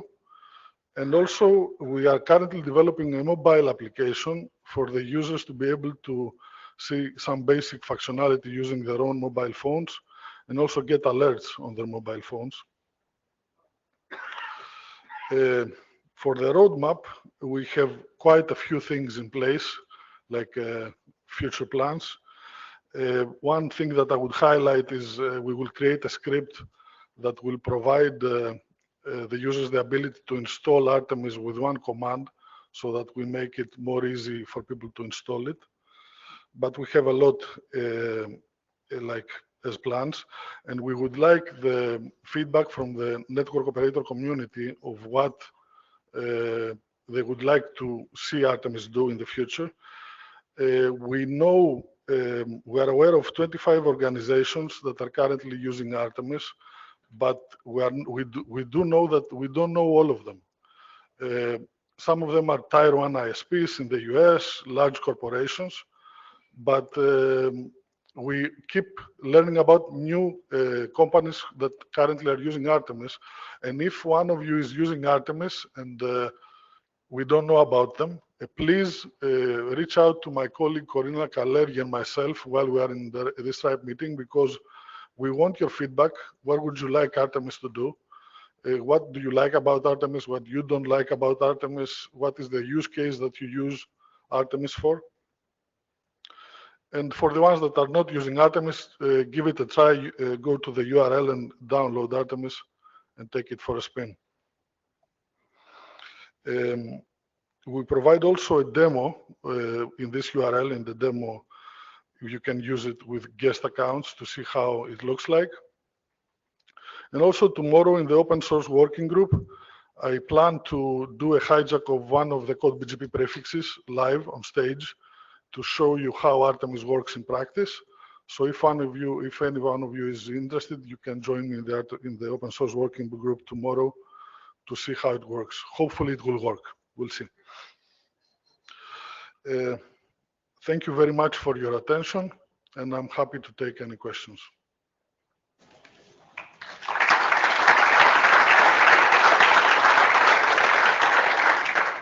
Thank you. I already see someone at the microphone. Please state your name and affiliation. Hi, Shine Rari, STLI. Have you thought about monitoring transits, AS transits? This tool is only a hijack detection tool. It does one thing and tries to do it correctly. So when you say transits, you mean that we want to monitor the AS path. Yes. Between downstream and upstream, the transits, all that stuff. No, this is not currently what Artemis does, but it's quite a hard cookie to crack, I would say, as you might imagine. What you are asking, it's a bit difficult because the data are a lot of data that you need to take into account.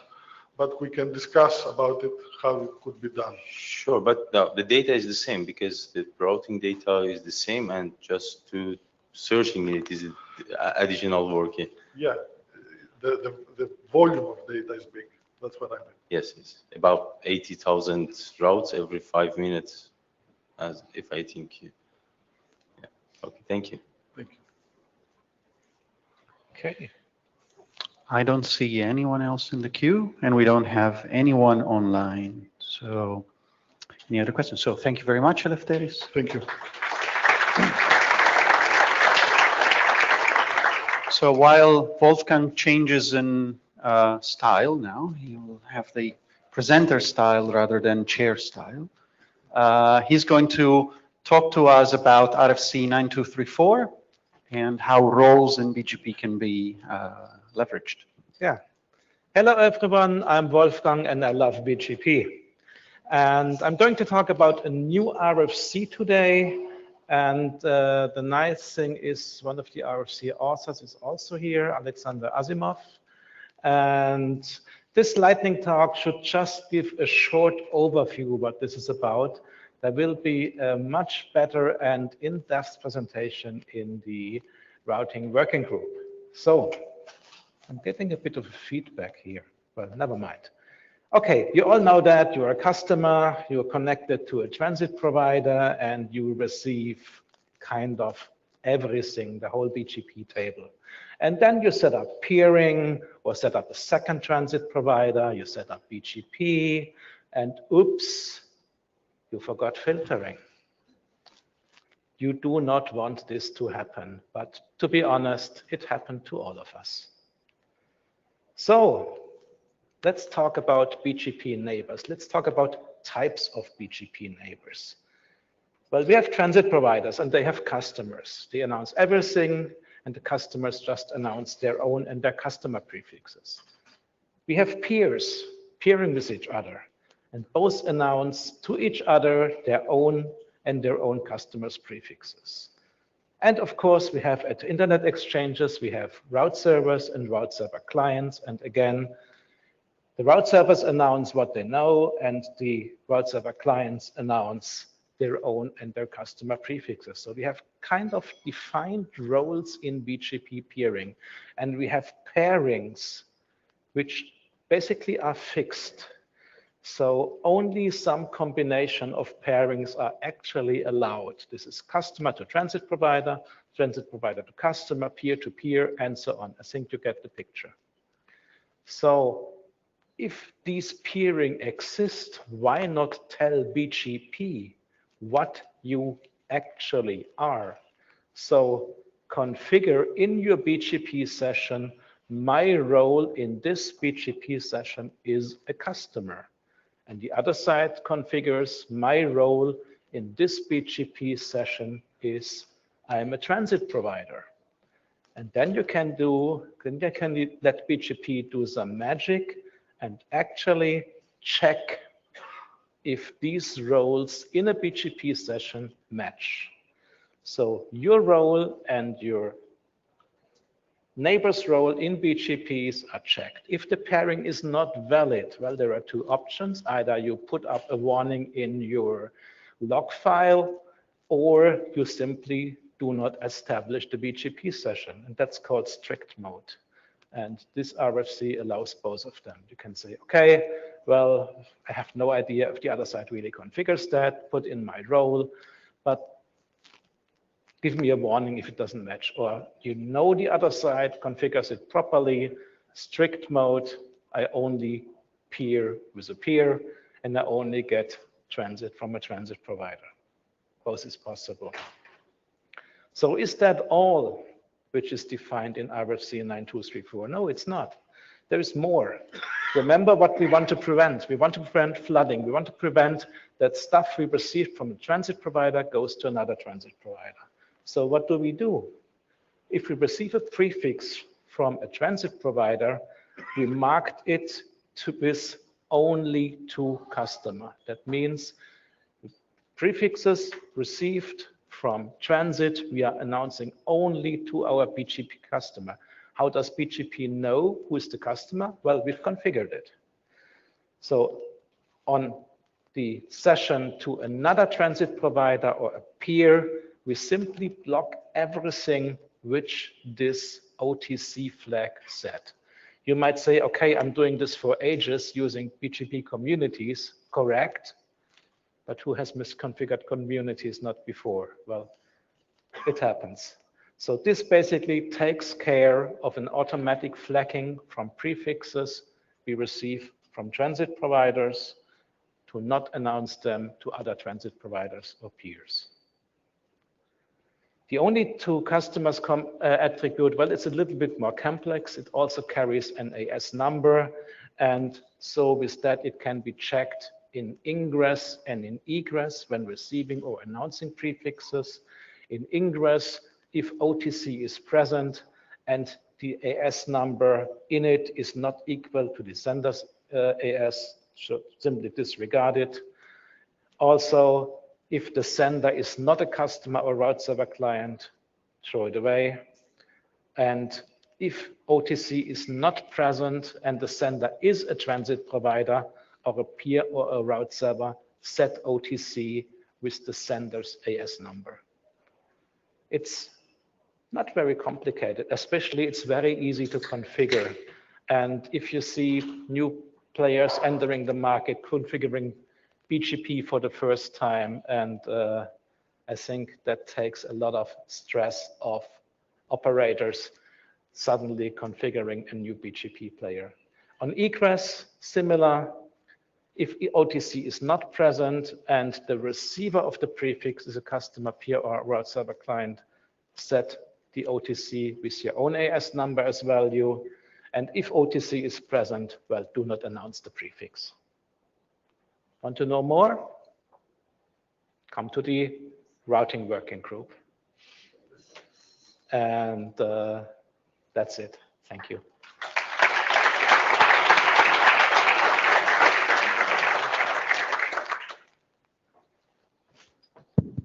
We don't have any questions online.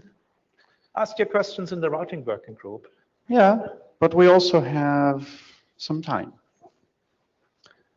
So no questions. So you were clear enough, or there will be many more at the routing working group. So thank you, Wolfgang, for that. Now you can come back here to chair. And with this, we close our session today. Don't forget to rate the talks. And then you still have 8 minutes to send an email to the program committee to get into the elections if you would like to join us. So you still have 8 minutes during the break. So we'll see you after the break in 30 minutes, 38.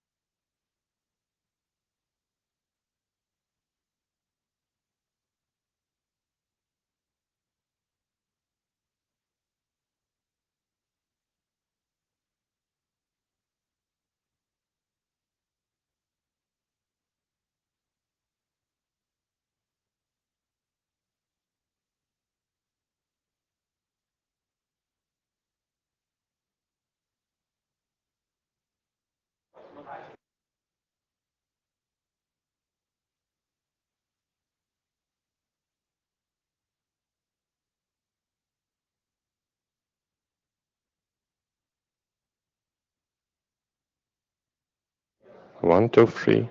Oh, right, okay.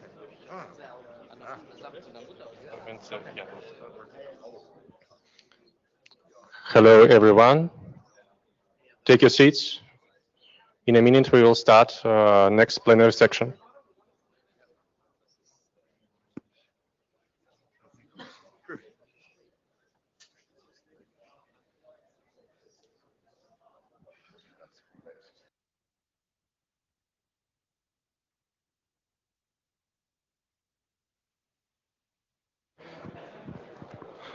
Okay, hello.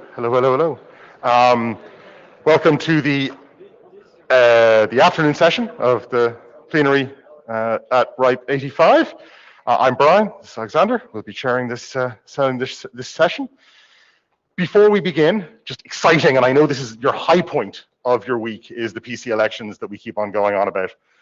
But honestly, it's very important to get more people in, new people in, to generate conversations and ideas and vet the presentations and all the rest for this plenary. We have 3 people who've put themselves forward for the PC, and there are 2 seats, so excitingly we get to have an election. Ooh. If you go to the front page of the RIPE 85 meeting page, so ripe85.ripe.net, you will see a nice little box there regards the PC election, where you can read the bios of the people who step forward and vote. You need to do this before Thursday afternoon. The timings are on the website there as well, but you have time to do so. But please do vote, and of course do think at a future RIPE meeting about being on the PC. And with that, I'll hand over to Alexander. And our first report during this plenary will be about a growing support of Quick in modern browsers and how it may affect user experience. Please meet Jeff Houston and his report, a quick look at a Quick. Good afternoon all, my name's Jeff Houston, I'm with APNIC. You know, I was going to say it's wonderful to actually see you all here in person, and not because it's been virtual for the last few years, it's because for many years before that, the PC used to schedule me on Friday mornings. There was no one in the room, none. And coming in on Thursday afternoon, I thought, yay, people. But as I look around the room, I was only about a quarter right. So because it's only a few of us, let's get into this and share a few more, slightly more cynical observations than I would make to a larger crowd. So this is actually a talk about transport protocols. And I start with Quick. Now, I don't know how much of you have been exposed to Quick, but we only ever had 2 transport protocols in the internet. UDP, the transport protocol where you didn't have a transport protocol, unreliable datagrams, which, you know, the whole dismal performance of the DNS is actually because of UDP. If you'd put DNS on anything better, it probably would have worked well and worked better than what we have with UDP. It was kind of, there was nothing in between UDP, which unreliable datagrams, and TCP, the full weight of reliable, flow-controlled streaming algorithms. You either had too big or too small. And the whole reason why DNS is such a suckhole of performance is the fit to UDP is about as bad as you can possibly imagine. The only thing that's slower is TCP. Now, it's not just DNS that suffered, because if any of you have gone through this sort of paradigms of networking, you didn't just have reliable streaming and datagrams. There was something right in the middle. Remember remote procedure calls? Remember this idea of, I suppose you could say reliable datagrams, but it's more than that. It's actually multiplex transport. I do multi-threading in code, but I can't do multi-threading in TCP. Well, I can try, but it does head of line blocking. I can't have a whole bunch of simultaneous transactions to somewhere else sitting inside the one encryption and the one connection state because TCP doesn't support that. And so when you look at Quick and you go, well, it was just a way to lift transport out of the kernel and put it in the application. If you just wrap all of that TCP in UDP and send, if you will, UDP control sockets to the platform and run your own TCP, well, that's Quick, isn't it? No, it's not. It could be, and that's the simplest view, but inside Quick is this phenomenal amount of really advanced engineering around multi-stream support, multi-flow support, sharing a single encryption state, but then having independent flow control. Quick is the protocol we needed 20 years ago. And quite frankly, refining a 1980s transport protocol, TCP, was always going to be a dead prospect eventually. There's only so many ways you can diddle the ACK flow and try and extract performance out of TCP. It's a 1980s protocol, just like DE-CIX. Yeah, right. I'll get into trouble for that. So when you sort of look at this stack and you think, oh, well, it just mashed up the bits of encryption, the end-to-end, and the bits of TCP, and it's just sort of put it in the one bundle, that's actually leading you way astray. That in terms of network engineering and creating protocol engineering, Quick is actually a leap into what we need in the same way that multi-threaded programming languages is what we need for today. And so Quick is fundamentally very important. It's also one of the few protocols that kind of go, there's nothing to see here if you're a network operator. Nothing. Everything is encrypted. So all those TCP control blocks you like to fiddle with as network operators, squish the window down to make it go slower. What window? You can't see it. So all of a sudden, this stuff is treating the network as an undistinguished commodity provider, because that's your real role. Get used to it, because everything else has been lifted up. It's actually been lifted up off the platform. Facebook doesn't have to wait for Apple to release some new version of TCP and some new version of iOS to make things go better if it ran Quick, because Quick can happen in the application level. It has its own control. So that's good. I've got control.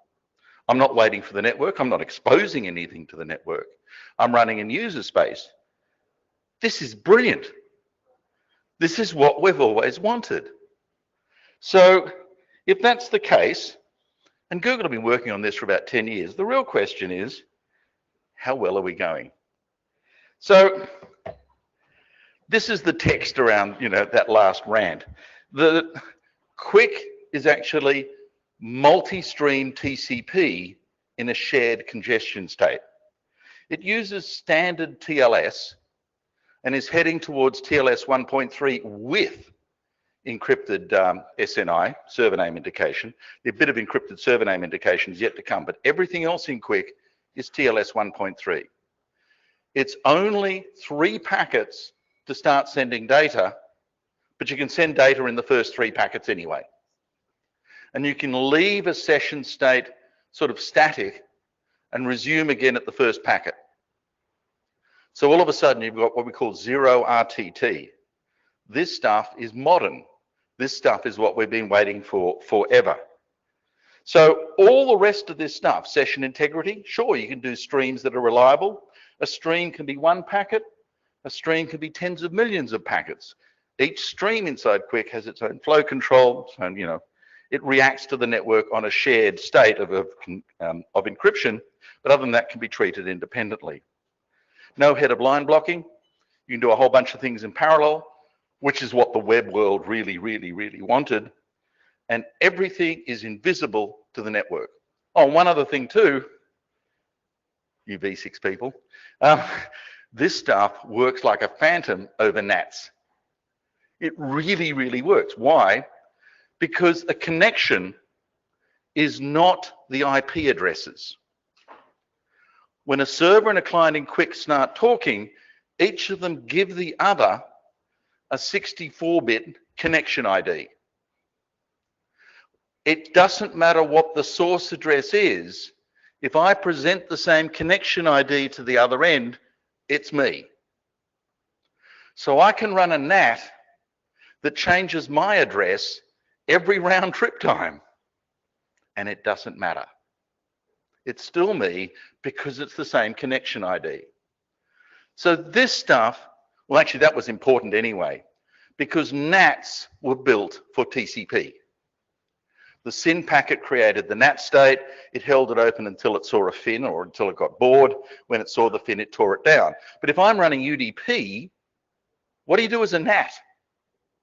20 packets, okay, gone.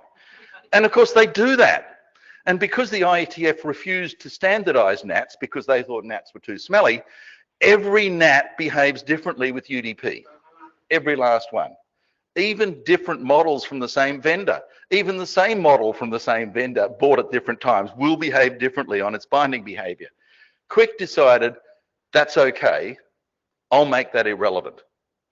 So Quick is address agile as well. Like I said, for V6 it's kind of, oh, you mean we're getting used to NATs? Oh yes, we're getting bloody good at accommodating them. Whoops. So this is what the internet needs today. In fact, it's what they probably needed 10 years ago. But this is what TCP should have been a long time ago. It is an amazingly good algorithm. Worth spending some time looking at the middle of it. I haven't got time. You haven't got time. None of us have got time. Let's move on to what I was looking at. Quick has been around with Google Speedy since about 2014. And it was implemented in Chrome 2017 or so. It's been a while, it's been out there. And we were kind of looking to understand how much of Quick is actually used out there. So for some years, if you've seen, you haven't seen them, have you? They were on Friday morning, you weren't here. But I did used to do talks to the 3 people in the room on Friday mornings about the state of V6 deployment using a massive measurement program based around Google Ads.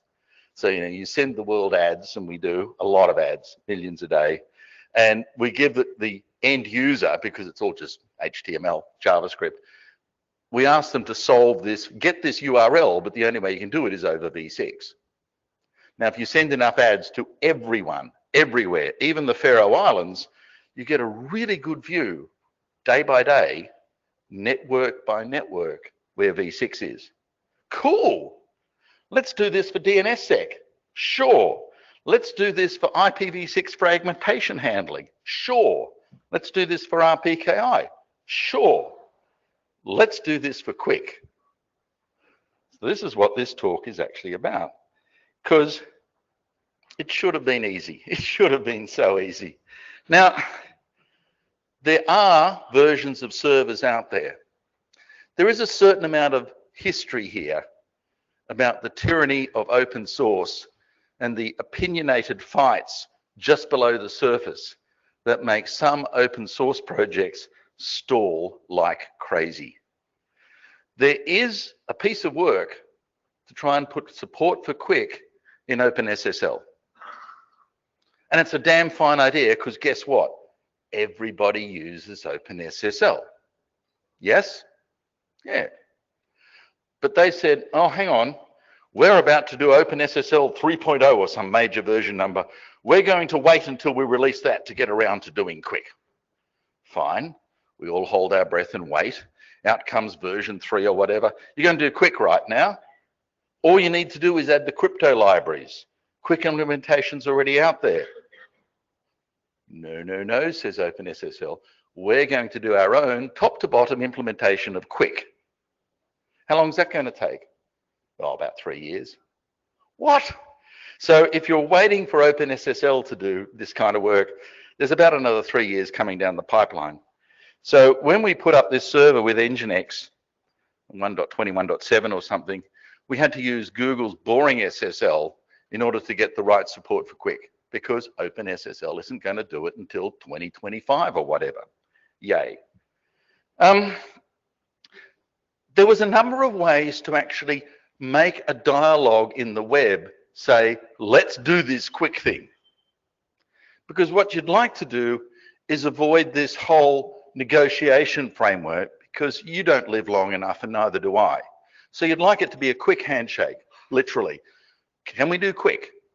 Now, the way Google solved this was actually second use. So they embedded I can do quick in the content that was delivered. So the first time you hit a web server and you got back some content from that server name, you'd have inside the HTML an alt service command. By the way, I can do quick H3, HTTP3 on port 443. Now, it was other magic incantations in the past, but the idea is you put that signal in your content. So the client then goes, oh, quick. The second time they come to your server, they use quick. Fine. It's kind of backwards compatible, no great change. But of course, over in DNS land, there's this theory that the DNS is so much more than a name resolution protocol. It's the thing you use in order to create the entire session establishment. And so if you look at that area of service definitions in the DNS, you now start to see some pretty curious things going on where the ALPN, the application level protocol, is now embedded in the DNS value. And so with one query, you can actually figure out what to ask, what protocol to use, how to ask, all the bits and pieces you spend a lot of time actually discovering is now one query, one answer. Fantastic. Although if someone can explain to me why there is a v4 hints field in that area of the SVCB record and why everyone ignores it, I'd love to know. But I'm digressing. Now, that DNS model of doing it in the ALPN field is very fast and it's usable first hit. Because you look up the name, basically, I want to go to this website, tell me what protocol I should use. The DNS goes, this person can support quick, yay. ALPN equals H3. So that's the way you set it up. If you're prepared to run a beta version of Nginx with boring SSL, you can run it right now. If you're waiting for OpenSSL, go back to sleep. So as I said, and I think I've now hammered it, there's this whole issue of first fetch, second fetch. All the stuff that is actually doing the DNS lookup happens immediately.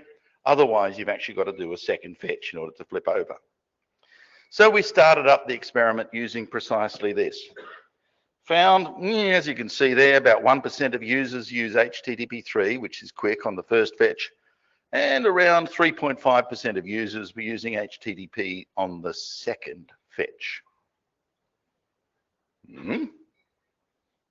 Bloody low, isn't it? Really low. 90% of all the browsers we see out there are Chrome. You know, if you ever want to talk about a stranglehold on the market, look at the browser market and the answer is Chrome. There is no other answer out there. Dear old Safari makes up the rest, and there are a couple of people still running Firefox. God bless you. So, you know, Chrome has done quick since, I don't know, Methuselah was a young lad. They've been doing quick forever. So there's that blog entry back in, 2020, but it's actually earlier than that when they started doing it. So I'm seeing 3.5%, whereas in theory, you're all running up-to-date Chrome. I should be seeing 90%. Interesting. So what does everyone else see? Cloudflare. That's not 90. Cloudflare see 30. Now it's way better than 3%, but it's not 90. So it's kind of, whoa. Even Cloudflare's numbers, much better than the ones I was getting, are still kind of wacko. If quick is everywhere and, everyone uses Chrome, so yes, it's everywhere, why aren't we actually seeing it in the wild? Can I go back here? Yeah, it bounced. So I thought that when they said second fetch, I believed them, but I was wrong. So what we did after some discussion was to go, let's get the user to fetch it 7 times. 7 times. Surely to God, out of those 7 fetches, I'll hammer home somewhere, you can use quick. And surely, this will flush out quick use. No, Absolutely not. Because here's this issue of signaling and the new application behavior. HTTP2 does persistency. So if you're fetching 7 times from the same server, it doesn't take it down and build the next connection. It goes, hang on a second, I'll just wait and see if you're going to come to me again. Oh, you did. Oh, you did. And so the original TCP TLS session never gets torn down. So this doesn't work because HTTP2 is too good at being persistent. But if you read the documentation in Nginx, and there's a lot of it, there's this wacko little parameter called keep alive session, which seems to have something to do with HTTP2. Fine, don't. Set it to 0. Don't keep these sessions alive, just tear it down. I want to see quick. Yay? Nope. Worse. Now, again, nothing, no quick whatsoever. And the way it works is the implementers at Nginx were much cleverer than me, and they said, the whole thing about HTTP3 is it's a better way of doing keep alive, but you just told me you didn't want it. So you're telling me you don't want quick at all, because if you don't want keep alive, you really don't want quick. So I'm not going to do it. So I thought, okay, sigh, not 0. Now, I always thought I'm a Dijkstra kind of person from computing. There's only 3 numbers in computing, 0, 1, and a humongously big number. No other number matters, right? And so 0 didn't work. Let's try 1. So, up comes 1 second. Is this going to be any better? And here's the graph that we sort of tried here. When we set it to 0, it plummets down to the abysmal, there is no quick to be seen. And then at 1, it sort of works, but you notice the blue line? Quick on first fetch doesn't work anymore. Now I'm doing persistency for only 1 second. I've got it in the DNS. Surely to God this must be working, but it isn't. Nada, no signal, nothing. 57% on repeat fetches, so the 7 tries with a 1 second session timer seems to have burst through the barrier. That all of a sudden now the session gets torn down, the alt service directive works, I can see quick. Now, by the way, that's Chrome, okay? That's Chrome. So, this looks good. But that first fetch, which is Apple's Safari, isn't working at all. And it's both iOS and the Mac. And even Chrome and Firefox were finding it weird that they do a bit of quick, they do a bit of TLS and TCP, and they'd flip between the 2 states. So we started sort of looking at this and found, it's kind of curious. America isn't that good. Canada's a bit crap. South America has got a huge amount of quick use, and so is a whole lot of Africa. This is not a normal kind of map of technology adoption. In fact, it's almost quite the reverse. And the countries that were doing it, awful lot of European countries are actually high in quick in this kind of thing. But you notice there are 2 columns. The first query column was all zeros. No one, and there is a lot of Safari out there, 12% of the world, no one was doing quick. So there's something about Safari and our server. Something. And so we started looking under every single rock we could find, talking to both the Google folk and the Apple folk and the folk who've been working on the quick standards going, what the hell? And the answer is 1 is a really, really bad number. Dijkstra was wrong. There's another number and it's bigger than 1. And part of the reason why is that at 1 second, it sort of goes, I'm bringing up a session, 1 second's elapsed, I'm going to tear it down again. You never actually got to do anything because the keep alive value was actually an entirety of the session lifetime, not the idle keep alive. Who would have thought a thing called keep alive was actually lifetime, not keep alive time? We didn't. The default value of 65 seconds seems to be just way too long. That's sort of going back to the original problem, persistency. So we thought, 20 seconds. Why 20? Less than 65, more than 1. Meh. Got to have a number. Here's a number, 20 seconds. And all of a sudden, you know, the signal comes back from Safari.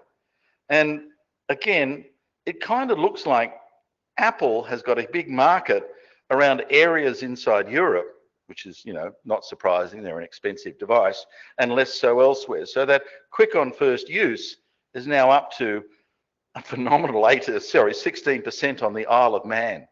They all must have iPhones there. Has anyone been there? They all whip out their iPhones. Oh, it's an iPhone. I know what you've got. So yeah, there's kind of a map of where Apple is. Whereas the other one, which is the Chrome map, the second use, is subtly different. And so this is the bigger one. When we set the keep alives to 20, we got back into this Safari thing. But it's not 12%. It's a whole lot less. Now, there's this new view of the world from the application giants. You don't just deploy code and see what happens. You actually monitor your deployment and you have your instances of your browser talking to home base all the time. And so what you're actually seeing with this relatively low 2 to 3% is Apple going, not everyone who gets the signal gets to use Quick. I'm going to do 1 in N. And everyone else, even though, you know, we both know Quick's out there, you're not going to run it. And that's why the number is actually persistently low. That you're actually finding, and Apple aren't the only one doing this, that the application is now doing direct feedback from deployment and actually controlling behaviors as part of the built-in application behavior. So it's not just I'm running your code, it's the code that you've let me run is talking to home all the time, controlling the way I behave as an application. Welcome to 2022, I guess. So there are some questions about this and I'm going to race through, and I think I've given you most of the answers so you can shout along too. You know, who's doing it? What are the MSS values? Because it's UDP and it hates fragmentation. If you fragment, you die. No other way around it.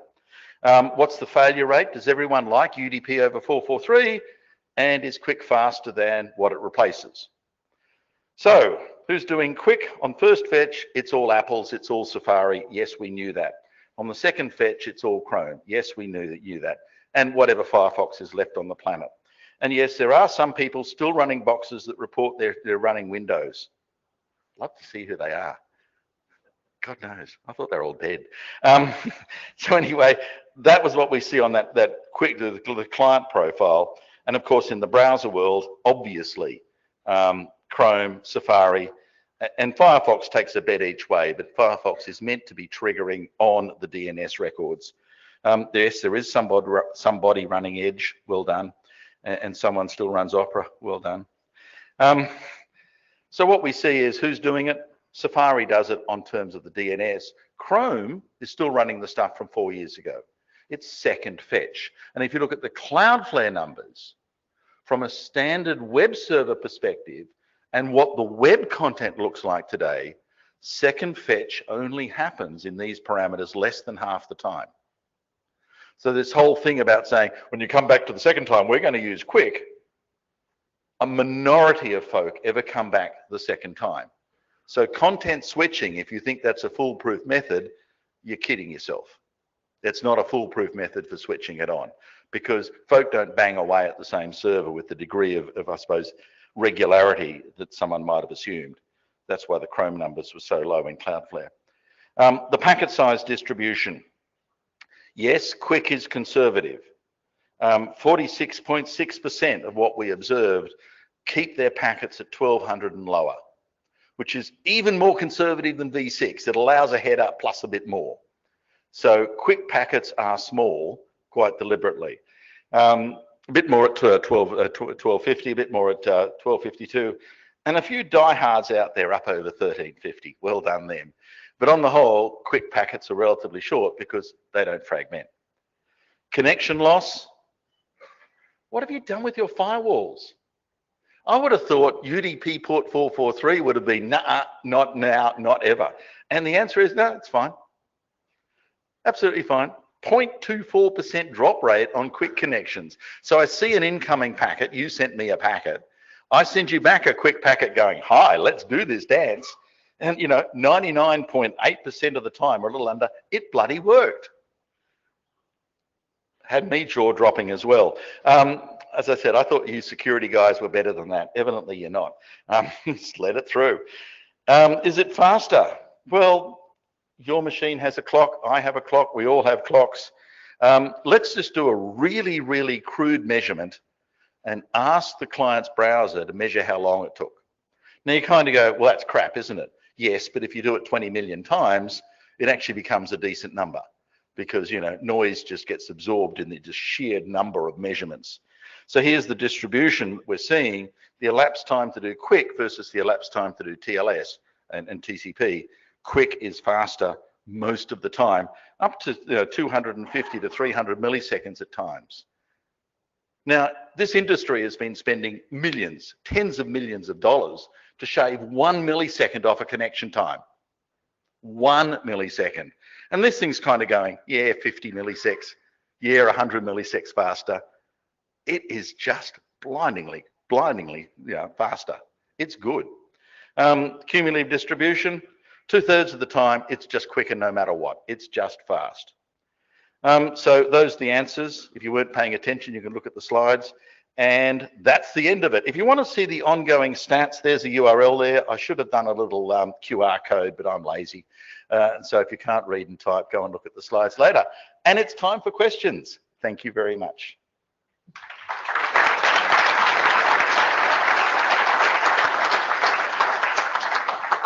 So, thank you. So we have time for a little bit of time for questions.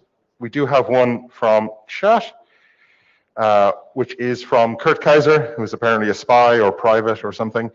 What level of packet loss does Quick tolerate?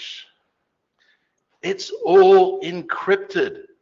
It tolerates loss the same as TCP tolerates loss. And it's the flow control algorithm that you select. So yes, this is a reliable flow controlled algorithm. It recovers from packet loss, absolutely. And as you know with TCP and the early days of rollout in mobile, once you get loss rates of around 10%, abandon hope, it just starts to stutter. And as far as I can see, our flow control algorithms haven't improved overly much. So my guess is it's the same kind of behavior, but now you can't see it because it's all encrypted. They just look like one thing. Quick does flow control on packet numbers, not stream offsets. So the beauty is a retransmit is obviously a retransmit. And so part of the problems that TCP has is in recovery, when an old packet reappears going, hello, I'm here, doesn't happen in Quick because packet numbers go, this is a retransmit, treat me as such, versus this is the original packet. So I suspect it might be slightly more robust because of that. Okay. And I don't know, maybe you would have got more questions on a Friday morning, Jeff. I'm just, No, that's one more than the usual record of a Friday. Well done and thank you. Whatever time of the day you're on, thank you very much. Thank you.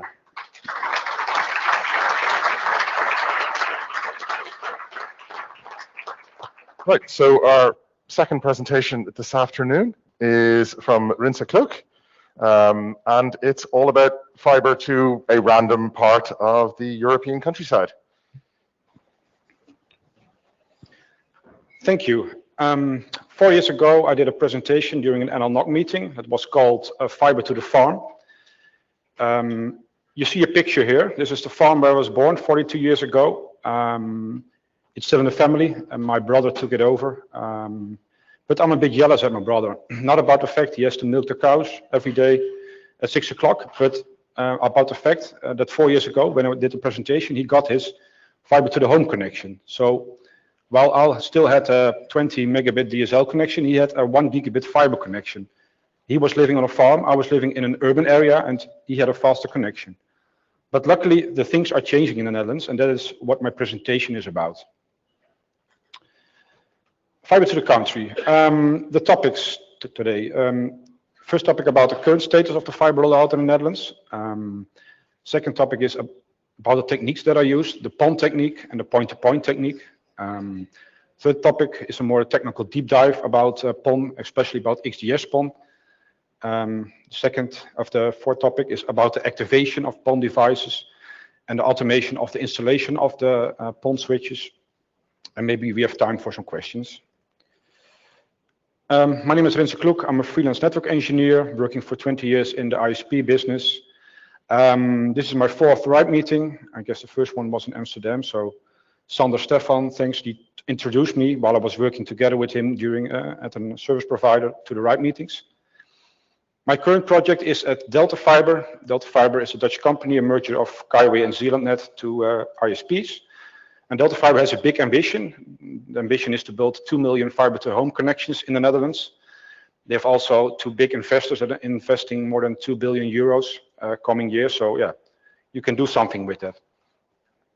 This is a map of the Netherlands, and this is a map of the fiber penetration, the fiber rollout. What you see is that the most fiber rollout is in the eastern part of the Netherlands.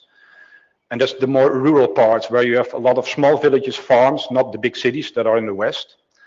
And especially you see some hotspots around Rijssen and around Eindhoven. In the south, Eindhoven, this is famous for the university where a lot of optical innovation is going on. So maybe that's the reason that there's a lot of fiber rollout started. Then something about fiber to my own home. So last year, I finally got, they started rolling out fiber to the home in my city. So in June 2021, they started building the backbone network, laying the ducts and the fibers to the POPs. Second picture, they arrived at my driveway and they were bringing the fiber to my front door.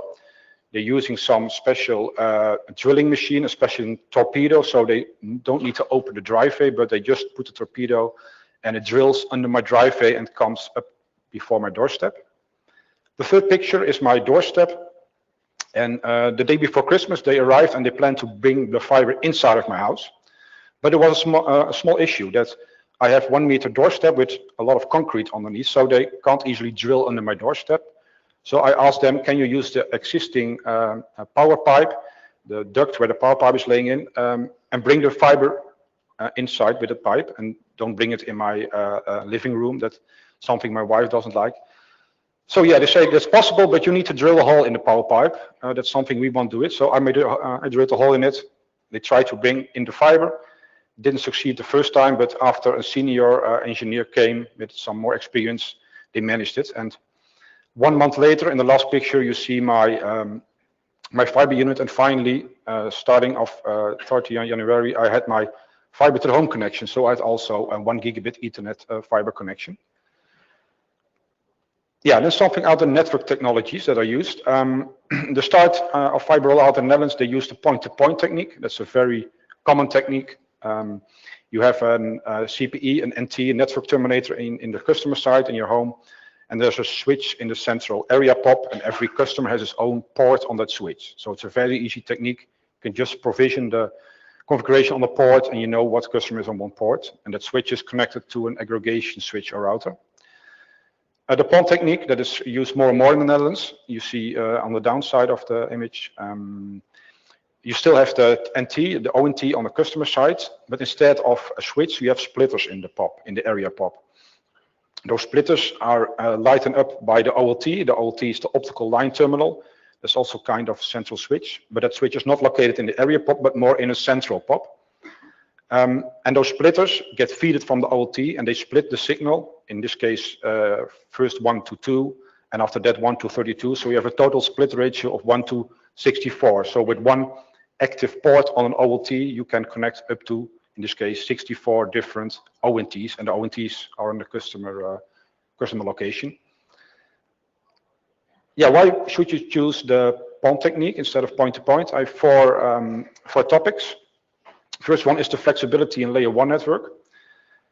With point-to-point, you are limited to the maximum distance that the optics in point-to-point can reach. That's about 10 kilometers. So you have to place a switch every area POP within, where the customers are within a range of 10 kilometers. With XGS PON, you have more flexibility. An XGS PON optic can reach up to 40 kilometers. And especially one project I had in a large polder area in the Netherlands, we had a lot of farms far away. We could reach every customer with just one active device, with one OLT in the whole area. So it was very economical. Second point, cost per port. I think that's also one important point, because you need less active ports with XGS-PON, and the optic is a very expensive part of the network. It's a very cost-effective technique. With point-to-point for every customer, you have an active port, and the active port is the most expensive part of the network. The third point, oversubscription. There's a topic that point-to-point is a bit in favor, because with point-to-point you have a dedicated port for every customer. Mostly a gigabit port, sometimes a 10 gigabit port. So you don't share it with your neighbors. With PON, you share the capacity. With GPON, it's 2.5 gigabits. With XGS-PON, 10 gigabits. But if you have a split ratio of 64 customers per port and you have 10 gigabits, I think that's fairly enough for the coming next years. And last but not least, power usage.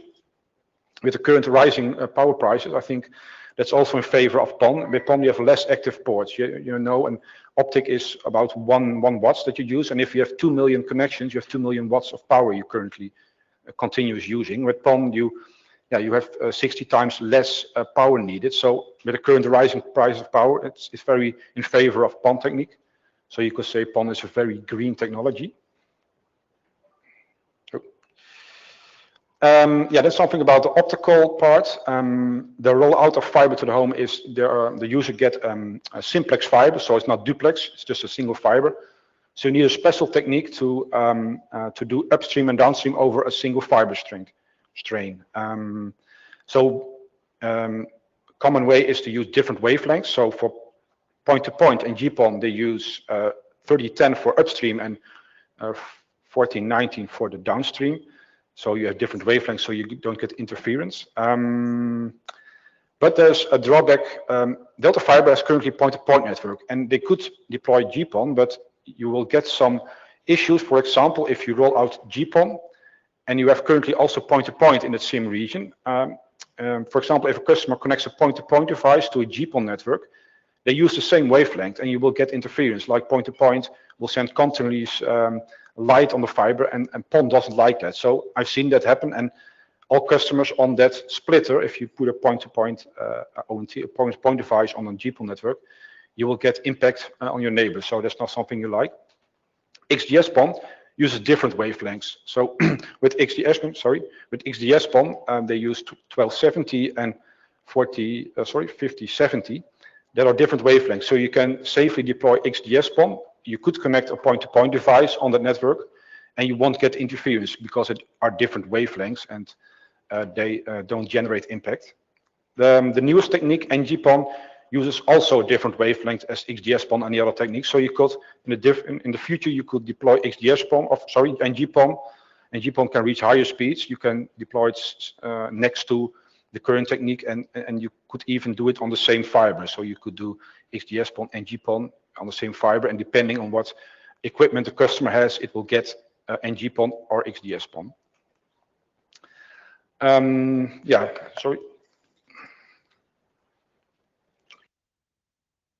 There's something about the upload and the download. The upstream XGS-PON uses some time division multiplexing technique.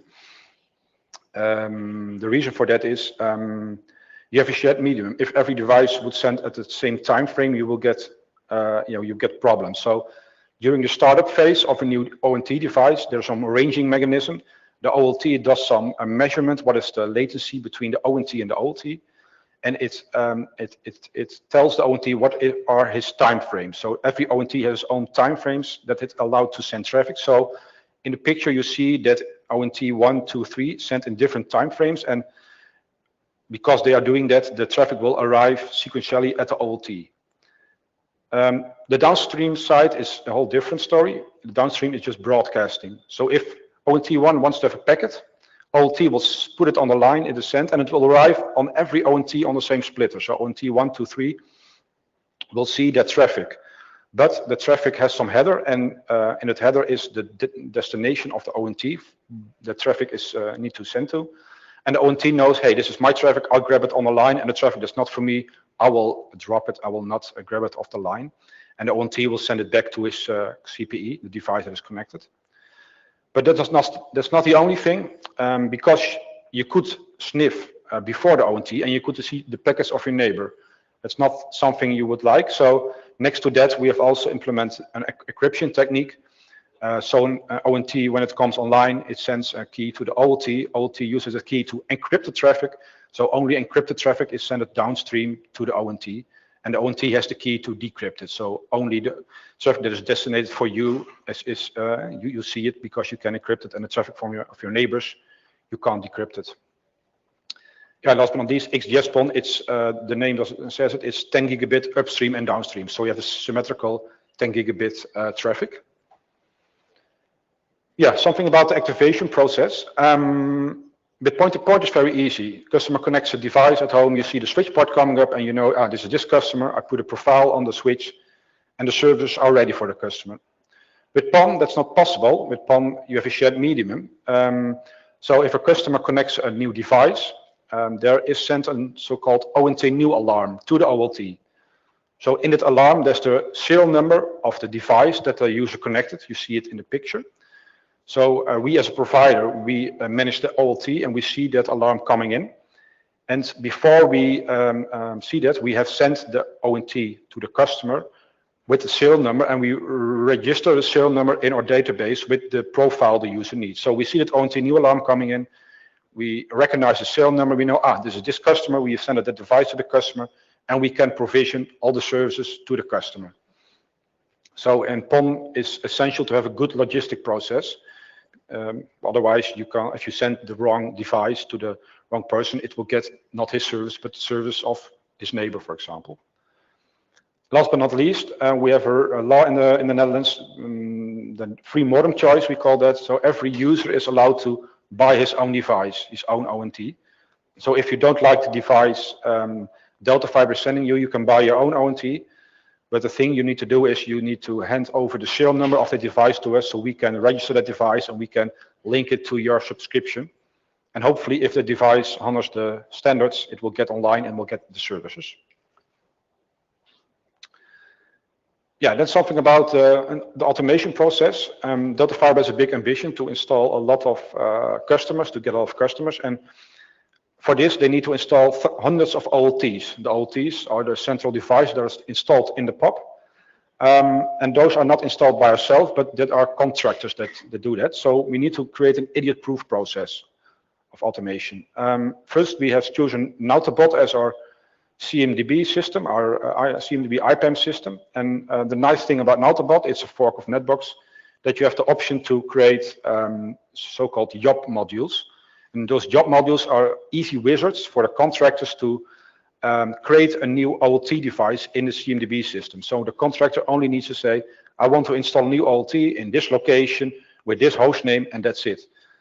All other things are automatically created. So the whole device infrastructure, interface logic, VLAN logic in Nautobot is created by this wizard. We have some sort of templates for that. So, for example, after a week, the contractor goes to the area POP, to the building, installs the OLT, racks the whole stuff, connects the fibers, and the only thing he needs to do is to change the status in Nautobot from planned to installed. After putting it to installed, some automation microservices started. That's something I created in the project. And that automation server connects to the API from Nautobot, knows this is this OLT, it comes online. It grabs all the information about VLANs, templates, all kinds of stuff. Next to that, it also connects to the API of our OLT vendor. OLT vendor has a nice intent-based networking system with APIs. And all API calls are done so that the OLT configuration is created. The only drawback of this system was that we still need to do some CLI scripting, some SFTP scripting. That was for the software that needs to be sent to the ONT. So the software the ONT gets is installed on the OLT, but the intent-based networking system didn't have an API for that yet. So I still had to do some CLI scripting, but yeah. Yeah, then some tales from the trenches. Some things we discovered. The first issue we discovered was we had one ONT that didn't come online. It didn't connect very well. So I thought maybe I have to send a reboot to that ONT. In PON, you have an option to send a reboot on the PON port with a specific serial number in it and only the ONT with that serial number needs to get rebooted. So I'll send it that signal, but after sending a signal, all ONTs got rebooted on that port. What it appeared to be is that there was a bug in the ONT, that the ONT did look at the serial number. It saw the reboot command coming in. I thought, oh, I need to reboot. So all ONTs, regardless of the serial number, got rebooted. So yeah, I created some impact. But I filed it in a ticket to the vendor, and they fixed it, luckily. Yeah, the next thing is we had a new ONT. It was pretty new. It was an XGS-PON ONT. And one thing we did is we implemented an ACS server. An ACS server manages the ONT. And every hour, the ONT sends some metrics to that ACS server. And the metrics were stored in the InfluxDB. I created some nice Grafana graphs of it. And one metric I was monitoring was the memory free of the ONTs, memory free of the device at the customer side. And I saw, if you take a look at the picture, you see some lines going down every time.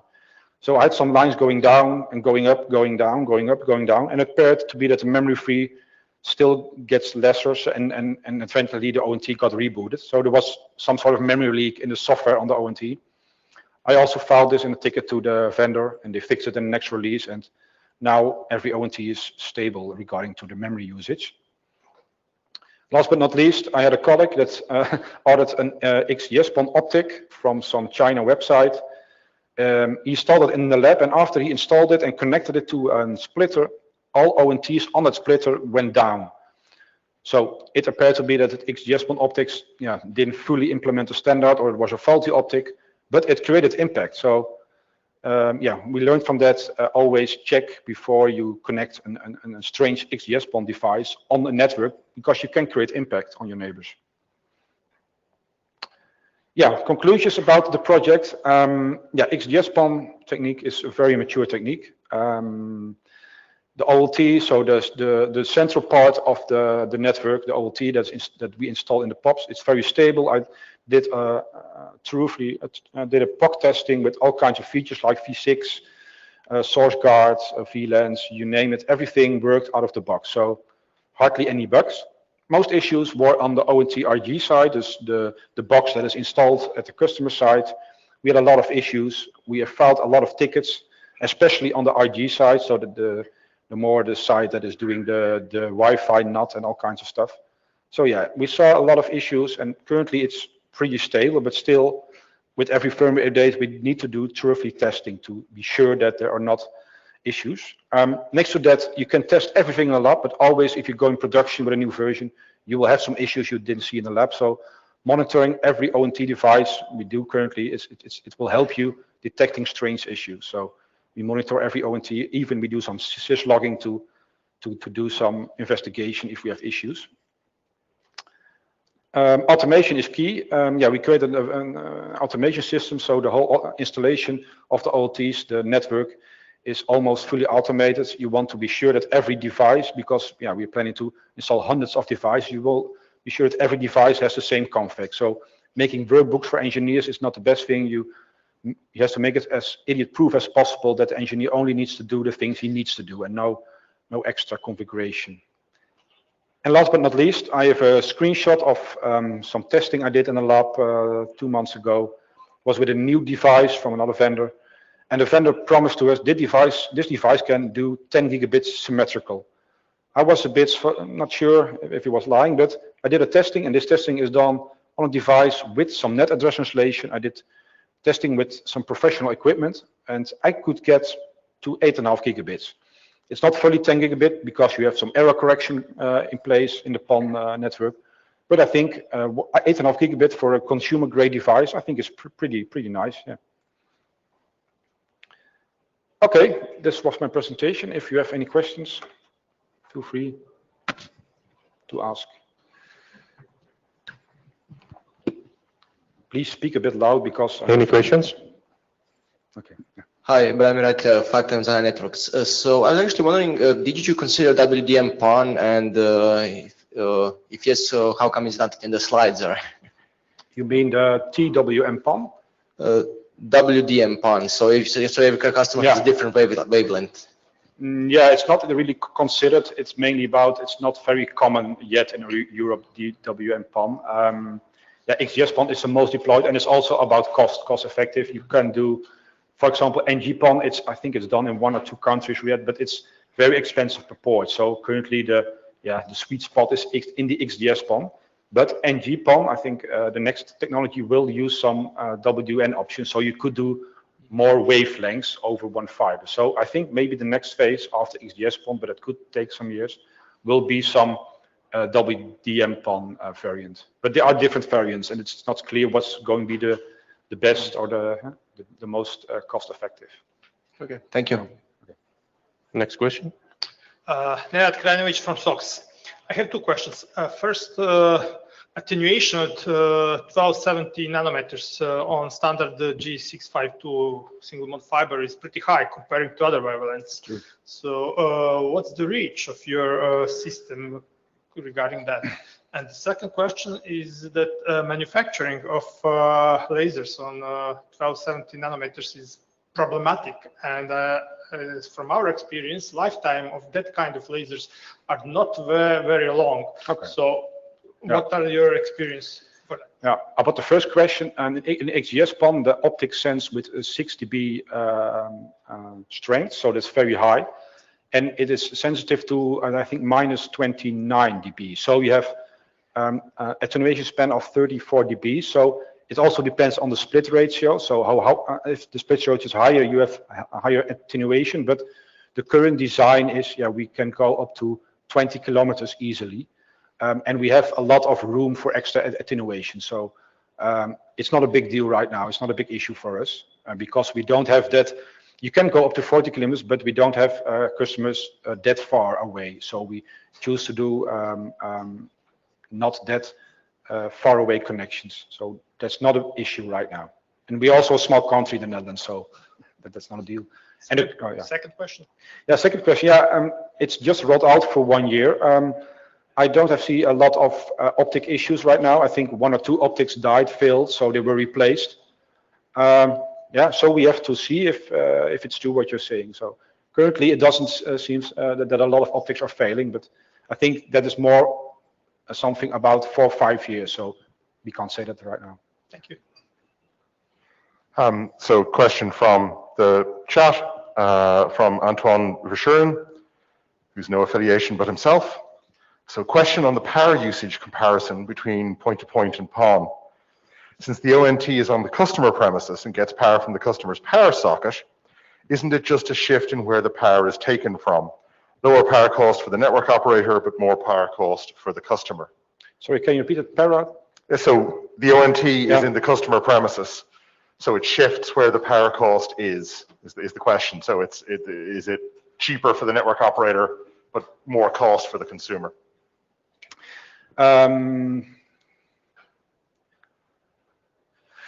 Yeah, true. Yeah, that's. I think the ONT is on the customer side, but it's always the case.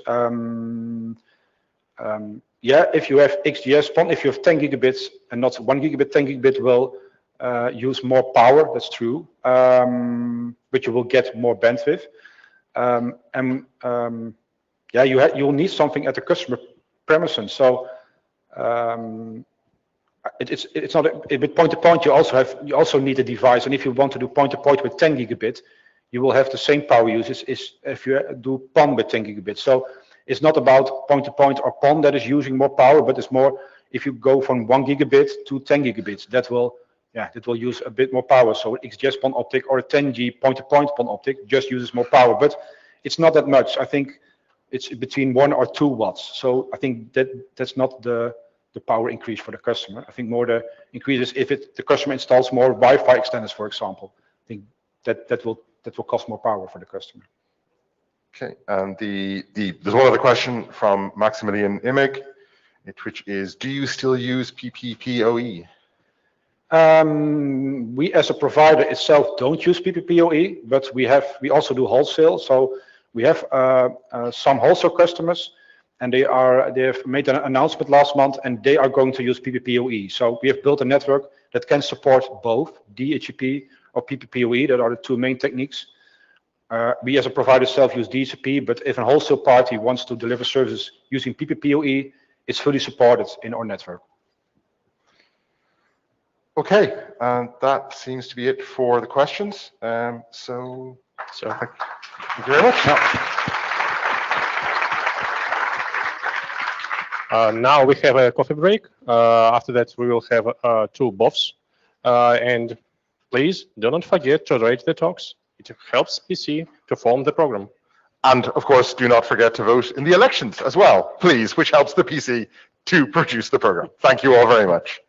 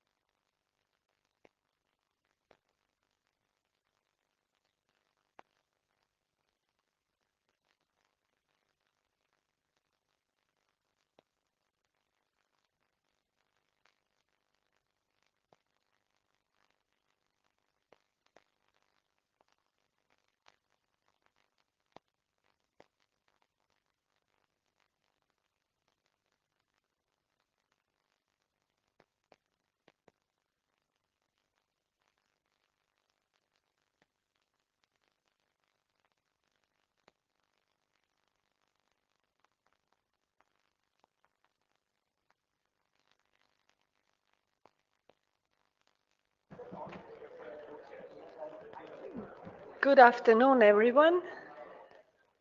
I think our session is about to start, so it would be great if you would just come here closer, so that we can all participate in it, but okay. Okay, so let's start with our topic this afternoon. As far as I know, this is the first Quantum Internet Community meeting. The purpose of this meeting is more that we start to talk about these things, that we get to know each other around these topics. I have prepared this material for this session together with my colleague Piotr Rydlikovsky and Vesna Manolovic from RIPE. My name is still Ivana Golub. I still work for PSNC, which is Poznan Supercomputing and Networking Center. First, I have to start with a disclaimer. So if any of you expected that this would be some sort of training on quantum technologies, I'm sorry to inform you that it will not be. But I have prepared some material, some links with training material, videos, presentations. Some of them we used in our work. The second part of this slide we prepared and created within the GÉANT project. So feel free to use it. But today we will more talk about just very brief but less technical background on the topic and more about the activities overall. So what is happening in Europe related to this, in particular what is happening in the GÉANT project, what is happening in my company, which is PSNC. Then Vesna will talk about Quantum Internet Hackathon at the beginning of December. And then we hope to hear from you, maybe share your stories, what you are doing around the topic, etc. So as a background, what actually do we mean when we say quantum technologies? This allows us to manipulate and exploit the effects that are described by quantum mechanics. So this is the starting point for everything that is happening now related to quantum technologies. We are currently in the process of the second quantum revolution, which means that quantum mechanic effects are used for different things such as communication, computation, simulation, sensing, etc.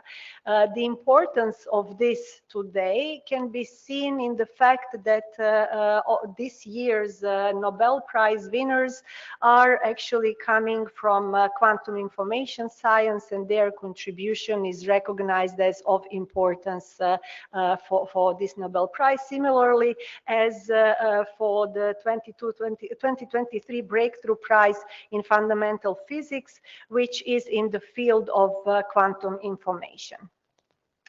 So what do we see as a trigger that has started all different activities in our community and worldwide, or particularly in Europe? This is the document that EU released called Quantum Manifesto, and it was released in 2016.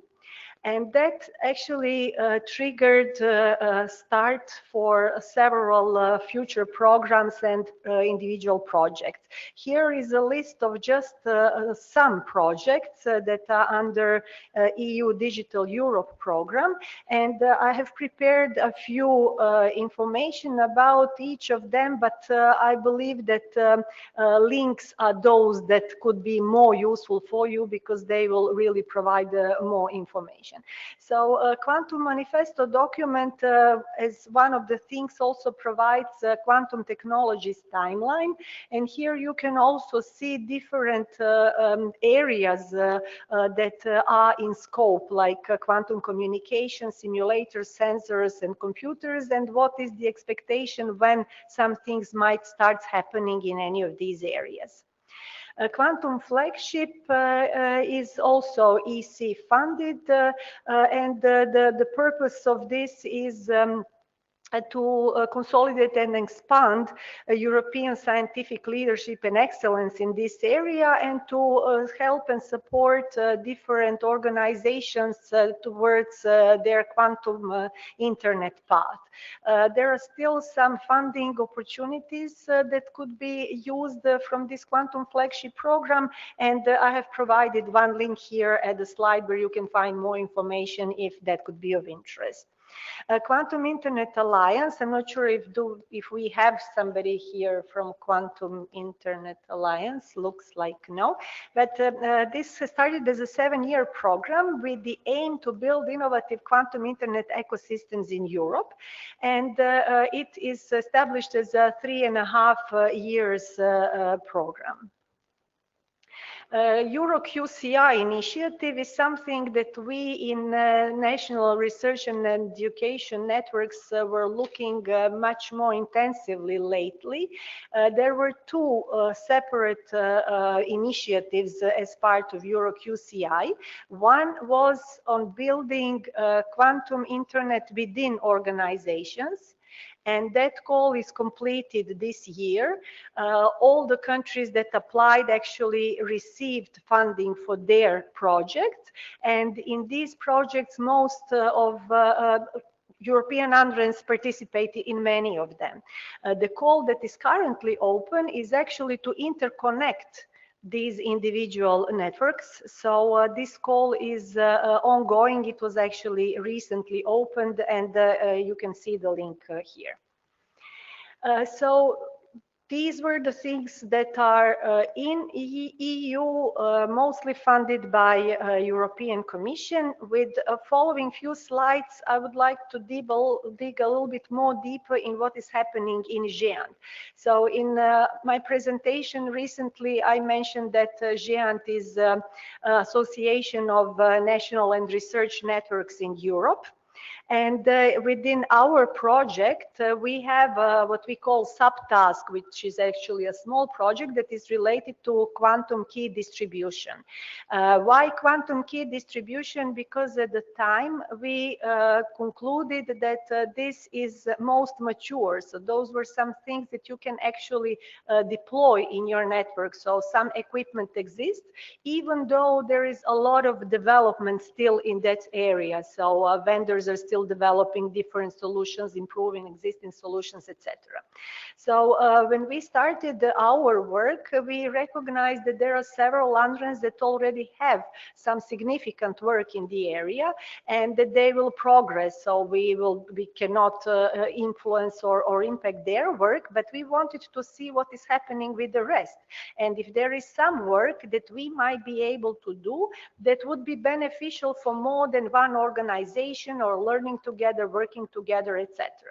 At the bottom, you can see the organizations that are participating in our project. This is the National Research and Education Network from Czech Republic, from Germany, then GÉANT Association, and then from Hungary, from Poland, and France.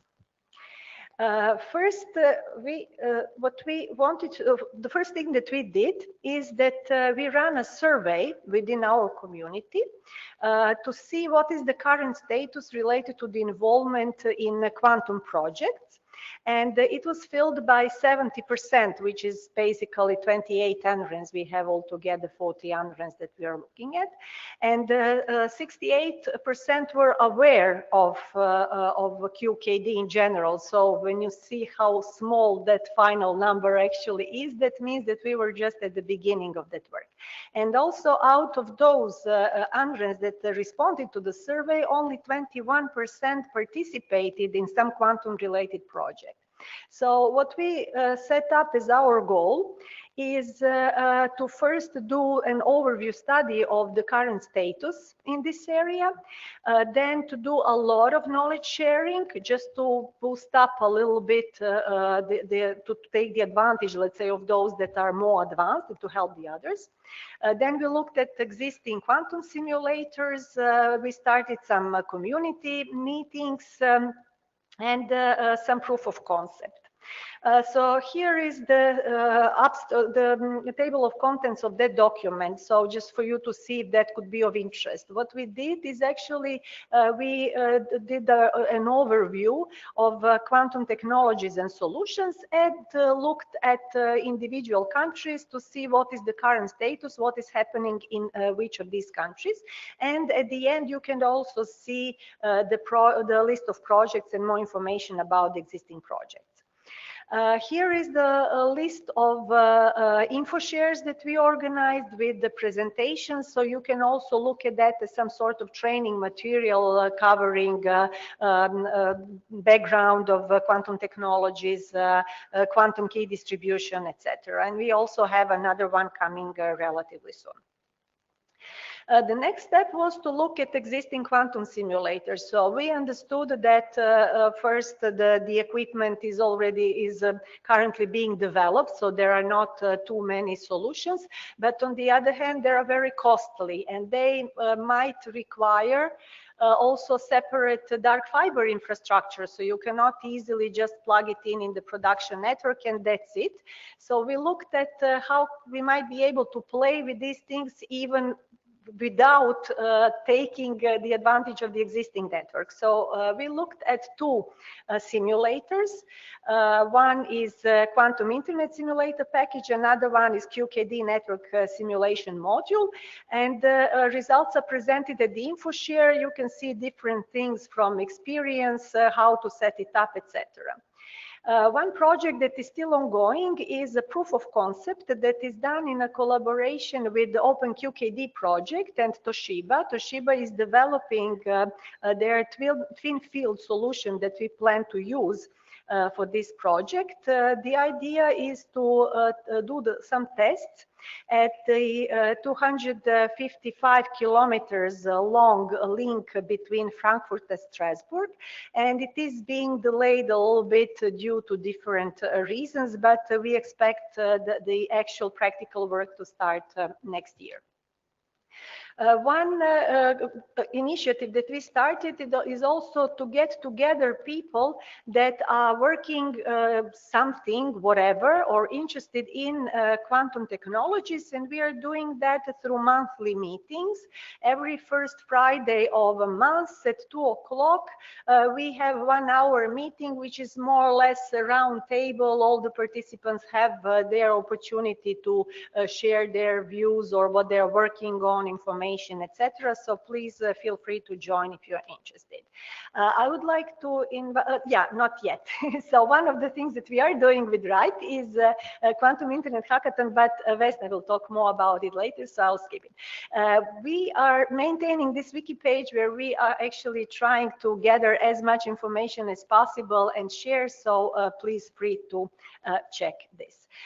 Just announcement for 2 events. We will have quantum key distribution deployments info share on 25th of November. Of course, our quantum internet hackathon beginning of December, and on 14th of April we would like to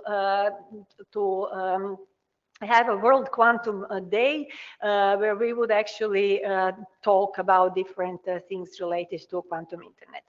As a third phase of my talk, I would like to share a few information about what is happening in Poznan Supercomputing and Networking Center related to quantum activities. At the bottom, you can maybe get a sense of PSNC through numbers like 20 different laboratories, so more or less anything that you can imagine. There is somebody in PSNC playing with that, at least in our area. So PSNC is a center of e-infrastructure for Polish National and Research Network Pioneer, but also for Metropolitan Area Network Poznan. And it is a HPC center and data repository and digital libraries federation. And we have, as I mentioned, a lot of different labs. So this is how PSNC network looks like. And we have a lot of dark fiber infrastructure that is almost 10,000 kilometers. And this is how PSNC is connected with the rest of Europe. Related to quantum activities, we are very much involved in quantum computing and quantum communication, and I will briefly just mention some of the projects. For example, participation in the Open QKD project is through construction of QKD testbed, but also in development of data management and analysis software.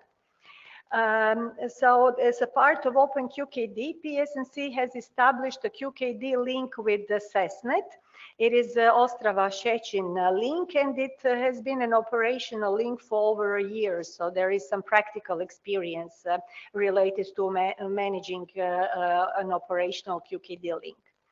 Another thing is the QKD testbed, which is based on Toshiba equipment. In we are also collaborating with the National Laboratory for Photonics and Quantum Technologies in a construction of Metro QKD research and operational structure, and also in the construction of QKD Poznan-Warsaw link. So in the previous slide, you've seen the link between two countries. This is now within the country link related to QKD. And this is how the testbed looks like with the QKD system and also a quantum random number generator system. Oops. PSNC also participated in a number of demonstrations. Some of them were happening at TNC. This is a GÉANT conference that is happening once a year. And within these demos, we are collaborating with different countries and also different projects, like for TNC 18 and 21, where there was a demo that was prepared together with Quantum Internet Alliance and 3 projects. In last year conference, we had a demo with ADVA on machine learning based optical and QKD network monitoring, and more information you can find on this link.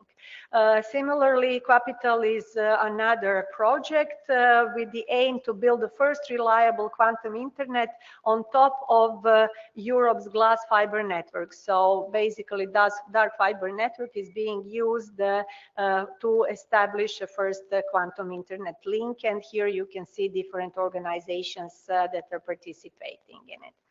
Another contribution is for Quantum Internet Research Group. And also, this is the newest information where EC has recognized the PSNC efforts, and it has chosen PSNC to host a quantum machine as a part of the Euro HPC project, with the aim to allow this machine to be also used by different scientists and individuals in the European Union. Now I would like to invite Resna to tell us about Quantum Internet Hackathon.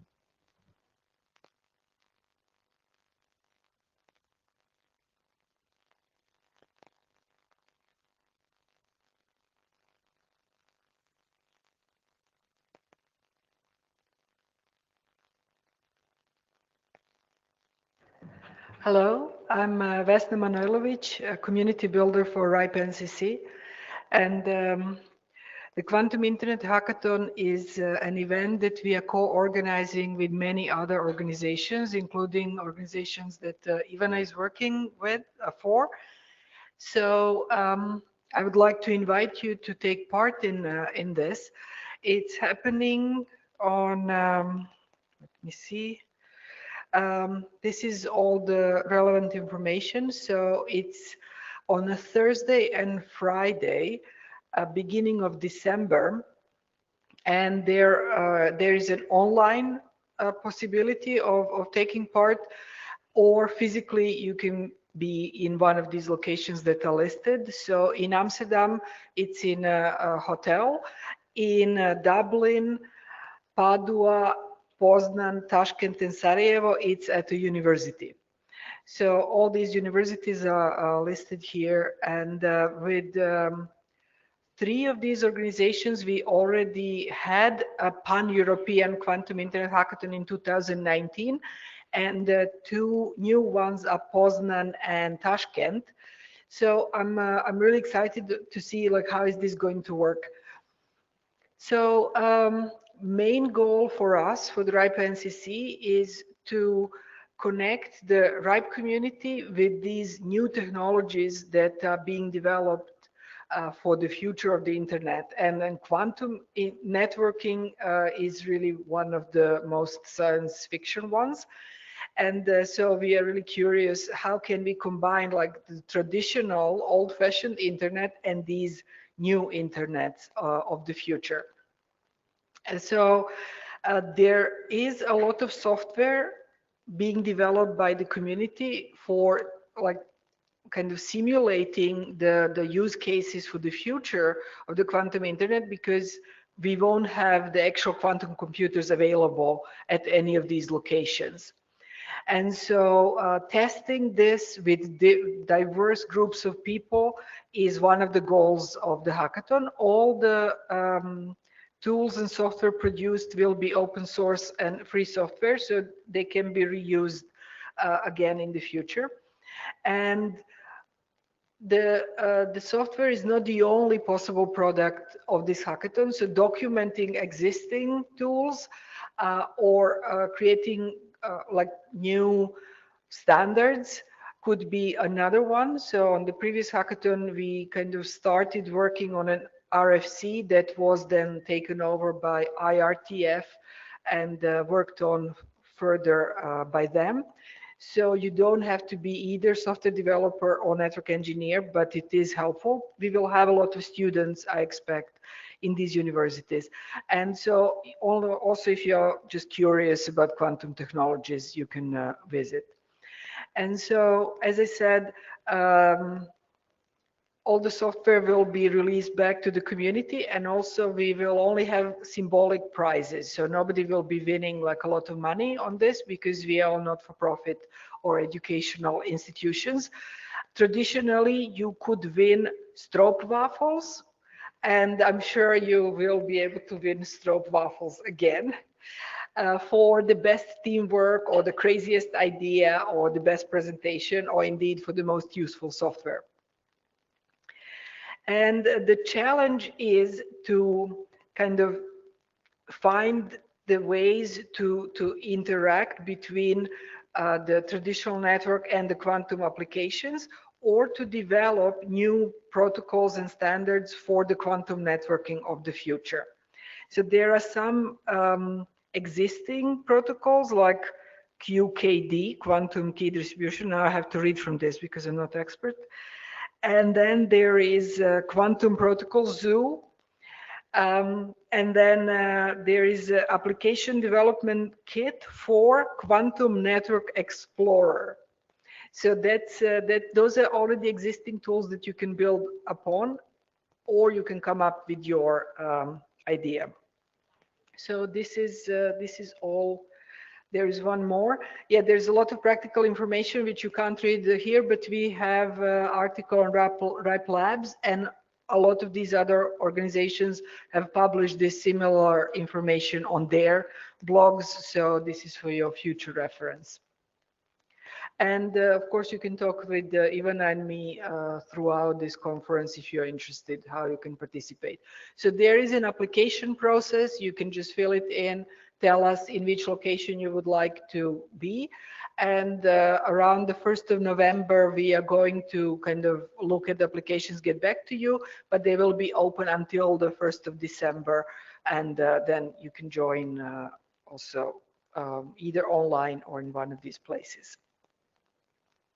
Thank you. Any questions? Talk to us later. Yes, so as all the information, as Vesna said, they are actually linked. It is the link is here. Where can I point? Yeah, the link on this page is at the Quantum Internet Hackathon logo, but the same link is also on previous pages. So any immediate questions either to my presentations before or to Quantum Internet Hackathon? Is it like, yes, it's okay, or no, that's too much? Yeah, so any immediate responses? Okay, I want to see show of hands. Do you already know if you will be there? Any show of hands? Yes. Yes. decide yes. Thank you. So also promote it within your communities, because we are really looking for like a very diverse group of people with different skills and different way of looking at things. And I can already kind of pre-announce, I would like to propose a project that is going to work on the quantum internet, which is also environmentally sustainable. So like the green quantum internet, to make it even more science fiction-y.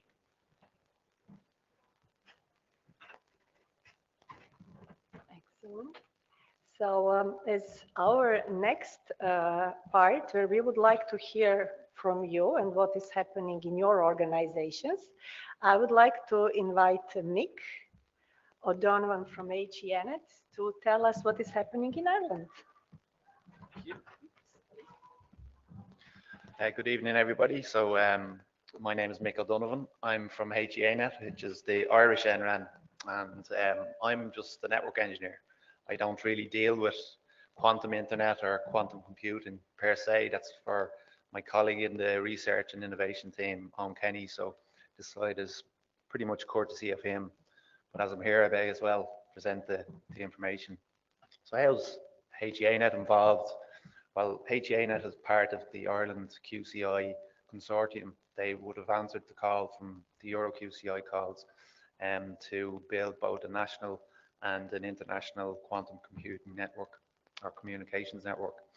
At the moment, that realistically in Ireland looks like mostly quantum key distribution in its entirety, but there are pilot networks that have been starting to be built out, and pretty much that's going to kick off in earnest in 2023, and we'll see an awful lot more in terms of that. But ourselves as GÉANT and as a consortium, our goal is not just quantum key distribution, but the quantum communications network, or quantum internet per se.